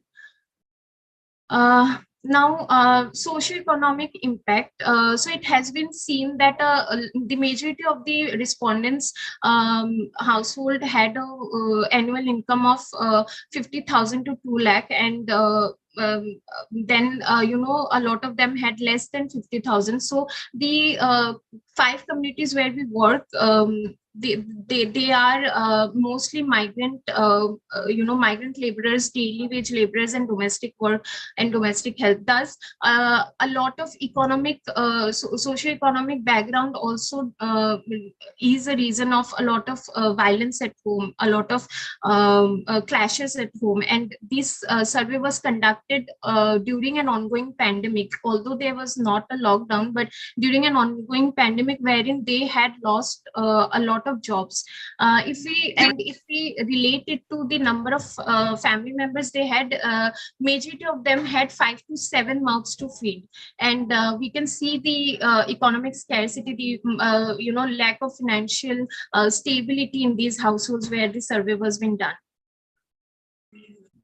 The majority of the households had only one room. So these are juggies, we call them juggies in slum areas. So they all were slum dwellers and they only had one rooms. And these households are, these households do have, instances of violence. And with 5 to 7 family members, again, it's very difficult to maintain a level of privacy in that households. Thus, any form of violence happening in the households, even though if it's sexual violence, it is happening in front of the child, and the impact that it is creating on this child is a lot, and will be contributing to the violence cycle.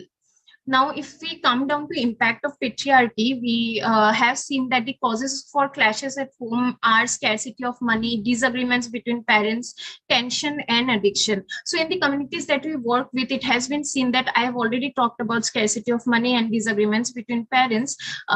Thus, but with regards to tension and addiction, it has been seen that it's related to the gender role being being imposed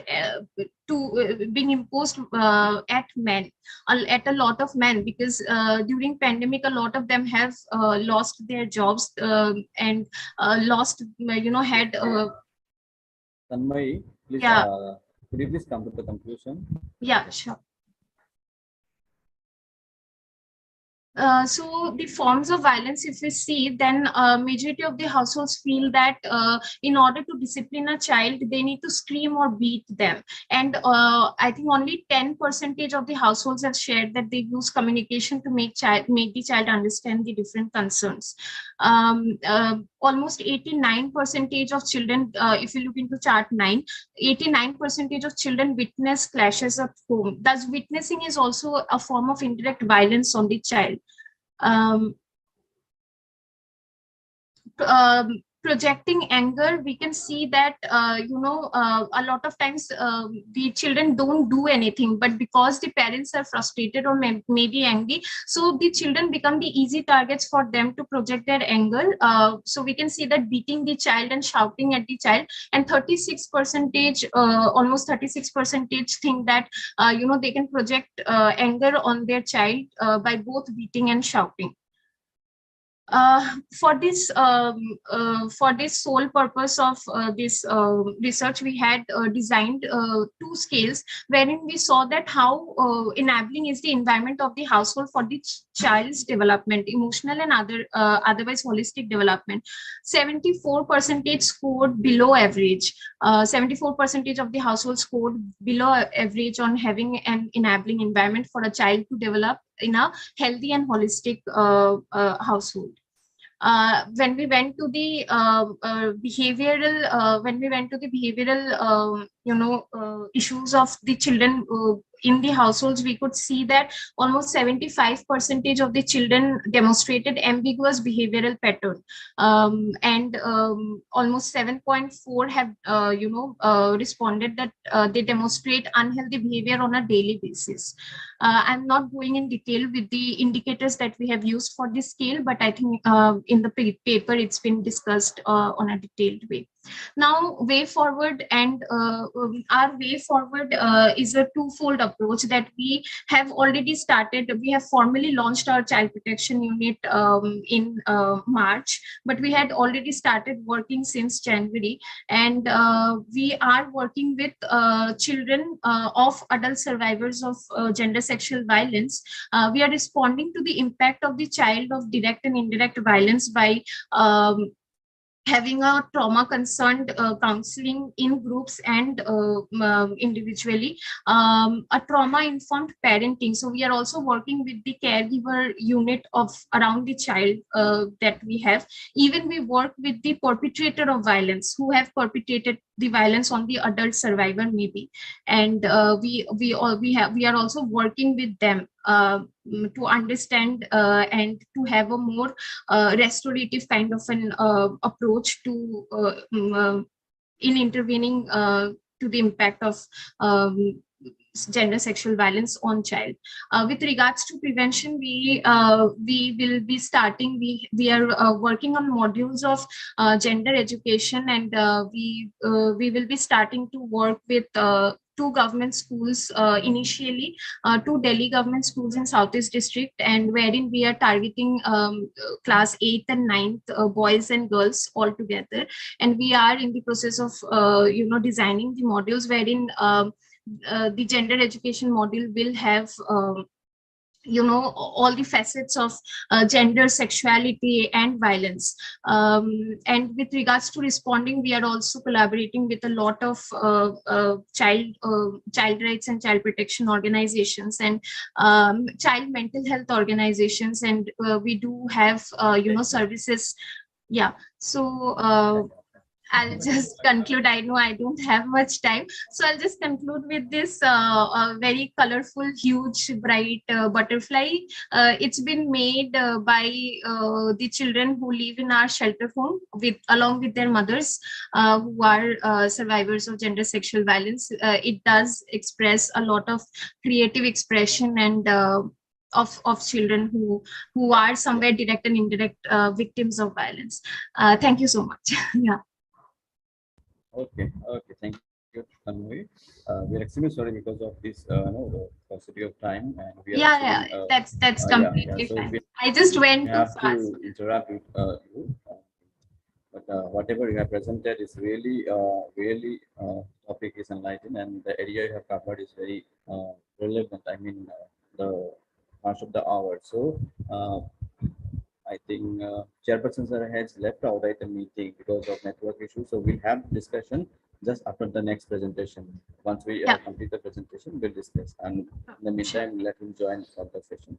So I think Mr. Jayanta Kalita, are you there? Now we have the presentation to be present by Dr. Ritrika Rajendra and Mr. Jayanta Kalita. Are you there? Yeah.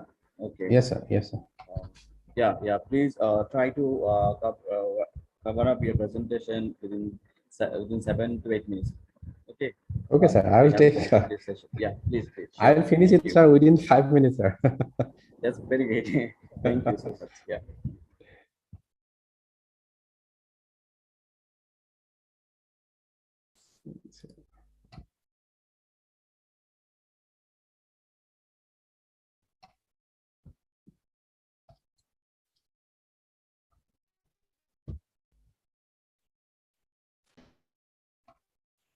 Sir, the previous slide is not stopped, maybe.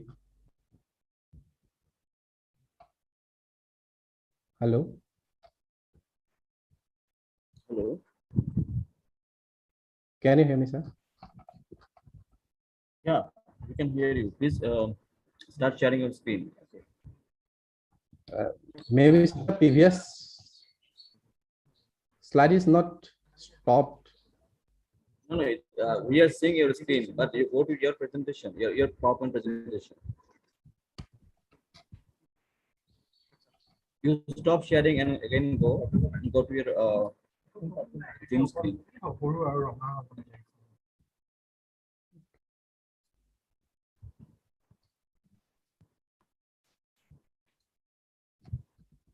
Now you share.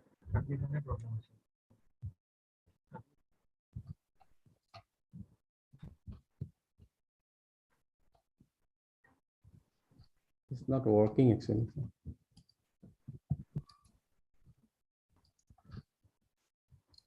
Did you open your PowerPoint presentation on your desktop?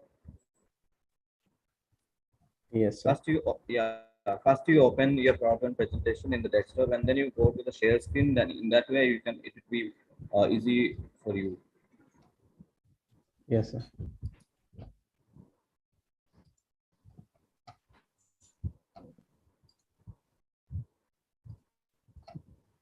Is it visible, sir? No. Is it visible, sir? Oh, it's visible now. Oh, okay, it's visible. Fine. Fine.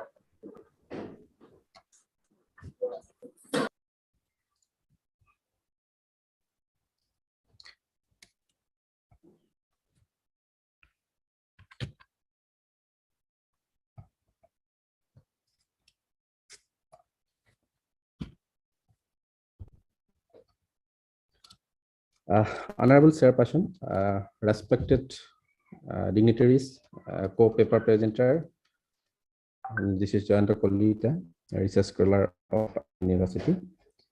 Title of our paper is The Crime Against Children, a Threat to Civilized Society.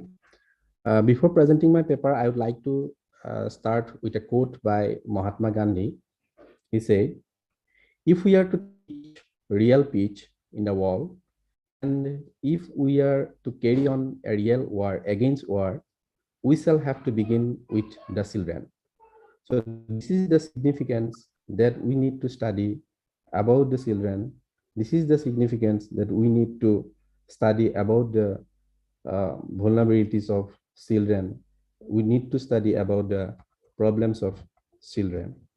So in our study, in introduction part, we try to just define about the children. In earlier presentation, I have seen that different presenters have already discussed about the development of children. I would like to mention it. The children is nothing, is just a human being below the age of puberty or below the age of majority.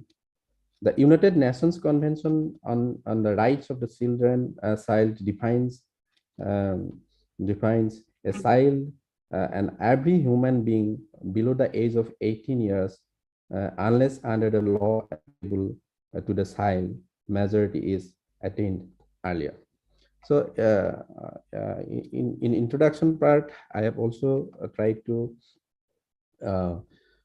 see the different types of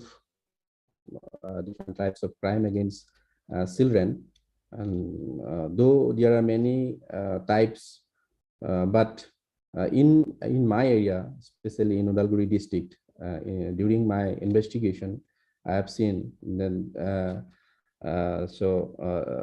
different type of crimes such as sexual abuse, child labor, child marriage, trafficking, neglect and exploitation, kidnapping, etc. are found during my investigations. In this study, I try to throw some literature, and I'm not going to repeat the literature, but in here literature in literature it is seen that literature on crime against children in Udalguri is very little, and each a complete review of complete empirical findings, providing a neat line region for the current study. For this study, there are two objectives. The first objective is to understand the present scenario of crime against children in Udalguri, and second one is to know the different causes and rising tendency of crimes against children in Udalguri. So area and period of study of this paper, it is the area is of study in Udalguri district of BTR Assam. This information is collected from the selected respondent in and around district, and this study is carried out in the month of March and April 2022. Now I come to the methodology part. For this study, we have adopted, we have gone through as empirical in nature, that is based on the qualitative as well as the quantitative information collected from the field survey through planned interview schedules and various studies related to the topic. This study is based on the opinion and responses from total number of 50 respondents, including the victimized children from Udalguri district of Assam. The selection of empirical sample is done purposefully, but both primary data and secondary data have been collected for this study. Now, the discussion part. In this study, we have tried to find out different types of crimes against children and collected information from total number of 50 respondents living in Udalguri district and having experience on crime against children. They are not only the victimized, we have also collected the information from different persons who knows the crime and who are related, related with such kinds of crimes. The information is in different nature and have been represented in the table. And first, we try to first we try to know the socio-economic condition and condition of the children, so that it helps us to understand the causes of crime.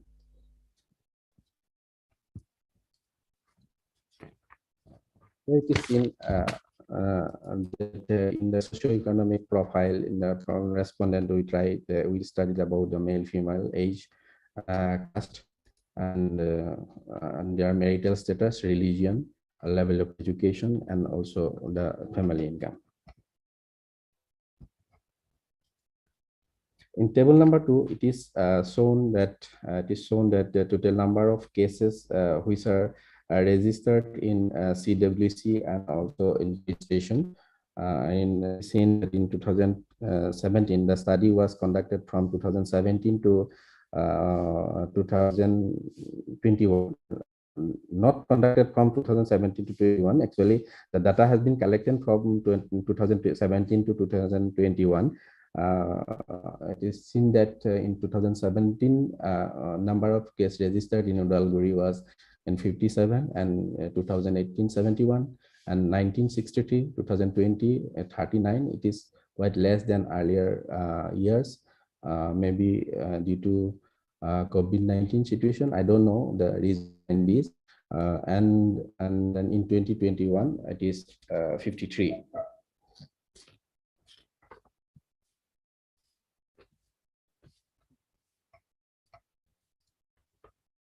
In table number 3, it is about the nature of crime and shown. It is shown in categorically. Here it is seen that in 2017 there are no murder cases against children. There is a rape case. There is 3, and neglect and exploitation is 7. Trafficking is 11. Prohibition of child marriage is 5, and others 31. That is in total it was 57. Like 2018, rape 9, neglected and exploitation is 12. Okay. Trafficking is 19, and prohibition charge is 7, and others 24, 71. Like this, in 2021, it is recorded as 53. So I am Sir not going Kalita. to. Yes, sir, please. Can you hear me? Yes, sir. Mr. Kalita. Yeah. Could you highlight the major findings and conclusion so that we can you just we may move to the major findings and conclusion of your.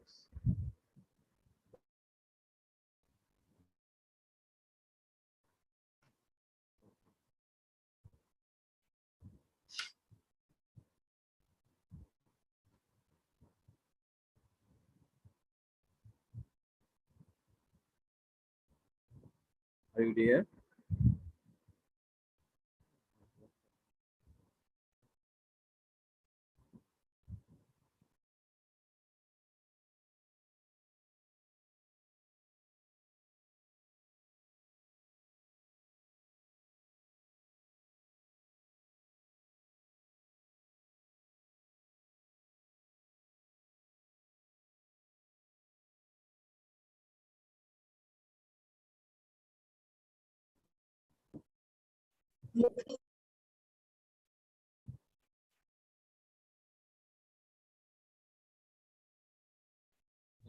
Mr. Jayanta Kalita, I think your network is not stable.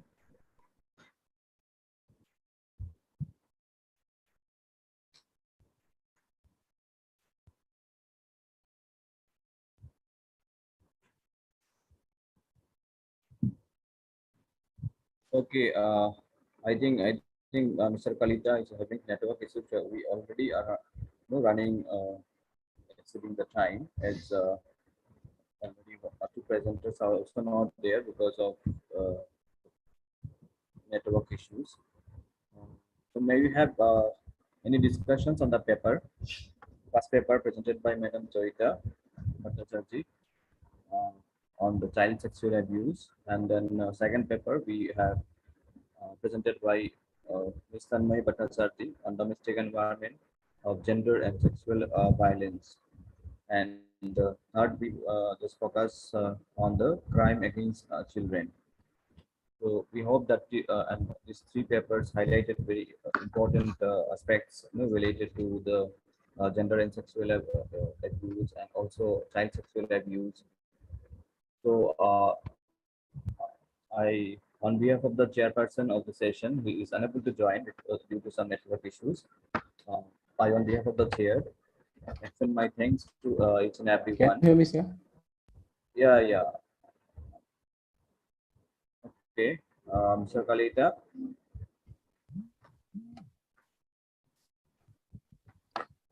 Hello. So, if any questions, anything you want, any questions you want from your end, please you may ask the participants. Any.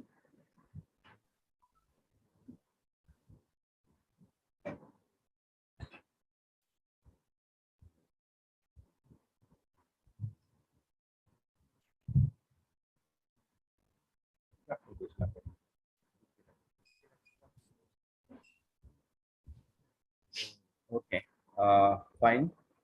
If no questions, no queries, we will wind up the session. I mean, technical session four of this today virtual international conference, and we are moving towards the valedictory session of this today conference. Hello. So I extend all the participants of this session, Madam Joita Bhattacharjee, Madam Tanmay Bhattacharjee, and other authors, and Dr. Ritika Rajendra Madam and Jayanta Kalita for your contribution to this conference. So now I would like to hand over the session to the Dr. Niranjan Islari. Ready for what the valedictory session. Sir, over to you. Hello, am I audible? Yeah. Thank you very much, Dr. Business, for giving this opportunity once again for me to this valedictory sessions.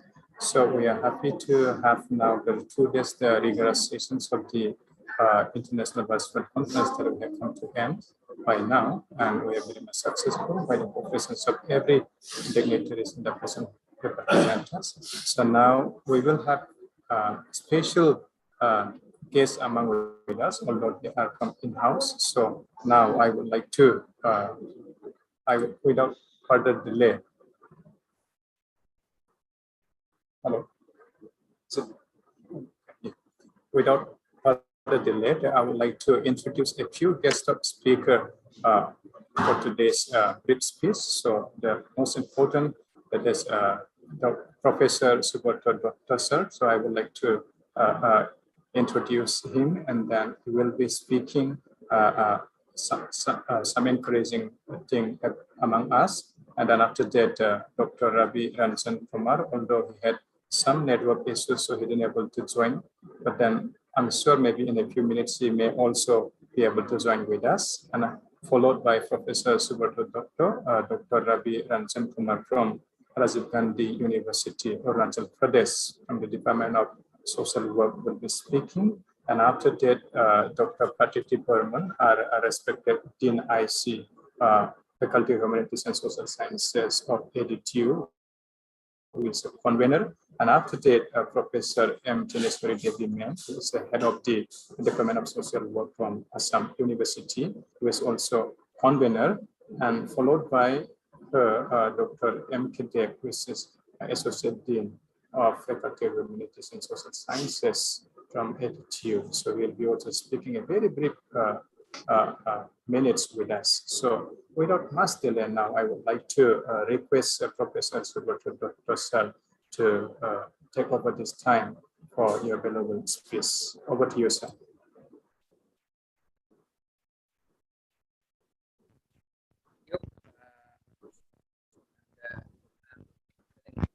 Pleased to be once again to take part in the sessions. With a couple of days or back, I was chairing a session. Or Ali presented. So your voice is breaking. Hello, am I audible clearly? Yeah, you're audible now. Just 1 second. Sir, once again, your voice has become deep down, I think, breaking in between. I'm trying. Just wait, I'm trying. Okay, sir.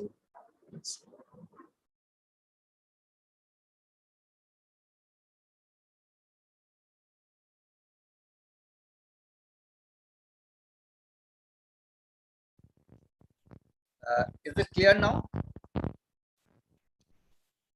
Hello, am I audible clearly? Yes, you're audible, sir. Yes, sir. Yes, sir.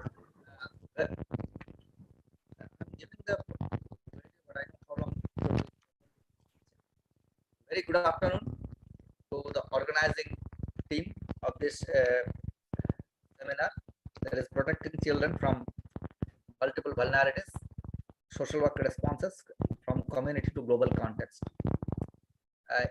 Today's this international conferences organized in this virtual platform, and today I participated in one as a chairing, so where I got opportunity to came across and to learn the experiences that shared Mr. Anwar Ali, is the executive director of NAFSAID Delhi. So actually children are the future, but children are always subject to different vulnerabilities or the risk, whether the children at home, even at home, they are not always safe, because sometimes parents, sometimes relatives, sometimes others are also, okay, not taken proper care of the children. Children are always has a right to take proper care, but the care are not always taken care by whether the parents, whether that's why the children at home or children at street, children at school, children at any other areas, they are always subject to risk for various risks, and that is why they're saying this is the vulnerable. So definitely the topic chosen for this international conferences are well. And the second thing is that different papers, as I just came across, that a paper presented, I know that all may not be presented, but what about the area it was covered? It was covered mostly all the part, including the COVID-19 issues also. Okay, so I believe those who are actively participating for a couple of days have came across different information, data information, knowledge base, as well as one participants were saying after listening this session from Mr. Anwar Ali, I am also changing my attitude because I had some different attitudes. I'm changing this attitude. So definitely these are all the fruitful things are happening as this today's conferences went on. Always we have to remember, we have children are not the adult. Children are innocent. Children are subject to learn.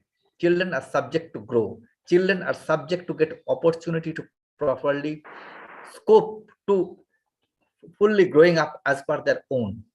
Okay, if we just draw certain attention from the Rabindranath Tagore, one story I'm sharing here. One teacher is saying one day to Rabindranath Tagore, I found there is one child in my class who is not at all have any interest to any subject.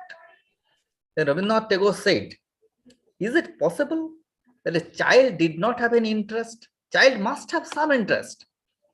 Okay, either or, whether he will play, whether he will do, some interest he will have. You properly care, just watch him, properly observe him, and let me know.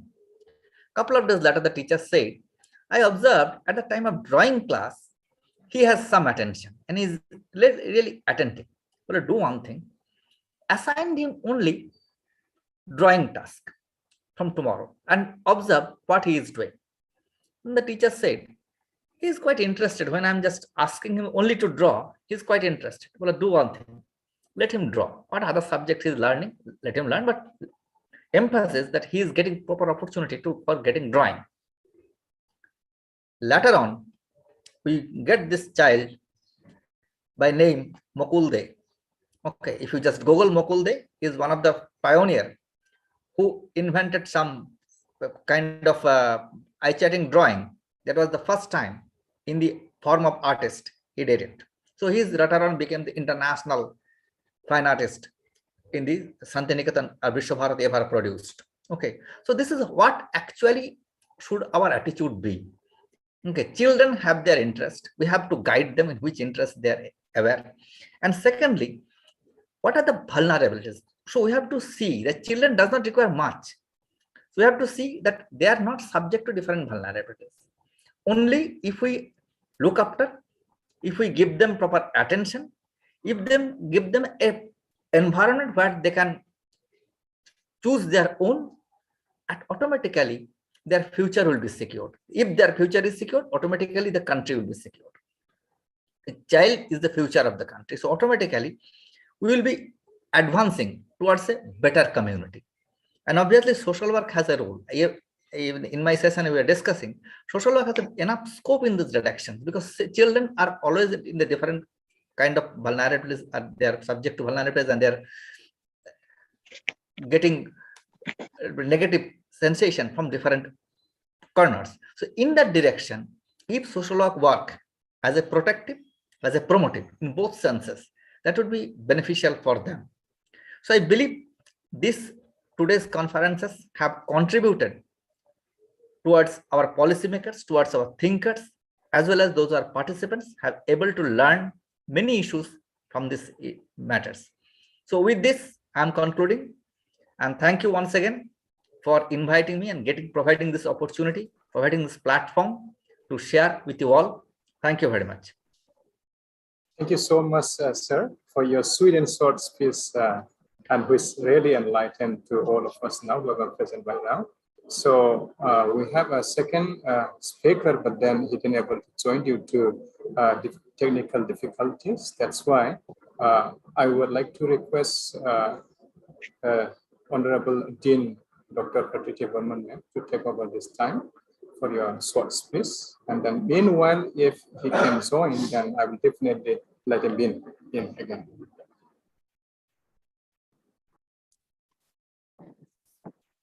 Thank you, Dr. Niranjan. And thank you, Subhabrata Datta sir. It was indeed a pleasure to have you among us and help us to successfully complete this seminar. So a warm good afternoon to all the present here. It gives me an immense pleasure to see the overwhelming response we got from all of you during these last 2 days. These 2 days we have had 4 plenary sessions, 4 technical sessions, and these plenary sessions and the keynote lectures have covered some of the very important areas concerning children, ranging from mental health, crime against children, children in difficult circumstances, children and their rights, legal framework and child protection, and children and disability. In the technical sessions also, we had some very interesting papers which were presented by various presenters, covering issues like COVID-19 and children with their disability, trafficking of children, children living in the slums, and social work methods, and their how the trainees of social work has responded to the slum children, social work methods being adopted by organizations in Maharashtra. Then we had papers where there was a paper from Ecuador where they have presented the problems faced by the children in Ecuador. Then we had papers related to children and environment and role of social worker in terms of addressing child labor. Then today, the previous session, we had very sensitive topics related to child sexual abuse and gender sexual abuses within the domestic environment, and then crime against children, etc. These are these topics which are being covered, which are being presented, have made us realize that children are still very vulnerable. Extremely vulnerable, and they are subjected to so many things which we have been talking so far, and it is still going on. And how, as trained social workers, now the biggest question is like, as a trained social workers, we find a way to address them in a more constructive way. In fact, it's a mammoth task for all of us. Because COVID-19 pandemic has made it even more challenging for all of us. Then this 2 days have made us also to think, reflect, and it at least it made me think again and again, how do we address these issues? And besides the structural changes, there is a definite need for structural changes. We have to be very vigilant at the individual level and see that how do we try to help children who are so vulnerable, at least from the individual level, let alone the other things which are there, which we will be definitely doing it. But from the individual level also, we need to be vigilant enough to, see that children are not subjected to all the abuses or all the neglect they experience. So with this, I would conclude my speech, and thank you very much for your time. Over to you, Niranjan. Thank you, ma'am, for your valuable speech. So now, again, I would like to request Professor Tineshwari Devi, ma'am, to take over this time for your valuable speech. Thank you so much, Dr. Niranjan. Can you hear me? Yeah, ma'am. I can hear you. Okay. A very good afternoon to all the dignitaries, especially our special guest, Professor Subrata Datta, Professor Department of Social Work. Sir has happily agreed to our invitation. We invited him at the last moment. So thank you so much for being with us today.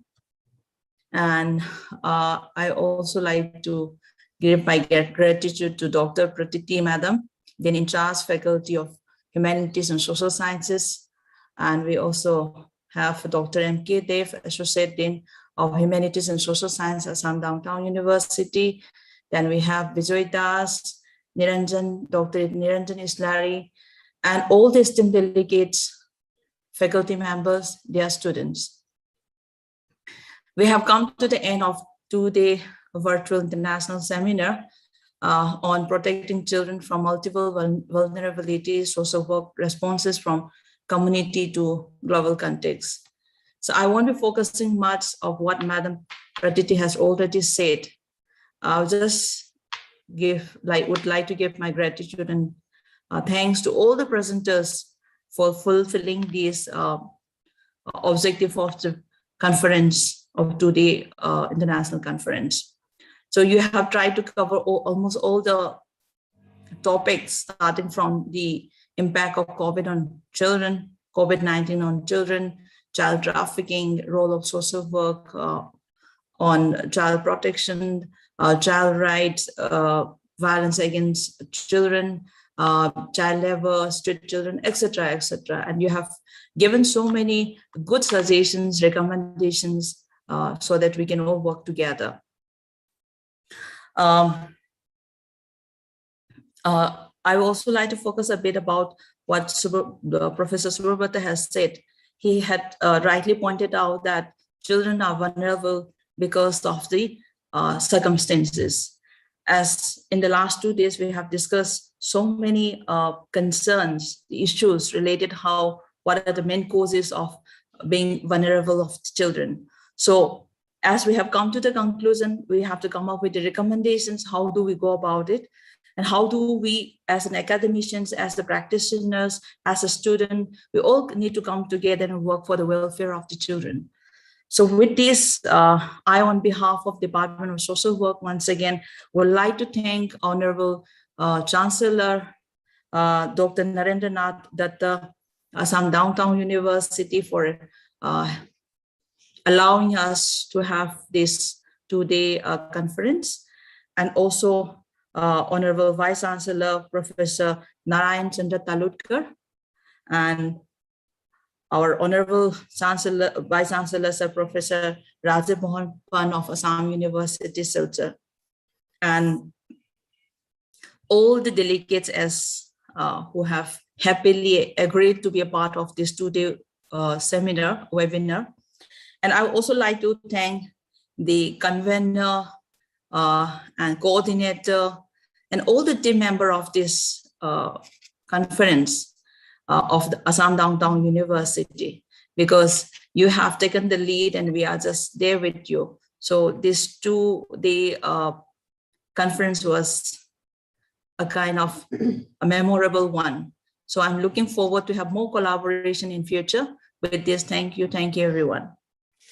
Over to you, Niranjan.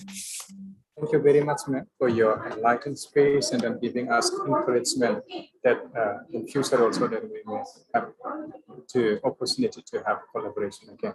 So now I would like to request Dr. M.K. Dev sir to take It's time for a brief speech. Hello, audible? Yeah, you're audible, sir. Yeah. A very good afternoon to you. Dignitaries present here, Honorable Dean of Faculty of Humanities and Social Sciences, my dear colleagues, participants, and our students. The conference is focusing on from multiple. Now, the concept of child vulnerability is frequently referred to in child development and children's rights literature. However, it's not well defined. That means there is no universal definition of child vulnerability. Let me cite an example. In Sustainable Development Goal number 8, we are committed to end child labor in all forms by 2025. Now, what is the definition of child labor? According to the Convention of ILO, the term child labor is often defined as work that deprives children of their childhood, their potential, their dignity, and which is harmful to physical and mental development. Now, here is the. Hello, am I audible? Yes, sir, you're audible. Yeah. So here is the interest. Yes, you are. According to the Convention on the Rights of the Child, it defines as persons up to the age of 18 years. That means till 17 years, a person will be considered as child. Fine. Now, in 17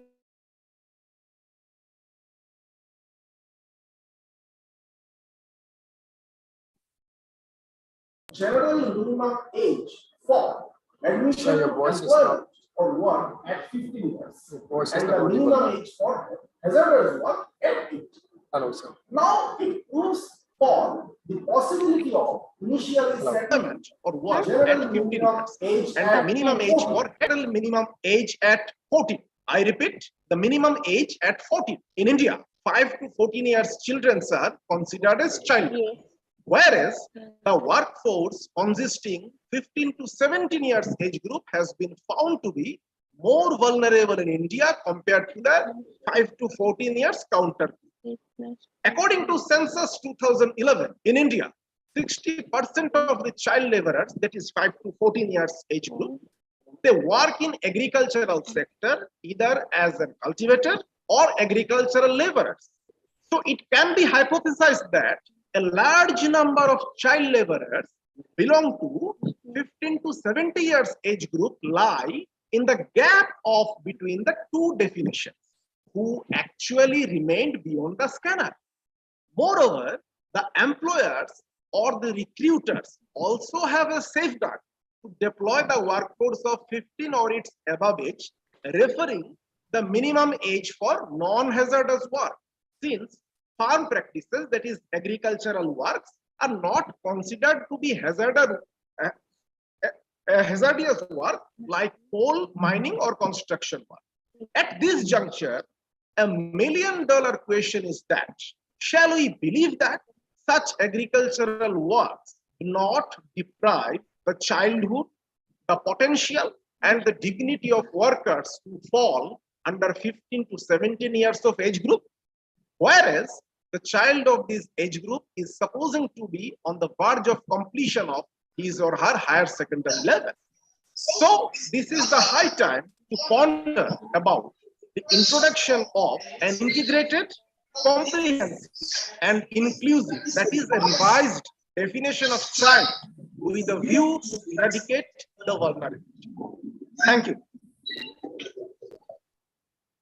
Thank you, Dr. Deb, sir, for your valuable speech.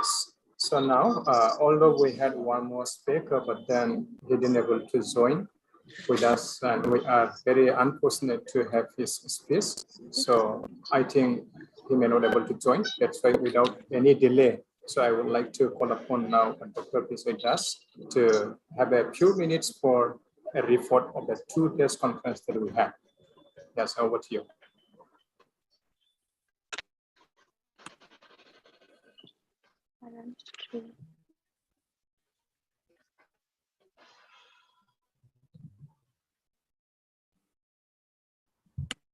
Am I audible, Niranjan sir? Yes, sir, you're audible. Thank you so much, Niranjan sir. So finally, we have come to the end of this today virtual interview conference. And though I will just present a brief summary of the report, it's not constructed well so far.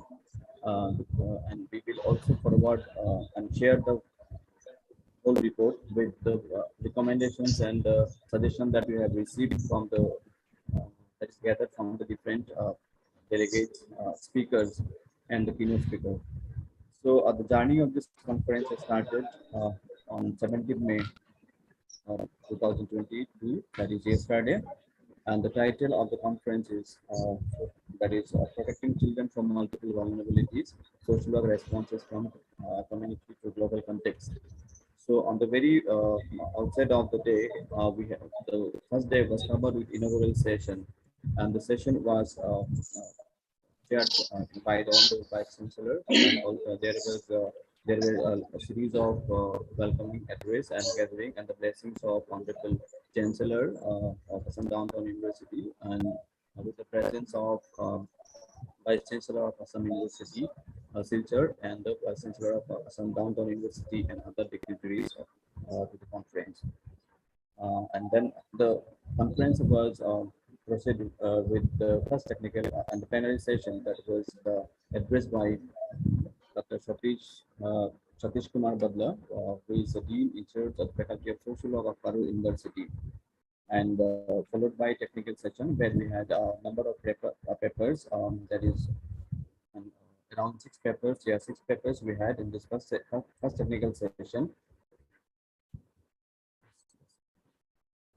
First, 6 papers, followed by we had another technical section second, where Professor Shahu sir was invited from the NEHU, who is Professor and Head Department of Adult and Continuing Education, and also Dr. Kavilya Desai sir was there, who had spoken on the street children and the protection measures. And at the very end of the day, the technical session 2 was there, and there were 5 paper presentations, and which was chaired by Professor M. Tineshwari Devi, and with the session was covered up with the suggestions and inputs that we have received from the paper presenters. Today we have started in the morning with a session, that plenary session number 3 was delivered by Dr. Arunbita Shukai, who is an associate professor of the Department of Social Work, Assam University Center, and chaired by Professor Gopal Mishra, where he enlightened the various legal aspects and legal framework of children and legal framework and child protection, where we could highlight the what are the legal measures that we have to protect the children from different vulnerabilities. Followed by we had the technical session 3, which was chaired by Professor Shima Sharma Madam, Dean of Faculty of Commerce and Management at Assam Downtown University, where we had several papers on public health care, and then exploring child labor, the impact of abuse against children and effectiveness. And this was there are also we have received important suggestions, recommendations that we can put forward. At the post-lunch session, we had one plenary session, that is final plenary session, who was addressed by Arman Ali, who is the executive director of NCCEDP, and where he highlighted the major aspect of the children with disability, what measures we should take, and how to deal with, and what are the aspects that we can talk about in generating awareness for those children. And followed by the final session, then technical session 4 was chaired by Professor Dr. Ravi Ranjan Kumar, who is head in charge Department of Social Work, Rajiv Gandhi University, and there where we also had 3 papers which were addressed specifically the child sexual abuse, domestic environment, and gender sexual violence, crime against children, with a lot of suggestions and recommendations. And at last, we are now proceeding with the validity session of this two-day conference. And I'm extremely sorry because of not producing the report in a proper format. I'm just presenting these in a PPT mode. We'll be sharing the formal report with all the recommendations and details of the agenda that we had for this two-day conference. So with this, I would like to thank each and every one, all the participants, all the dignitaries, the professors and other faculty members from Assam University, and the faculty members and the dignitaries from my university. Thank you. Thank you, sir. Over to you. Thank you, Dr. Vijay, for giving a sweet and short, brief report of the 2 days programs that we are really enlightened, and then we are really given the deep information to invest in very short space. So I have been searching while Vijay sir was giving a report that Dr. Ravi has able to join or not, but he is not yet able to join. That's why I believe that he may not able to join. That's why I take this privilege to call upon 3 different research scholars, one from AdtU, which means from our university, one from Assam University, and then one from Assam Royal Global University for a feedback from their experiences being in the different sessions of 2 days virtual conference. So now first I would like to call Kiran Raskumari, research scholar, Faculty of Humanity and Social Sciences, AdtU. 2 minutes. Good afternoon, everyone. Yeah. Good afternoon, everyone. First of all, thank you for giving us a platform, like a big platform for all the speakers and for all the presenters we had. As I am the participant for today's international conference, the presentation and discussion was very much informative, and I will try to follow the guidelines which have shared by the renowned speakers and all the dignitaries. And yes, thank you thank you all the teachers out there in Assam Downtown University, that is Subrata Datta sir, Pratiti ma'am, and MK Dev sir and Bijoy sir for conducting a big platform for an organizing this session, and which it includes all the importance for the including all the child rights and thank you. Thank you, Kiran. Yeah.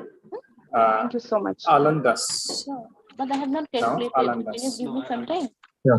Wait, let me check. A very good afternoon to the respected faculty members, professors, and other dignitaries present here. First of all, I'd like to extend my heartfelt gratitude to the organizers, Assam University and Assam Downtown University, for giving us the opportunities to share our experiences through our research papers in this 2 days international seminar.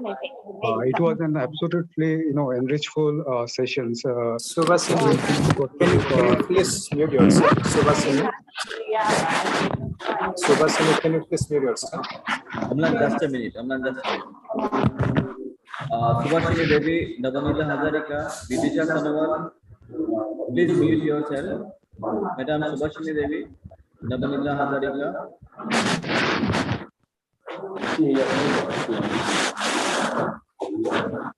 Madam Subhashini Devi.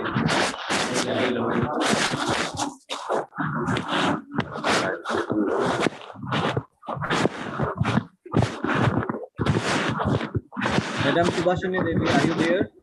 Bijoy, why don't you just mute? Ma'am, host is not with us. Actually, it is an IT cell. Host is not there with you? No, means it is there in IT cell. Okay. Yeah, it's control room. Yeah. Shall I continue, sir? Yeah, please. Yeah. So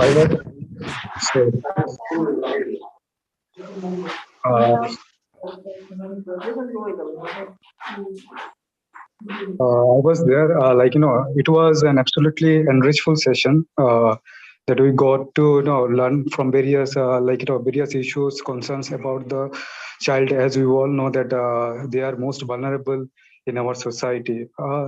There's the different presenters like research scholars, professionals, and other faculty members from various parts of India talked about the various aspects such as problems of the street children, then child rights and their development, then even convention on child rights, then child health, child sexual abuse, child with disability, and so on.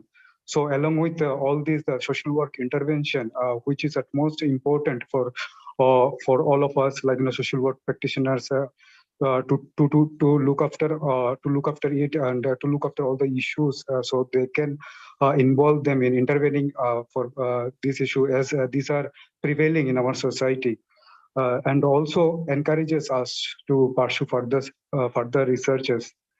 Then lastly, I take this opportunity again that I thank you for all the organizers, and we look forward for this such seminars in coming days. Thank you, sir. Thanks for giving us opportunity. Okay, thank you, Alan. Yeah, so now I would like to request Ms. Zoyita Bhattacharjee, Assistant Professor, Assam University. Zoyita, are you there? Yes, I'm there, sir. Can you see me and hear me? Yes, yes. Okay. All right, sir. Okay, so I would just like to begin by extending my heartfelt thanks to all the organizers, all the chairpersons, whoever was a part of this conference. And I wanted to say that I had a very insightful learning experience in these 2 days, be it looking at others present or understanding what they're presenting, being it presenting my own topic. I think of it as a total give and take situation. And I saw that we all conceptualize children as the futures of the country or the face of tomorrow. And we seldom think about the vulnerabilities that are hidden even in the safety of homes. And on that, we have encouraged a discussion. On that, we have had a platform to speak and listen. That is an extraordinary privilege for me. I, as a social worker, I am very interested in working with children. I really like listening to their narratives. Everything that they say comes straight from the heart. So it is something that I really enjoy and something which I really had a very good time studying on or doing research on, how they present their everyday experiences. So to think of all that put it in the social work context, be it in the country, locally or globally, I think we all have done quite a wonderful job. Again, my special thanks to Assam Downtown University and of course Assam University for opening up this platform and giving me also an opportunity to present my work. So thank you so much for this lovely 2 days. Thank you. Thank you so much, Zoyita. So thank you, Kiran, Amlan, and Zoyita for the good feedback that you have given to us. Almost all of your feedbacks are positive sign. So none of you have spoken about the negative feedback to us. And then I think all this program, although it's quite exhaustive, I believe that has went very well. So without any delay, so all the sessions that is fruitfully have come over. So now we don't have anything to do. So now I would like to go for the vote of thanks. So before giving a vote of thanks, small announcement from my side I would like to give you is that, so now we have, including me, we have 85 participants actively joining. So I would like to request all of you, once that vote of thanks over, please none of you will leave the sessions. We will have photo sessions. Yeah, so I would request all of you to switch on your camera if it is possible to you, if your internet connectivity doesn't have any much problem, so we can have a photo together, yeah, which will be a very good and then fun time for us. I am sure that it will be a fun time, yeah. So now let me take this opportunity to have the vote of thanks to everyone. So these 2 days, very exhaustive virtual webinar would not have been possible without the blessings and support directly and indirectly from the different personalities and dignitaries from different heads and different organizations who really help us a lot. So let me take this opportunity to thank our Honorable Chancellor, Dr. Narendranath Dr. Because of his blessings and then help, who allowed us to use all the resources that is necessary for us to conduct this kind of webinar that he allowed us freely to use. And then Professor Vandana Datta, who is a Dean of Studies of our Assam Downtown University, who had been also very supportive to us throughout the days of the conference, not only the days of the conference, even the day of the inception of this idea to take the idea that we have taken up to bring this conference in the reality. She had been supportive to us. Thank you, ma'am, for being supportive to us. And then Honorable Vice Chancellor, Assam Downtown University, Professor Narayan Chandra Talukdar sir, who has been also very vocal and supportive. And because of his support, this program has become successful.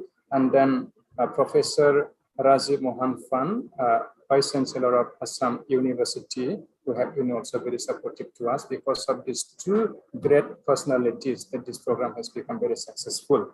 And then we have two conveners, since this program has been organized jointly, Assam Downtown University and then Assam University, particularly Program of Social Work of our AdtU and then Department of Social Work of Assam University. So this, because of these two beautiful ladies and very great personalities who have really helped us to come up with these ideas, and then they have really supported us. And most importantly, Dean, respected Dean Pratiti ma'am, had been always been beside us, and then she has been supporting how to design the programs and whom to call for a plenary speaking and for special lectures. So she has been really helpful to us for sorting out, to finding out the people across the sessions.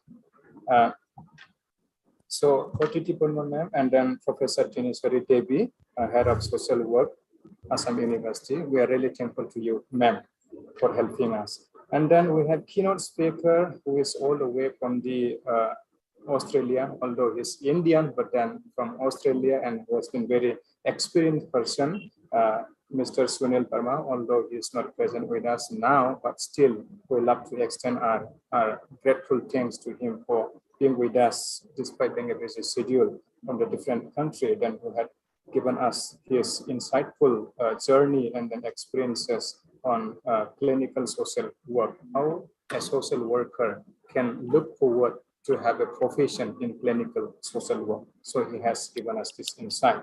Thank you, sir, for being with us. And then since we have 4 plenary sessions, that's why technically we had 4 plenary chairpersons. So for the 4 plenary chairpersons, we are very fortunate to have 4 professors, eminent professors from the different field.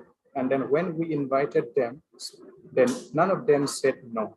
Although they had a hectic schedule, but still they accepted wistfully when we have approached. So thank you, Professor Homeshwar Goswami from Assam Downtown University, and Professor Ganga Bhushan, Assam University, Professor Kofalji Misra, Assam University, Professor Subhabroto, Dr. Assam University. Thank you so much, sir, for your valuable time that given to us, and because of your support, the plenary sessions really went well, and none of the plenary sessions had become bored, although what's supposed to be bored, but you never let up to be bored, those sessions. Thank you so much.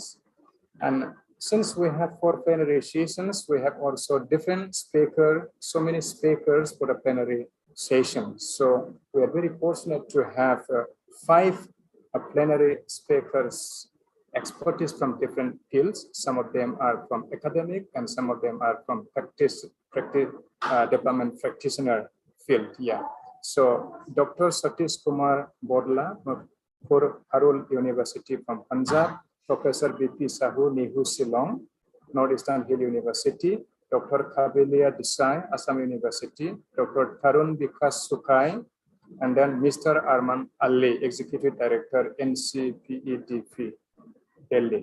Thank you so much for giving your special time for us and then giving the beautiful inputs and then hidden inputs which really enlighten not only the scholars and the students, any participants who have been presented, who have been active participants to the sessions. I really believe your speech had really enlightened us and then get more information. And it was really, those speeches were really informative. Yeah. And then since we have 4 plenary sessions, we needed to have 4 individuals to moderate the sessions. So we are very fortunate to have 4 different individuals who really help to carry out the plenary session smoothly. That is none other than the Dr. Vijay Das from AdtU and Dr. Niranjan Islari, that is me from AdtU, and Dr. M.K. Dev from AdtU, and Dr. Lalzo Thangzom, Assam University. Thank you so much to everyone, including me, for taking care of the plenary sessions. Yeah, and then technical session. So all the conference and seminars, be it online or offline, it is not fulfilled without technical sessions, because any kind of conference and seminar is made for technical sessions only. So we are very fortunate to have 25 papers presenters, and most of the 25 paper presenters have co-authors, multiple authors.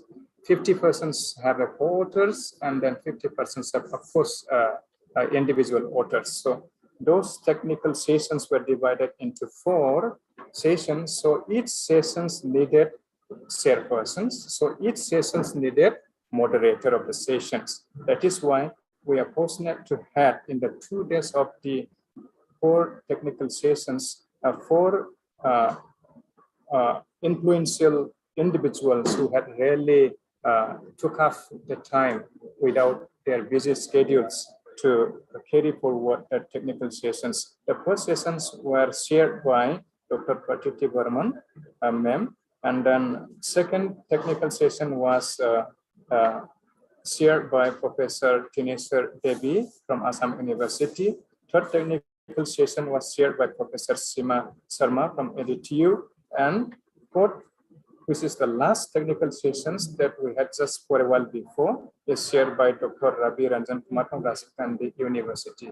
But we are very unfortunate that due to technical issues and an electricity cut in the Arunachal Pradesh where he lived, he was disconnected in between. So thank you so much for helping us and taking up the time despite your busy schedules to make successful those technical sessions.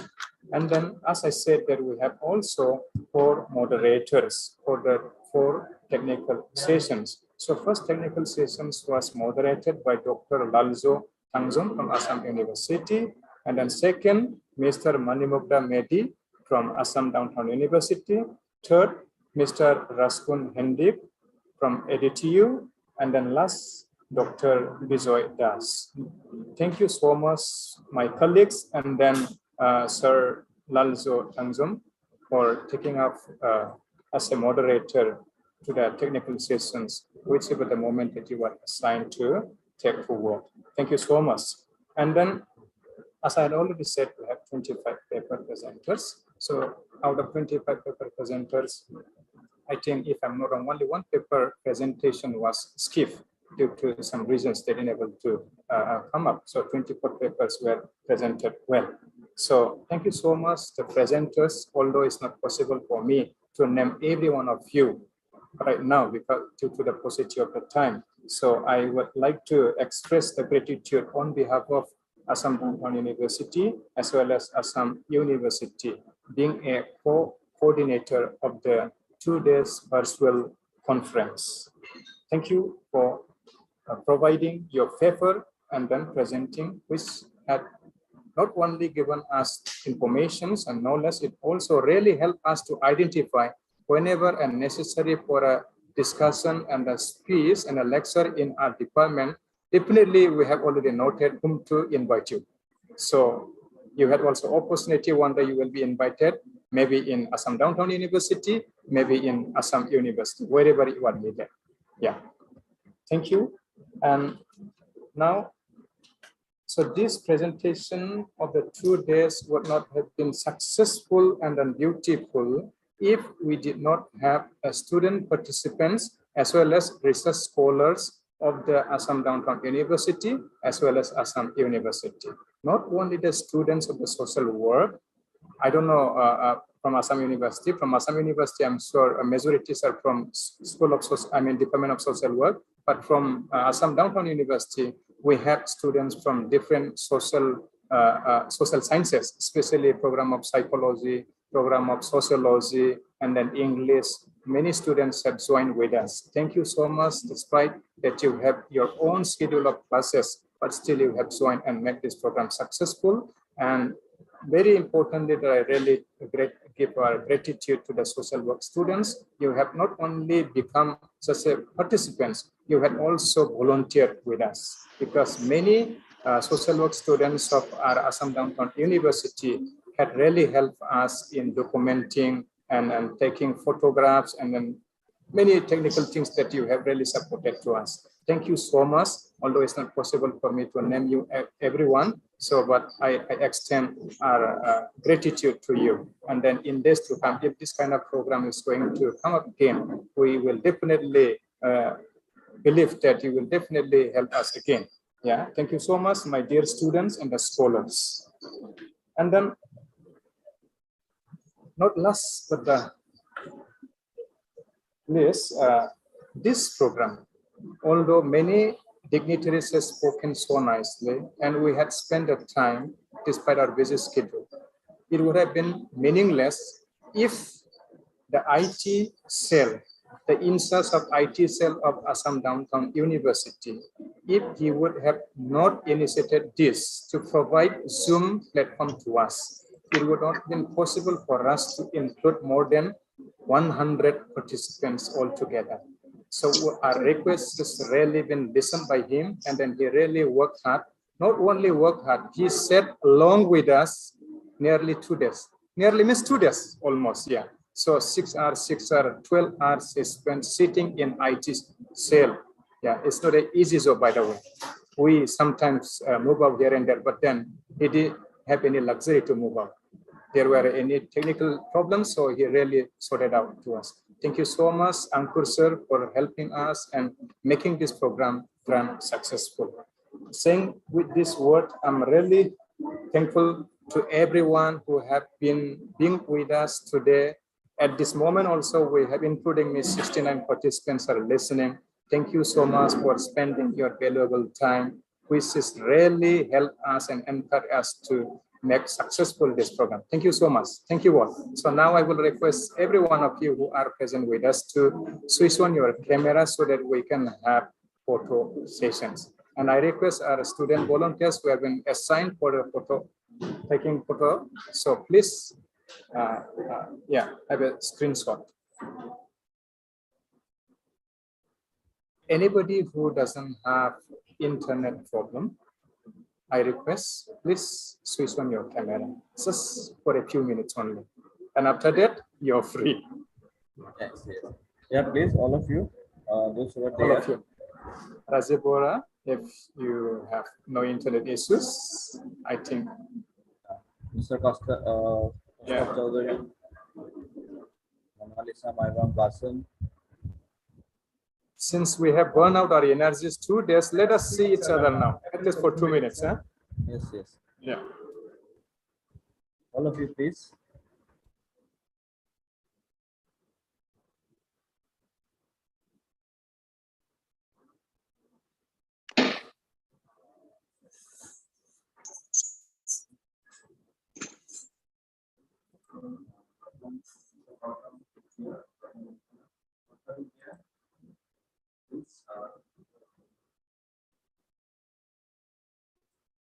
Yes, sir, you are muted. Unmuted. Mr. Costa, Basan, Monalisa, Mairam, Madam Pinky Borua.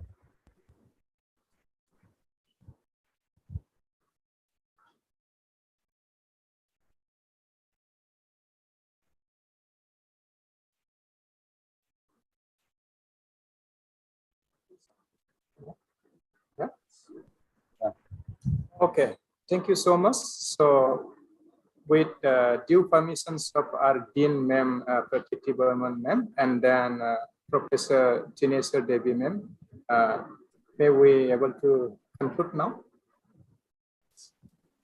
Yes, yes. Thank you so much. Thank you, ma'am.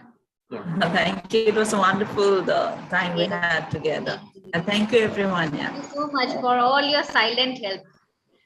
And thank you, Bijoy, and thank you, Niranjan, and all the participants, Dr. M.K. Dev. Thank you so much. Thanks a lot, and hope to see you again in near future, doing something again, which is challenging for all of us. Yes, ma'am. Yes, ma'am. Definitely. We should collaborate more. Yes, ma'am. Yes. Thank you so much. Okay, then. Thank you. Bye-bye. Bye.